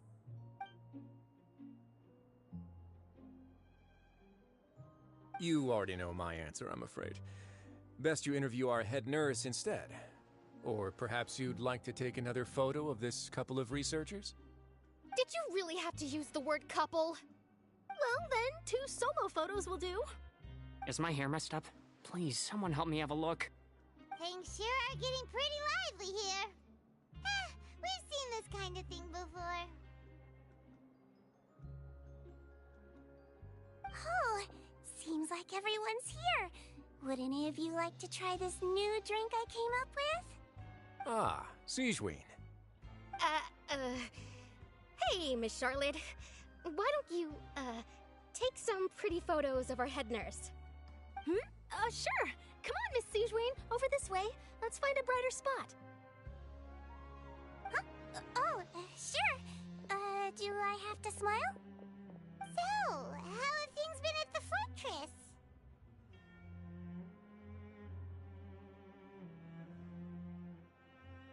Same old, as you can see. Fontaine's undergone some changes, but this place is still more or less the same. Other than that flying ship, it got a tad too much attention, I think. That's why I decided to let the interview go through. We should direct more public opinions toward the behind-the-scenes heroes. Am I right, Mr. Jurier? Miss Lorvine? You're too kind, sir. I believe that you too should have your day in the sun. Not that you would want that, which is a pity. I'll just leave the spotlight to you two.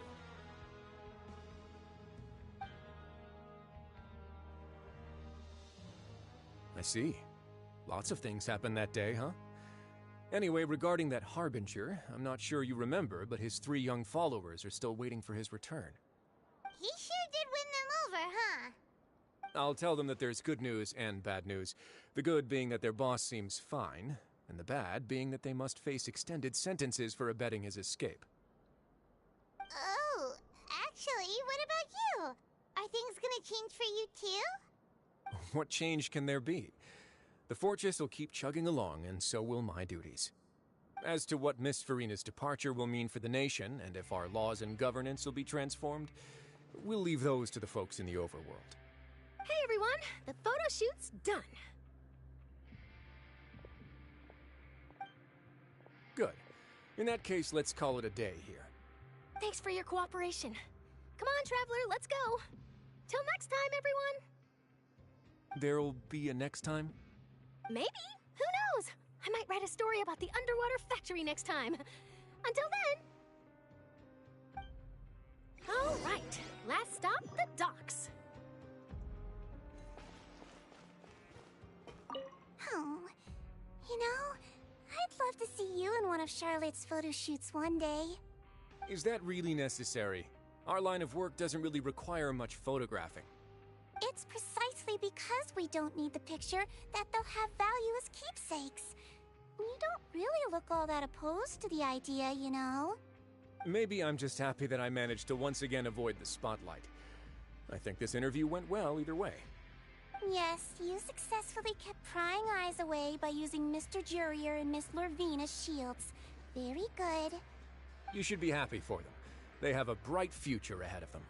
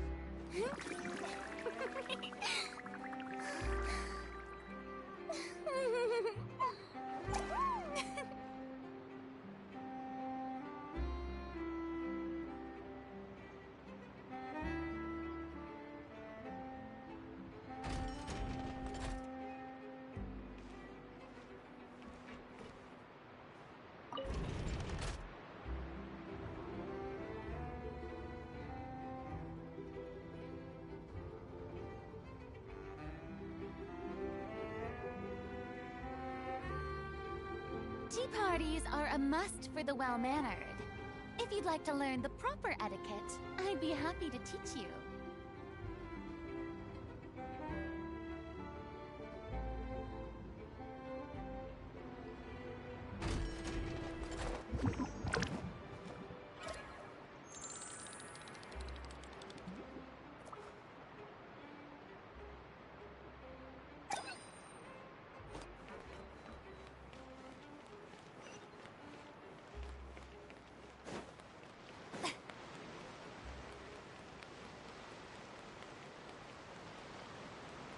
Strike a pose!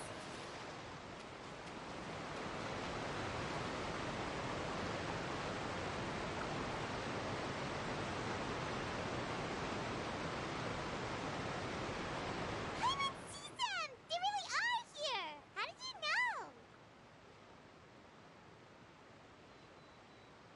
Navia mentioned that she stayed in touch with Linny and the others after working together. Apparently, they've been at the docks distributing these strange pockets the whole time since. Traveler, Paimon.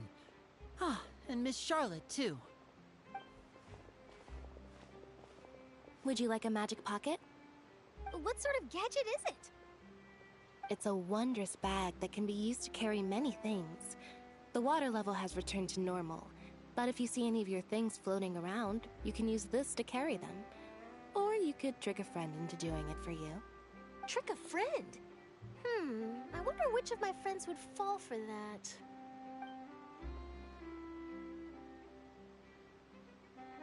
You could just make a friend like Fremine here. Isn't that right, Fremine? Is this what you meant by, I'll help you make some more friends?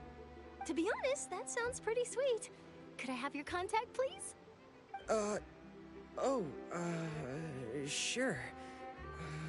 Please, write down my address.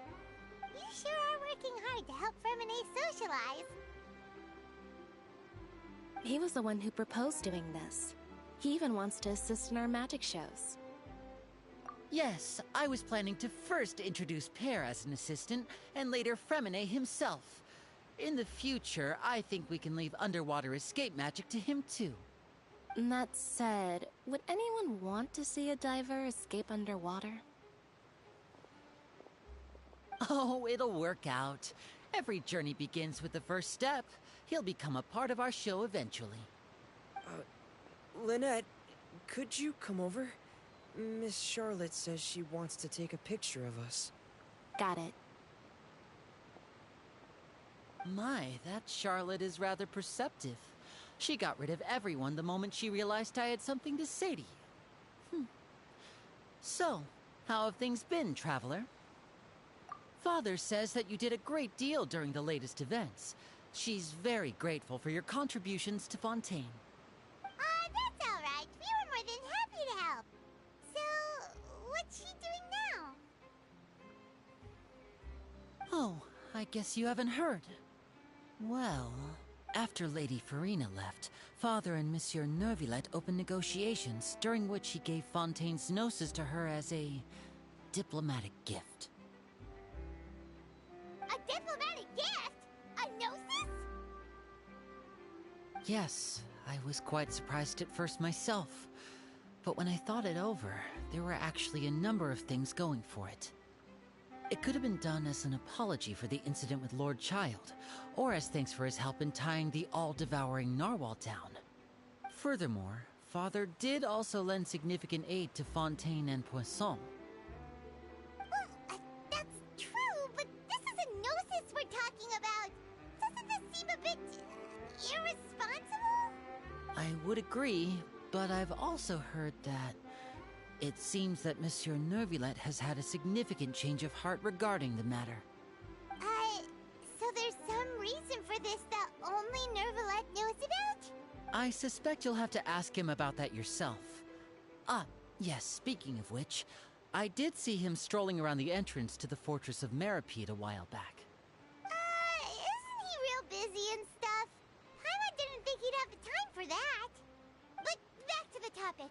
The gnosis was given to the knave, right? What about Child? They say that he's returned to Snezhnaya to recover from his wounds. I hear that the recent disaster really did a number on his health. That's true. When you think about it, we've had loads of run-ins with the Fatui.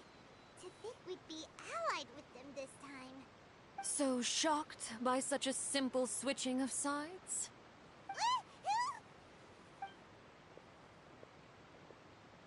Father! Well, what do you know? Come to the docks to see how my children are doing and meet the Traveler by chance. Please do not pay my accomplishments in Fontaine too much mind. I would have done them regardless. Are you going to take the gnosis back to Snezhnaya? That is our duty as harbingers, yes. Don't be too preoccupied with sides. The goal of the Fatui concerns not a single place or person, but the entire world. With such a grand goal in mind, it is inevitable that we must wear many masks. Switching my masks is something I've always done. Well, that depends on many things. No one truly knows what the future holds. What good is honesty if you can't rely on it forever? As for you, I very much look forward to our next collaboration. Good things cannot be achieved alone, and you've proved yourselves to be great partners.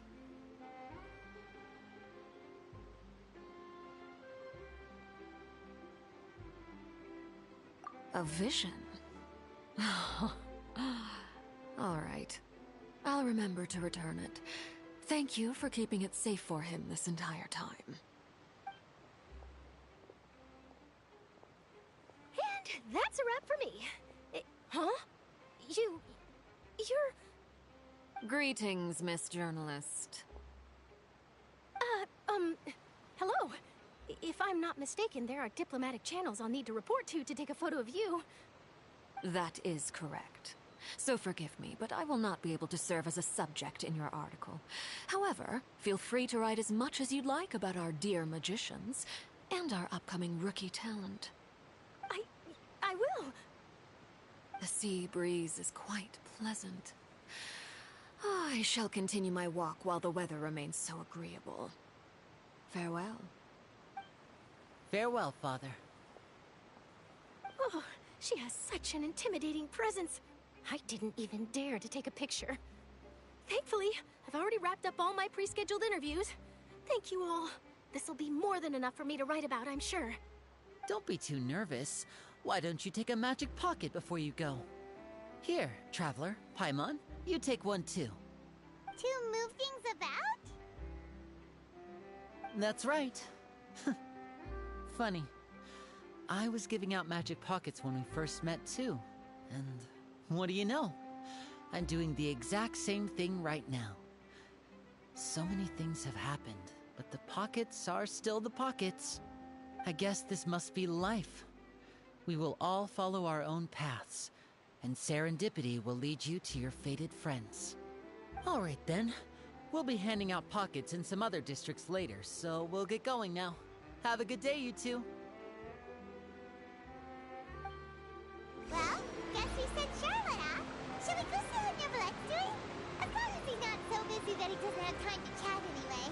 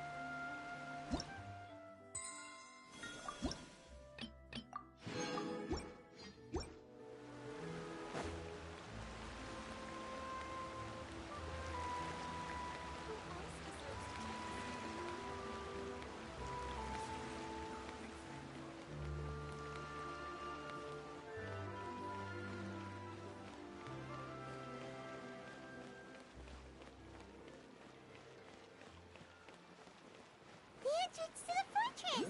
Ooh, he really is there!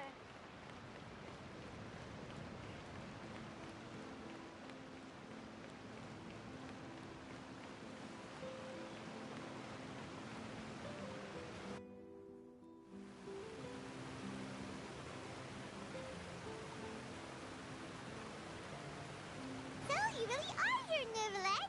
Paimon didn't think you were going to have free time this hour of the day. Really? Oh, I suppose you must have met Mr. Linney. He took the time to greet me earlier when he passed this way. In any case, you came at a good time.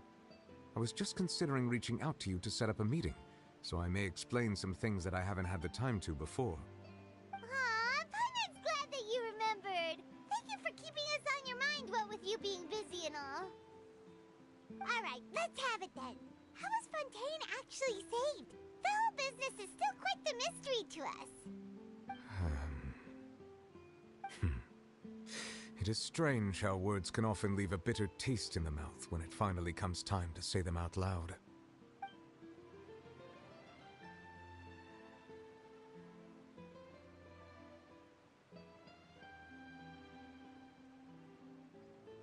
Whoa. So that's what happened? Full destroyed the divine throne of the Hydro Archon and restored your power to you, transforming you into a fully fledged elemental dragon sovereign. But Paimon still doesn't quite get what you did to save the Fontanians from dissolving. For me, the authority of the ancient dragons refers to absolute control over the hydro element. Fontanians were incomplete humans born of Egeria's use of the power of the primordial sea, with constitutions similar to that of mimics. But so long as those primordial energies remain within them, I could use the ancient dragon's authority to grant them true blood, after the fashion in which life was first brought into being on this planet. In other words, when I gave my verdict, Fontanians became true humans, and thus would naturally no longer be dissolved by water from the primordial sea. Focalor must have counted on you to make that decision as well. Your verdict was the key to making the prophecy appear to have come true while saving everyone. Yeah, and in a manner of speaking, Focalor finally managed to fulfill the original Hydro Archon's wish to turn Oceanids into real people too! It seems from your expressions that you still have more things you wish to ask. Ask away. I will tell you the truth as I know it. I have investigated his case along many avenues, and I have learned that he once fell into an unknown chasm when he was young. There, by chance, he awakened the all-devouring narwhal. But whether it be by sentiment or reason, that should not have been enough to consider him the root cause of the disaster. At most, he would have had tangential liability. As for the judgment passed by the Oratrice during the trial, whether it was due to that liability by association or Focalor deliberately using him to buy time for us on the assumption that he would be able to hold the creature off, I cannot say. Guess Focalor had Fontanians in mind the whole time. In the end, it was thanks to her that they finally became real humans. Hang on a second. Paimon suddenly got another question. Back when Fontanians hadn't yet become real humans, were the children they had also transformed Oceanids? Life has always flowed like water. Do you recall how Fontanians would often come to the Fountain of Lucine to pray for children? Yeah! Lynette said the fountain is where all the waters in Fontaine converge. In truth, even those couples did not know that such prayers were no mere custom, but instead a form of ritual. Those Oceanids who were blessed within the spring water would later descend as new humans in the coming months. Paimon sorta gets it now. Either way, seems like this ritual won't be of any further use, but it'll probably live on as a local custom. Ask away. I will tell you the truth as I know it. Yeah, about that. Risley said Farina has already left. What's that all about? Ah, Lady Farina. The people are only aware that her death sentence has not been carried out. She abdicated the post of Hydro Archon and left affairs related to that title to me, before leaving the Opera House. I related Focalor's words to her faithfully and completely. After hearing them, she seemed neither saddened nor comforted. She simply said that she was tired and needed to rest. Having said that, she then packed her things and moved out of the Opera House, not unlike how an ordinary person might. But she's still got a place to stay, right? You need not worry. I will make arrangements to ensure that she will not want for food, clothing, board, or travel. In truth, I am somewhat happy for her. The wear and tear on her spirit will, of course, take time to heal. But now that she no longer has to play the role of Focalor the Hydro Archon, she can finally lay down her burdens and lead a normal life. What about you then? What are your plans now that you've regained your full powers as the Hydro Dragon? After Focalor passed on, the Oratrice also ceased to function. This matter will directly affect our trials. After much careful consideration, I've decided to take over its role in our courts. From now on, I shall hear cases and pass verdicts by myself. Looks like you're still considering stuff from the perspective of the Udex, huh? As an elemental dragon, there are indeed many things that I must do. But this power and this duty, in a manner of speaking, you could say that both were granted to me. As such, before I attend to my other responsibilities, I must first and foremost continue to serve Fontaine as its highest judge. The duty of the Hydro Sovereign and the duty of the Udex shall coexist within my person. Additionally, the Hydro Archon's departure has brought about another problem, which is that the Opera House shall no longer produce indemnitium. That's Hydro Archon, wasn't it? Wait, but the various mechs and machines in the city are all still okay. Where are they getting their energy from? As I am now, I have full command over New Musia, and it can serve as a complete substitute. Another reason why I cannot quite leave Fontaine immediately. Wow. This ancient dragon's authority stuff is really quite useful, huh? Ask away. I will tell you the truth as I know it. Oh, that's right! They say you've given it to the knave as a diplomatic gift or something! Leaving aside their intentionality, the two Fatui Harbingers have indeed done much for us during this crisis. Their sole remaining goal in Fontaine, at least at this point, would seem to be the Gnosis. The Oratrice has ceased to function. The Hydro Archon's divine throne is now no more, and I do not need the Gnosis's power. As such, it has lost all meaning for Fontaine. If the Fatui have impure designs, then we might as well accede to their request now, and avoid unnecessary conflict. What complicated considerations! Paimon thought you were just giving it to them out of gratitude to the knave and as an apology to Child. Ask away. I will tell you the truth as I know it. You will soon be heading to Natlan, I presume? I'm afraid that I have little talent as a travel guide, so all I can do is tell you what I know about that land. As far as I'm aware, Natlan can be said to be a nation of dragons. A nation of dragons? You mean like you? No, I suspect that I would not find myself welcome there. Unlike ancient dragons such as myself, the dragons of Natlan have undergone long years of development and evolution. Large numbers of them have entered a form of coexistence with humanity. Natlan is also the nation of war. War ravages those lands like an undying flame. There is one other piece of information I got incidentally from my negotiations with the Knave that I believe may be useful to you. The Harbinger known as the Captain has thrown his hat into the endless ring of war.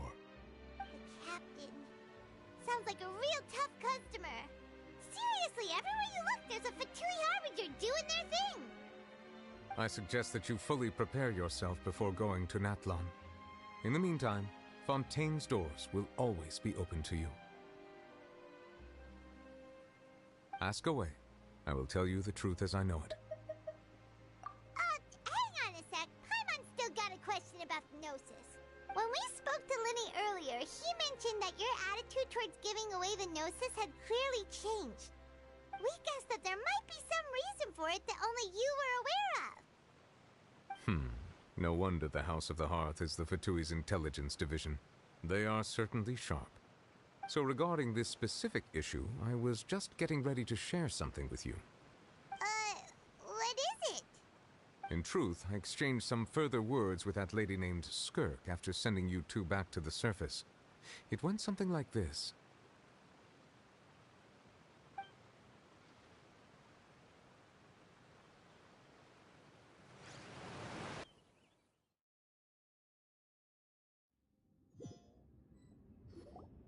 Well, we're going to head topside to see what's going on. You hurry over soon as well, all right, Nervalet? What next? The all-devouring narwhal isn't here, so I'm no longer getting any interference. I can finally catch the scent of your power, what it's made of. It is the authority of the planet's primordial dragons, but with something very similar to a god's curse mixed in. It's quite a novel blend. I'm sure I've encountered something like this before. What was it again? I do not know what you speak of. Ah, of course. How could I forget? You should have the remains of the third descender on your person, yes? Remains? I've never heard of any such thing. Huh. According to your parlance, I believe it may be called a gnosis. Well, that much is true. After Focalor's divinity faded, she handed her gnosis to me. But I fear I have never heard of it described in the manner that you just did. I've been training with my master, the Foul, ever since I was young, and I have never returned to the surface since. So most of the information I possess, I got from him. It is only natural for those who are greater than humanity to possess a different sort of common sense. which is why there are so many problems in our attempts to communicate with humans. Regardless, you should probably get rid of objects of misfortune to prevent any disasters from befalling you. To live in itself is a blessing. But once a person dies, the bonds he once had with this world shall all turn to curses. What do you mean by that? No need to fret. These are just my personal thoughts, and my reason for no longer wishing to return to the surface. This third descender you refer to, who are they? And when did they die? Master never mentioned them to me. Perhaps it just wasn't that important for me to know. If you're interested, though, I could ask him. I'll be sure to pass the answer on to you next time. Next time? You believe we will meet again? I do. Wait. I have a disciple of my own, don't I? He can be the messenger then.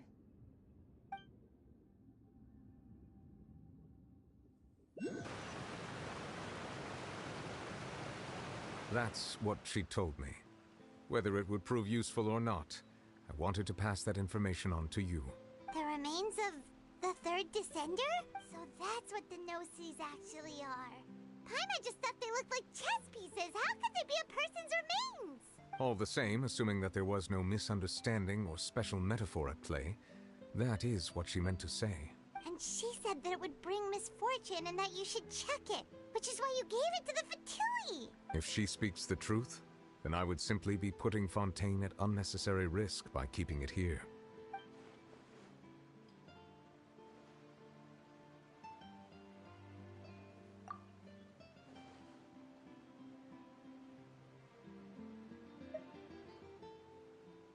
I had guessed that you might already be familiar with this concept, but I did not expect you to be one of them.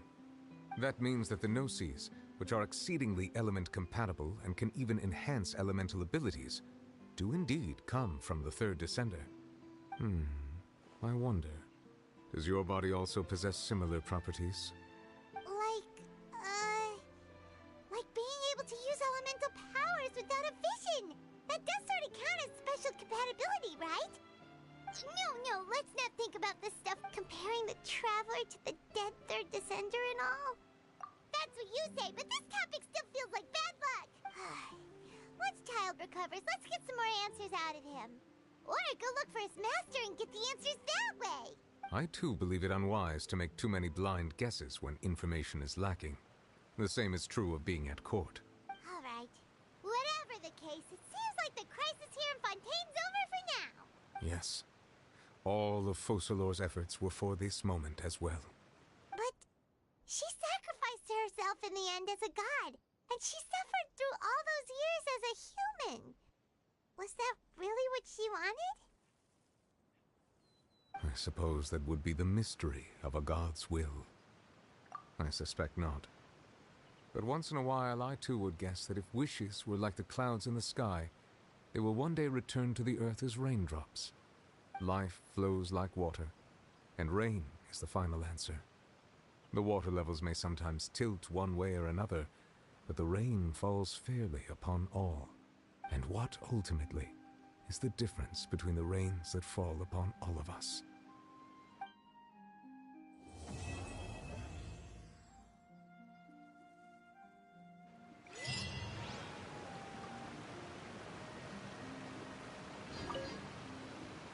It seems from your expressions that you still have more things you wish to ask.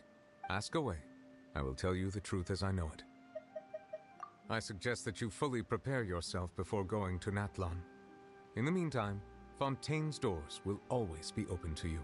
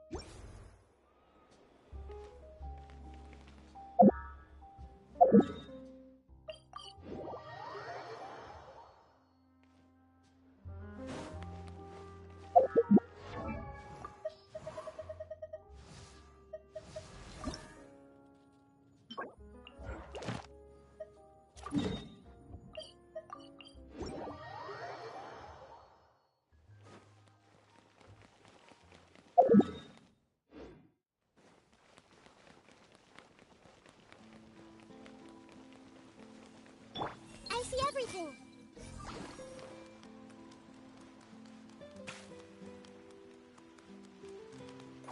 Hey!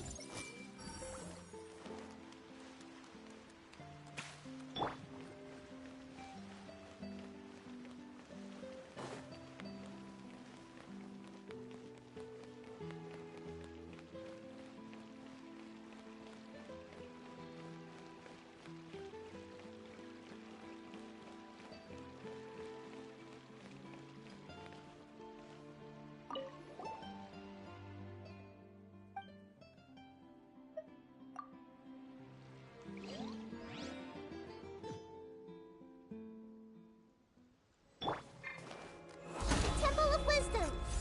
I see everything! Taking a turn for the better. A bitter pill to swallow. Yoo-hoo! Let the world collide! Sparks and splash! Phew! Ooh, wahoo! Jumpy, jumpy, go!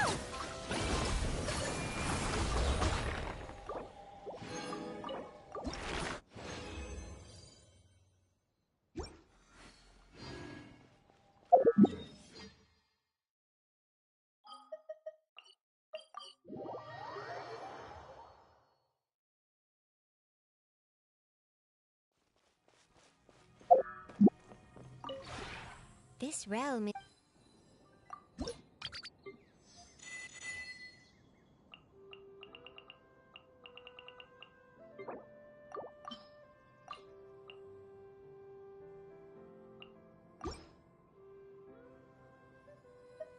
If you ever...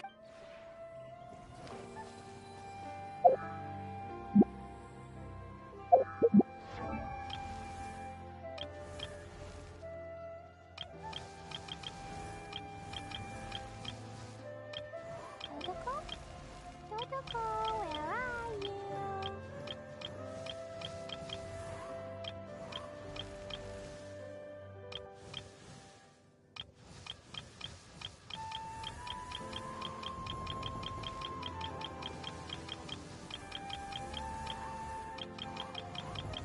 Cleo is a brave girl today.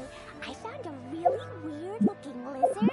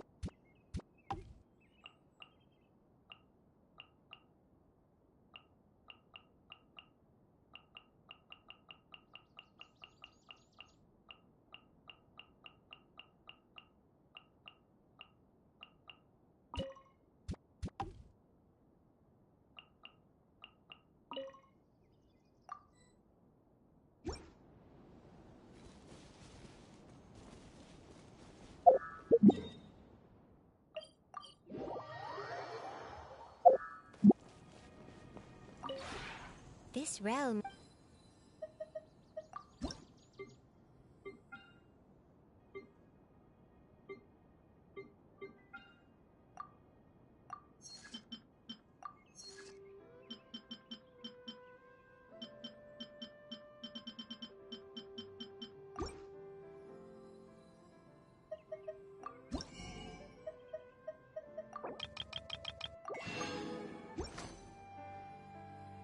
If you ever...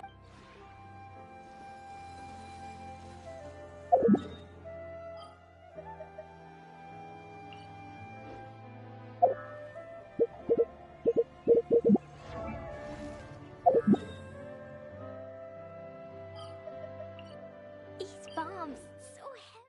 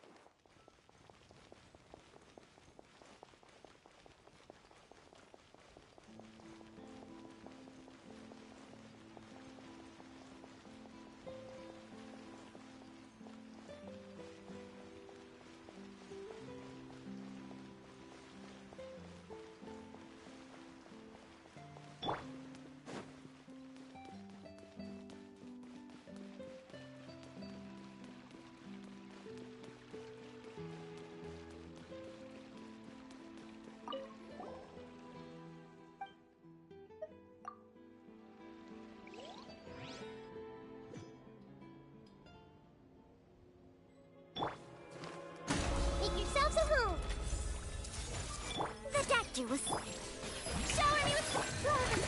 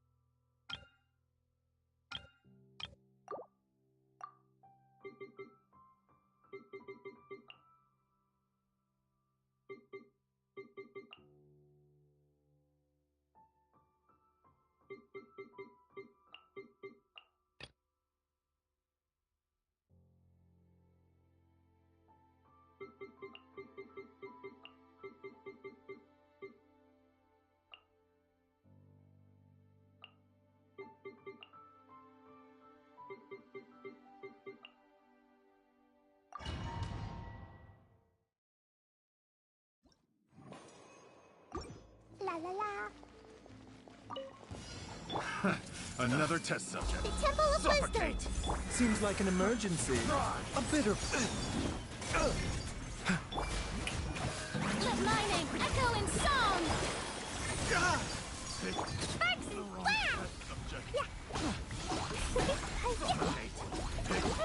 the wrong test subject. This may hurt a little. The doctor will see you. Remember, Make yourselves at home. Grow. The fairy.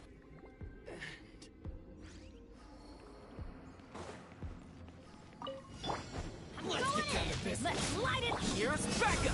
Fire it as one with wind and cloud! Tidal wave, brace yourself. This is gonna hurt.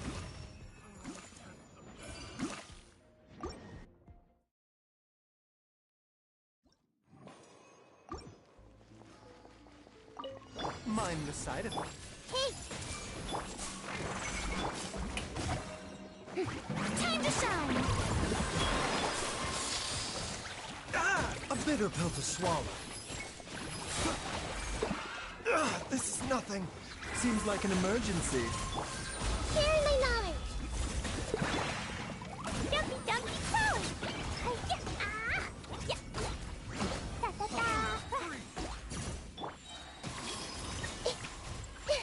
I see everything!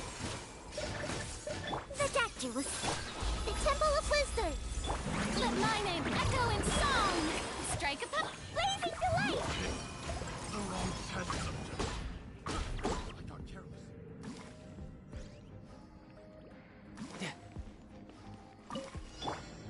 Teamwork is dreamwork! Supporting fire! Don't get too close!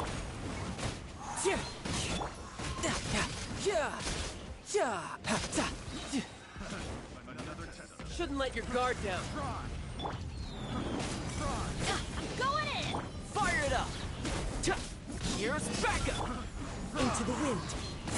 Fallen leaves. Adorn my... Ha!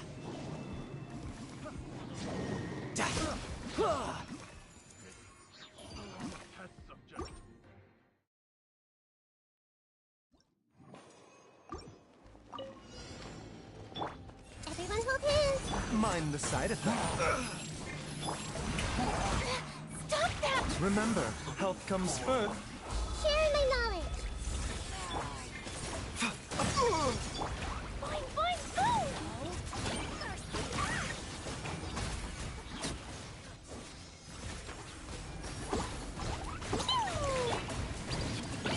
The doctor was seeing.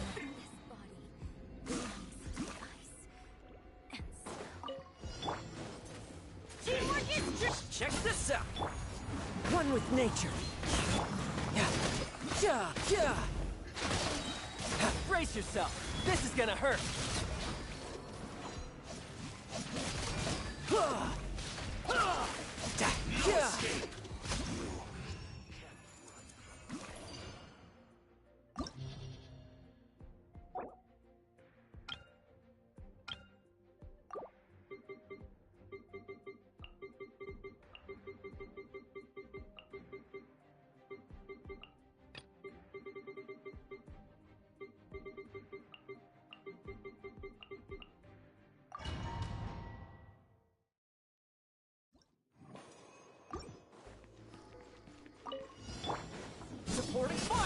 Don't get too close! Everybody stand back! Clouds high, the birds call! Into the wind! You're mine! You shouldn't let your guard down! Let's move!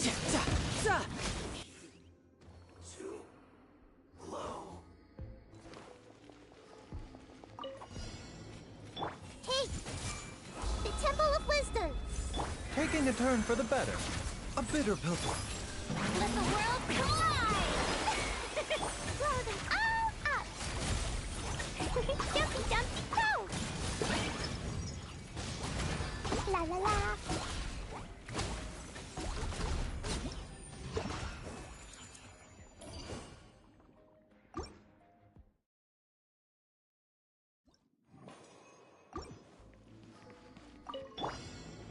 I'm going in! Tidal wave! I got you covered! Fire it up! One with nature! You're mine!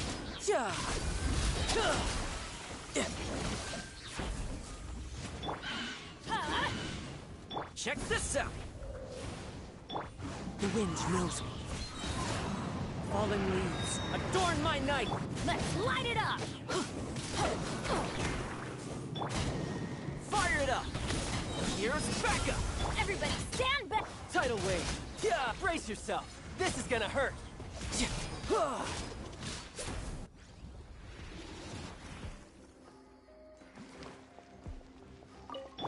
I see everything! The doctor will see! Yoo-hoo! Boing, boing, boom!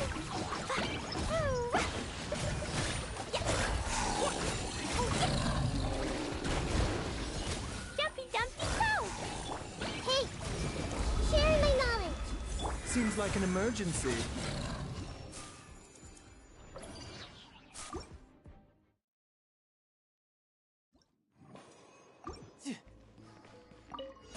Your journey ends here, Lord Don't get of too Sand. close. Your sacrifice is ready. Let's end this now! You're mine!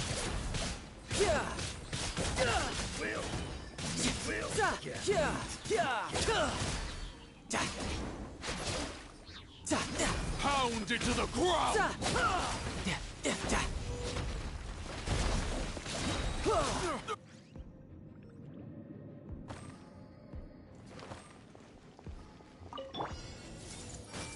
A bitter pill to swallow. Time to shine! Strike a pop! Blazing delight!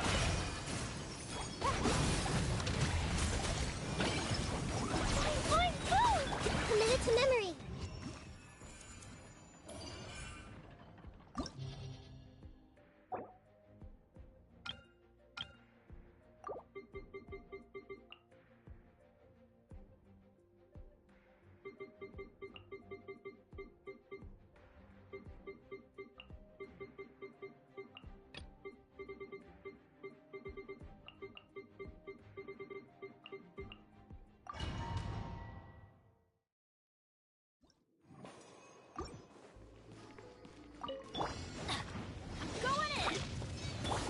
One with nature! Shouldn't let your guard down! Fire it up! Support and fall! The wind knows me. As one with wind and cloud! Let's light it up! Everybody... Tidal wave!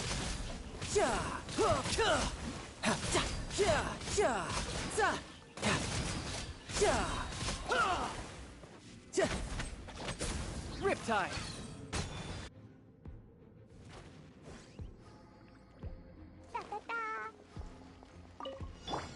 The Temple of Wisdom!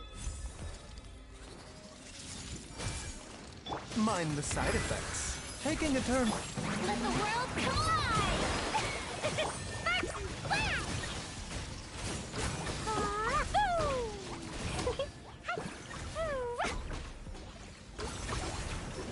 Everyone hold it! A bitter pill to swallow. Make yourselves at home! Grow! Jumpy, dumpy, go!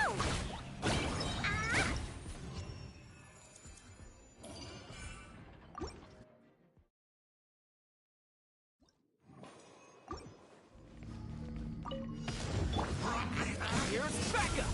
Check this! Teamwork is Into the wind.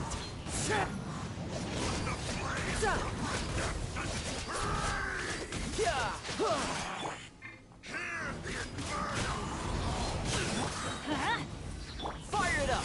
I got you covered! Fallen leaves, adorn my night! Everybody stand! Brace yourself! This is gonna hurt!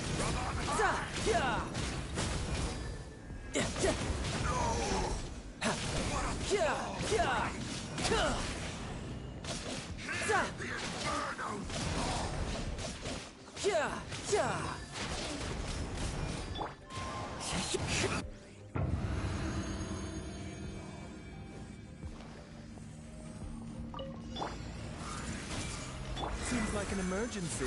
Mind the side effect. Let my name echo in song! Strike blazing to light!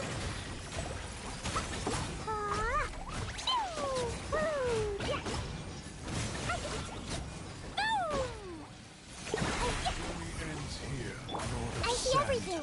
Your sacrifice is ready. A bitter pill to swallow. Remember, health comes first. The Temple of Wisdom. Committed to Yoo-hoo!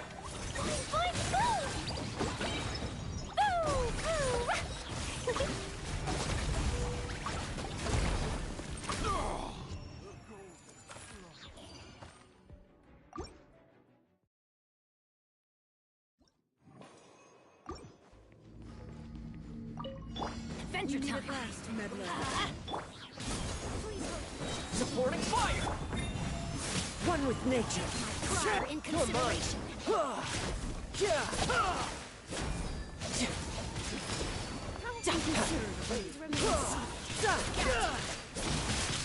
Savor the show in peace.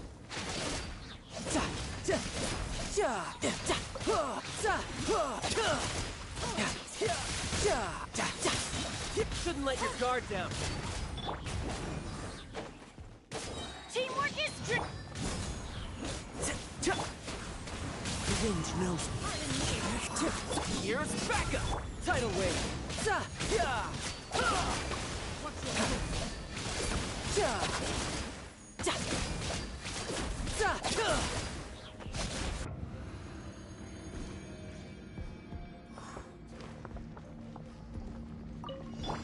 Everyone go in. The doctor was... Let the world collide! Spartan flash! Yeah.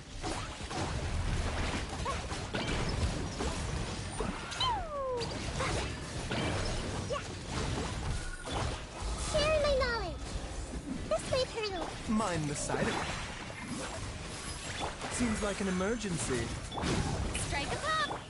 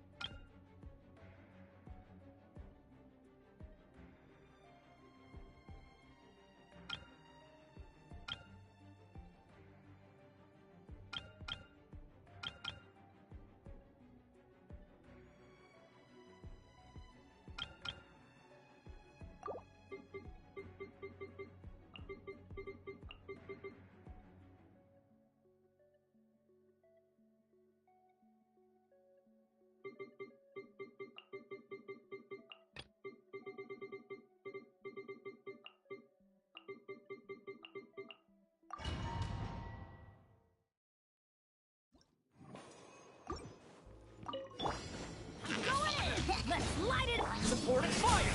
Check this! As one with wind and cloud! Into the wind!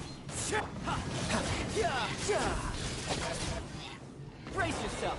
This is gonna hurt!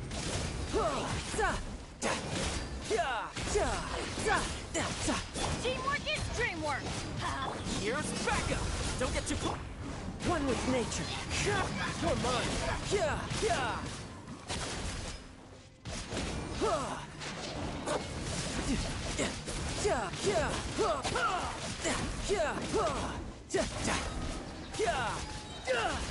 Shouldn't let your guard down. I'm going in! Supporting fire! Check this out! Into the wind!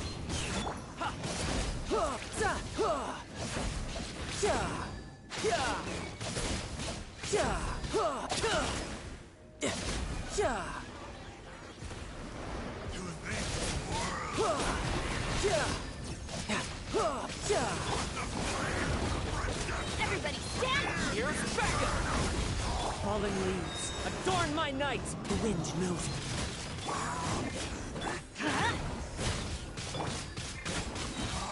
You can run, but you can't hide. Teamwork is dreamwork!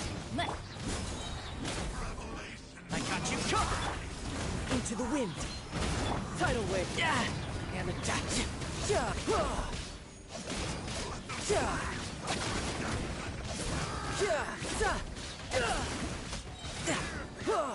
Brace yourself. This is gonna hurt.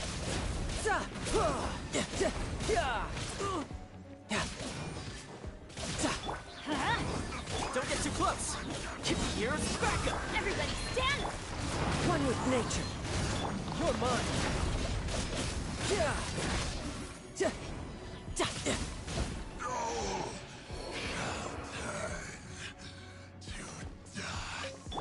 I see everything. Make yourselves at home. Remember, health comes first. The deck. Let my name echo in song! You blow them all up. Yahoo!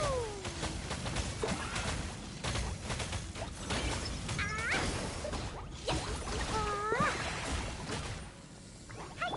Everyone hold hands. Mind the side effect.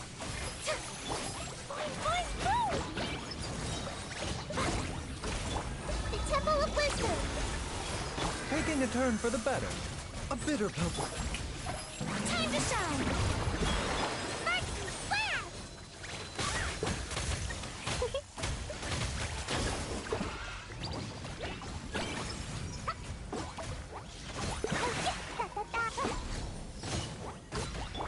Make yourselves at home. Hey, the doctor was through. Seems like an Strike a pose!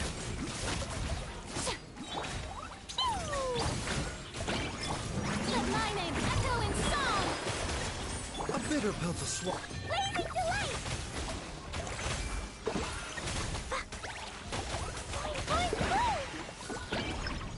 La la la. Yeah.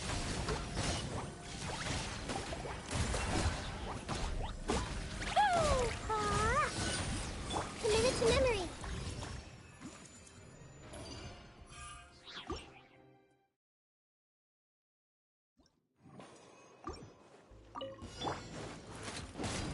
Check this out! Ha, I got you covered! Into the wind! As one with wind and cloud! Ha, ha, yeah, ha, yeah, ha. Shouldn't let your guard down! Da, da, da, yeah. Yeah, yeah, ha, da, ha. Yeah, yeah, yeah. Ha! Teamwork is Don't get too close! Ha. Yeah. Here's backup! Tidal wave! Yeah! Ha. Da. Yeah! Ha. Da. Da. Da. Brace yourself! This is gonna hurt! Yeah! Let's light it up! Fire it up! I'm going in! Clouds high. The birds, I got you covered! The wind knows it. You're mine! Ha, ha, yeah, da. Da, yeah. Da, yeah, ha. Yeah, ha. Shouldn't let your guard down. Da, yeah, da. Teamwork is... Supporting fire! Into the wind! Yeah, ha. Da, yeah, yeah, ha. Da. Yeah. Yeah. Yeah. Da. Yeah. Da. Yeah. Yeah. Da. Yeah. Yeah. Don't get too close. Here's backup. Everybody stand! One with nature. Da. Da. Da. As one with wind and cloud, the wind knows it. Yeah. Ha. Yeah. Da. Yeah.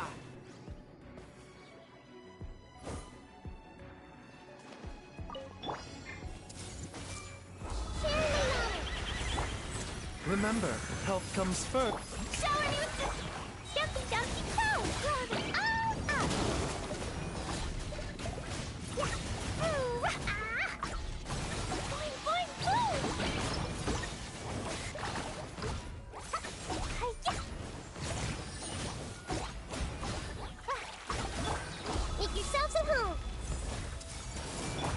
like an emergency. The doctor will let the world collide! Sparks and flash!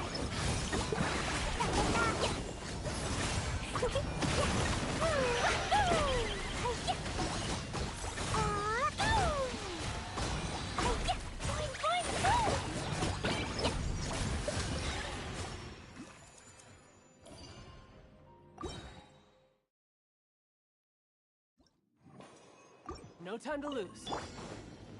I'm going in! I got you covered! Check this out! Wind Strider! Check Riptide! You're mine! Ja! Ja! Ha! Ja! Ha! Ja! Ja! Ja! Ja! Ja! Ja! Ja! Brace yourself! This is gonna hurt! Let's light it up! Supporting fire! Fire it up! Everybody stand! One with nature!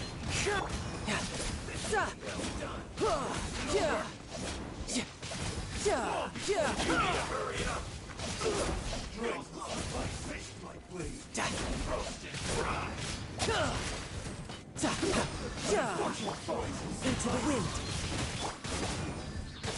I'm going in! Here's backup! Don't get too close! Fallen leaves, adorn my night! One with nature!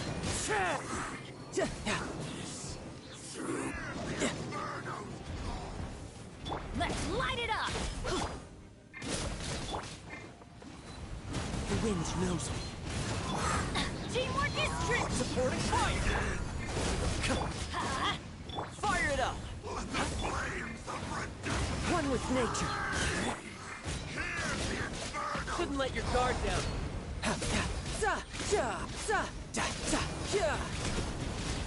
I'm going in! Here's backup! The wind knows me. As one with wind and cloud!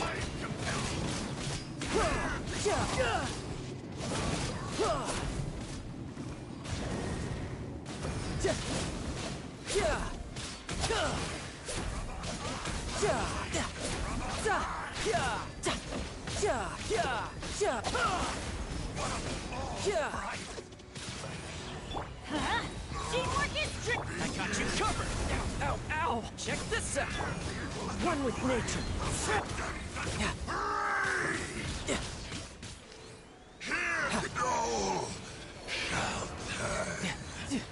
Let's light it up!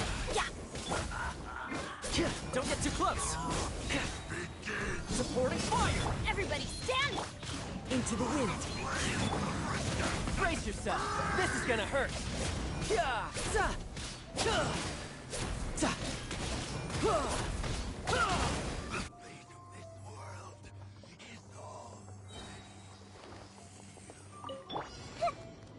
Sharing my knowledge. This place hurts. Mind the side effects. Taking a turn for the better. Shower me with the blazing delight!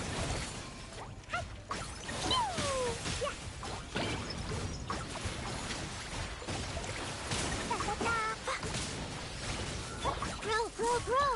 The doctor will see. Time to shine! Make yourselves at home! Everyone hold hands! Yoo-hoo! Seems like an emergency. Mind the side effects. Boing, boing, boom! Sparks and flash! Yeah.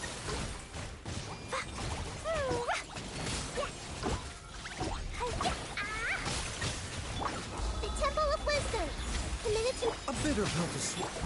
strike a pose. Let the world collide.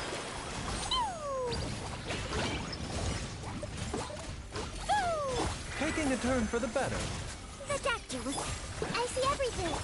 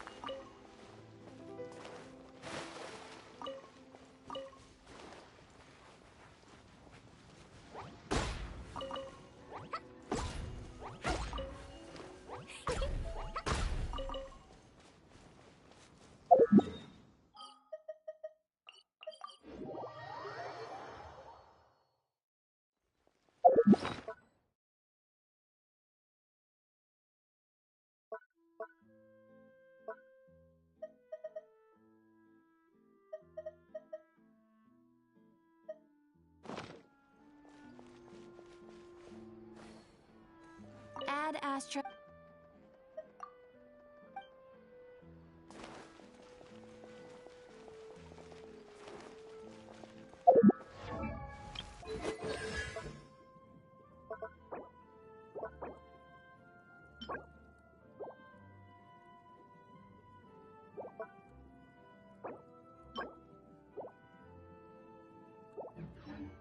La la la.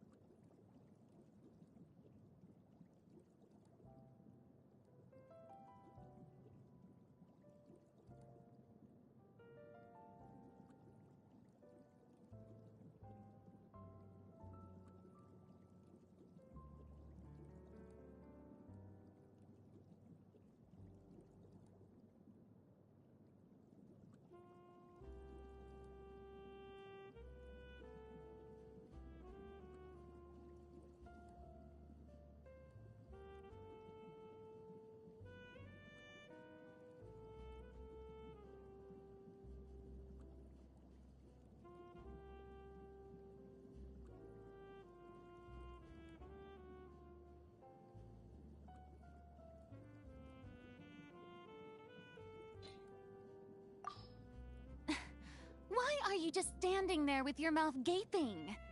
Ah, you must be stunned and at a loss for words. Understandable. It is I, after all, Fontaine's most beloved star, Farina. I'm on a very tight schedule, so you're lucky to even get an appointment with me.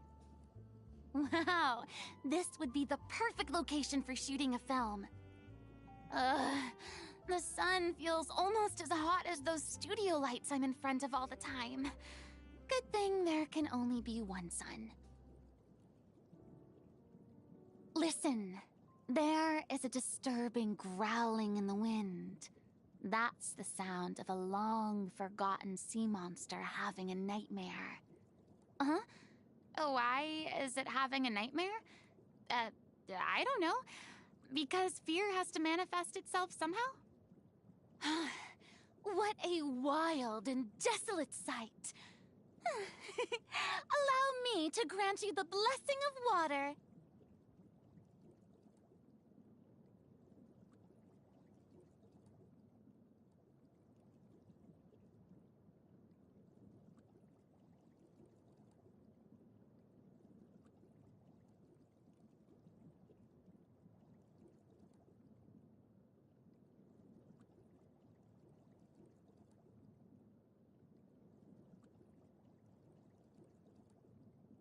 I haven't communicated with him much, but Nervilette claims he's trustworthy, so I suppose he must be a good person.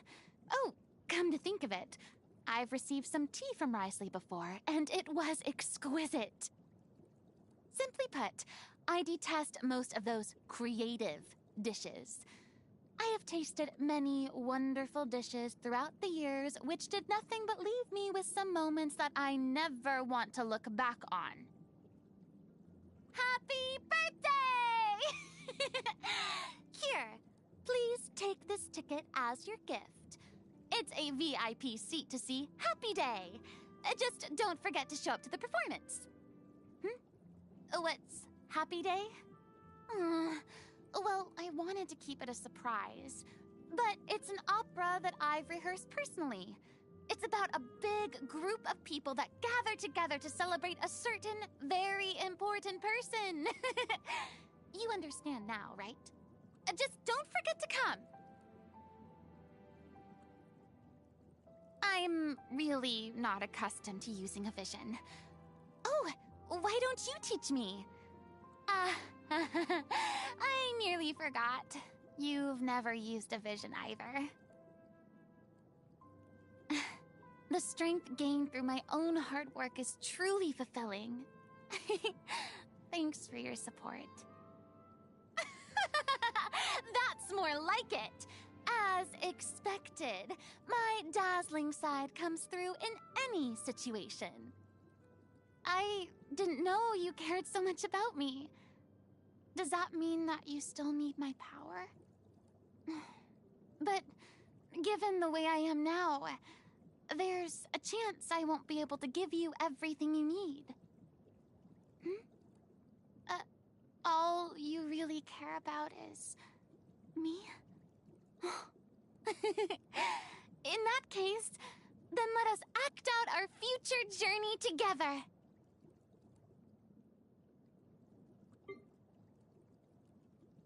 Shower me with praise. Strike a pose. Yoo-hoo! The show begins. How brilliant! May I present? Let the world come alive! Time to shine! Let my name echo in song! Ooh, what a pleasant surprise! Truly an extra slice of joy. Take it. Go on. You have my approval. Oh, splendid! More interesting trinkets for me. Let's call a ceasefire. This is trouble. Someone help me! Witness my power!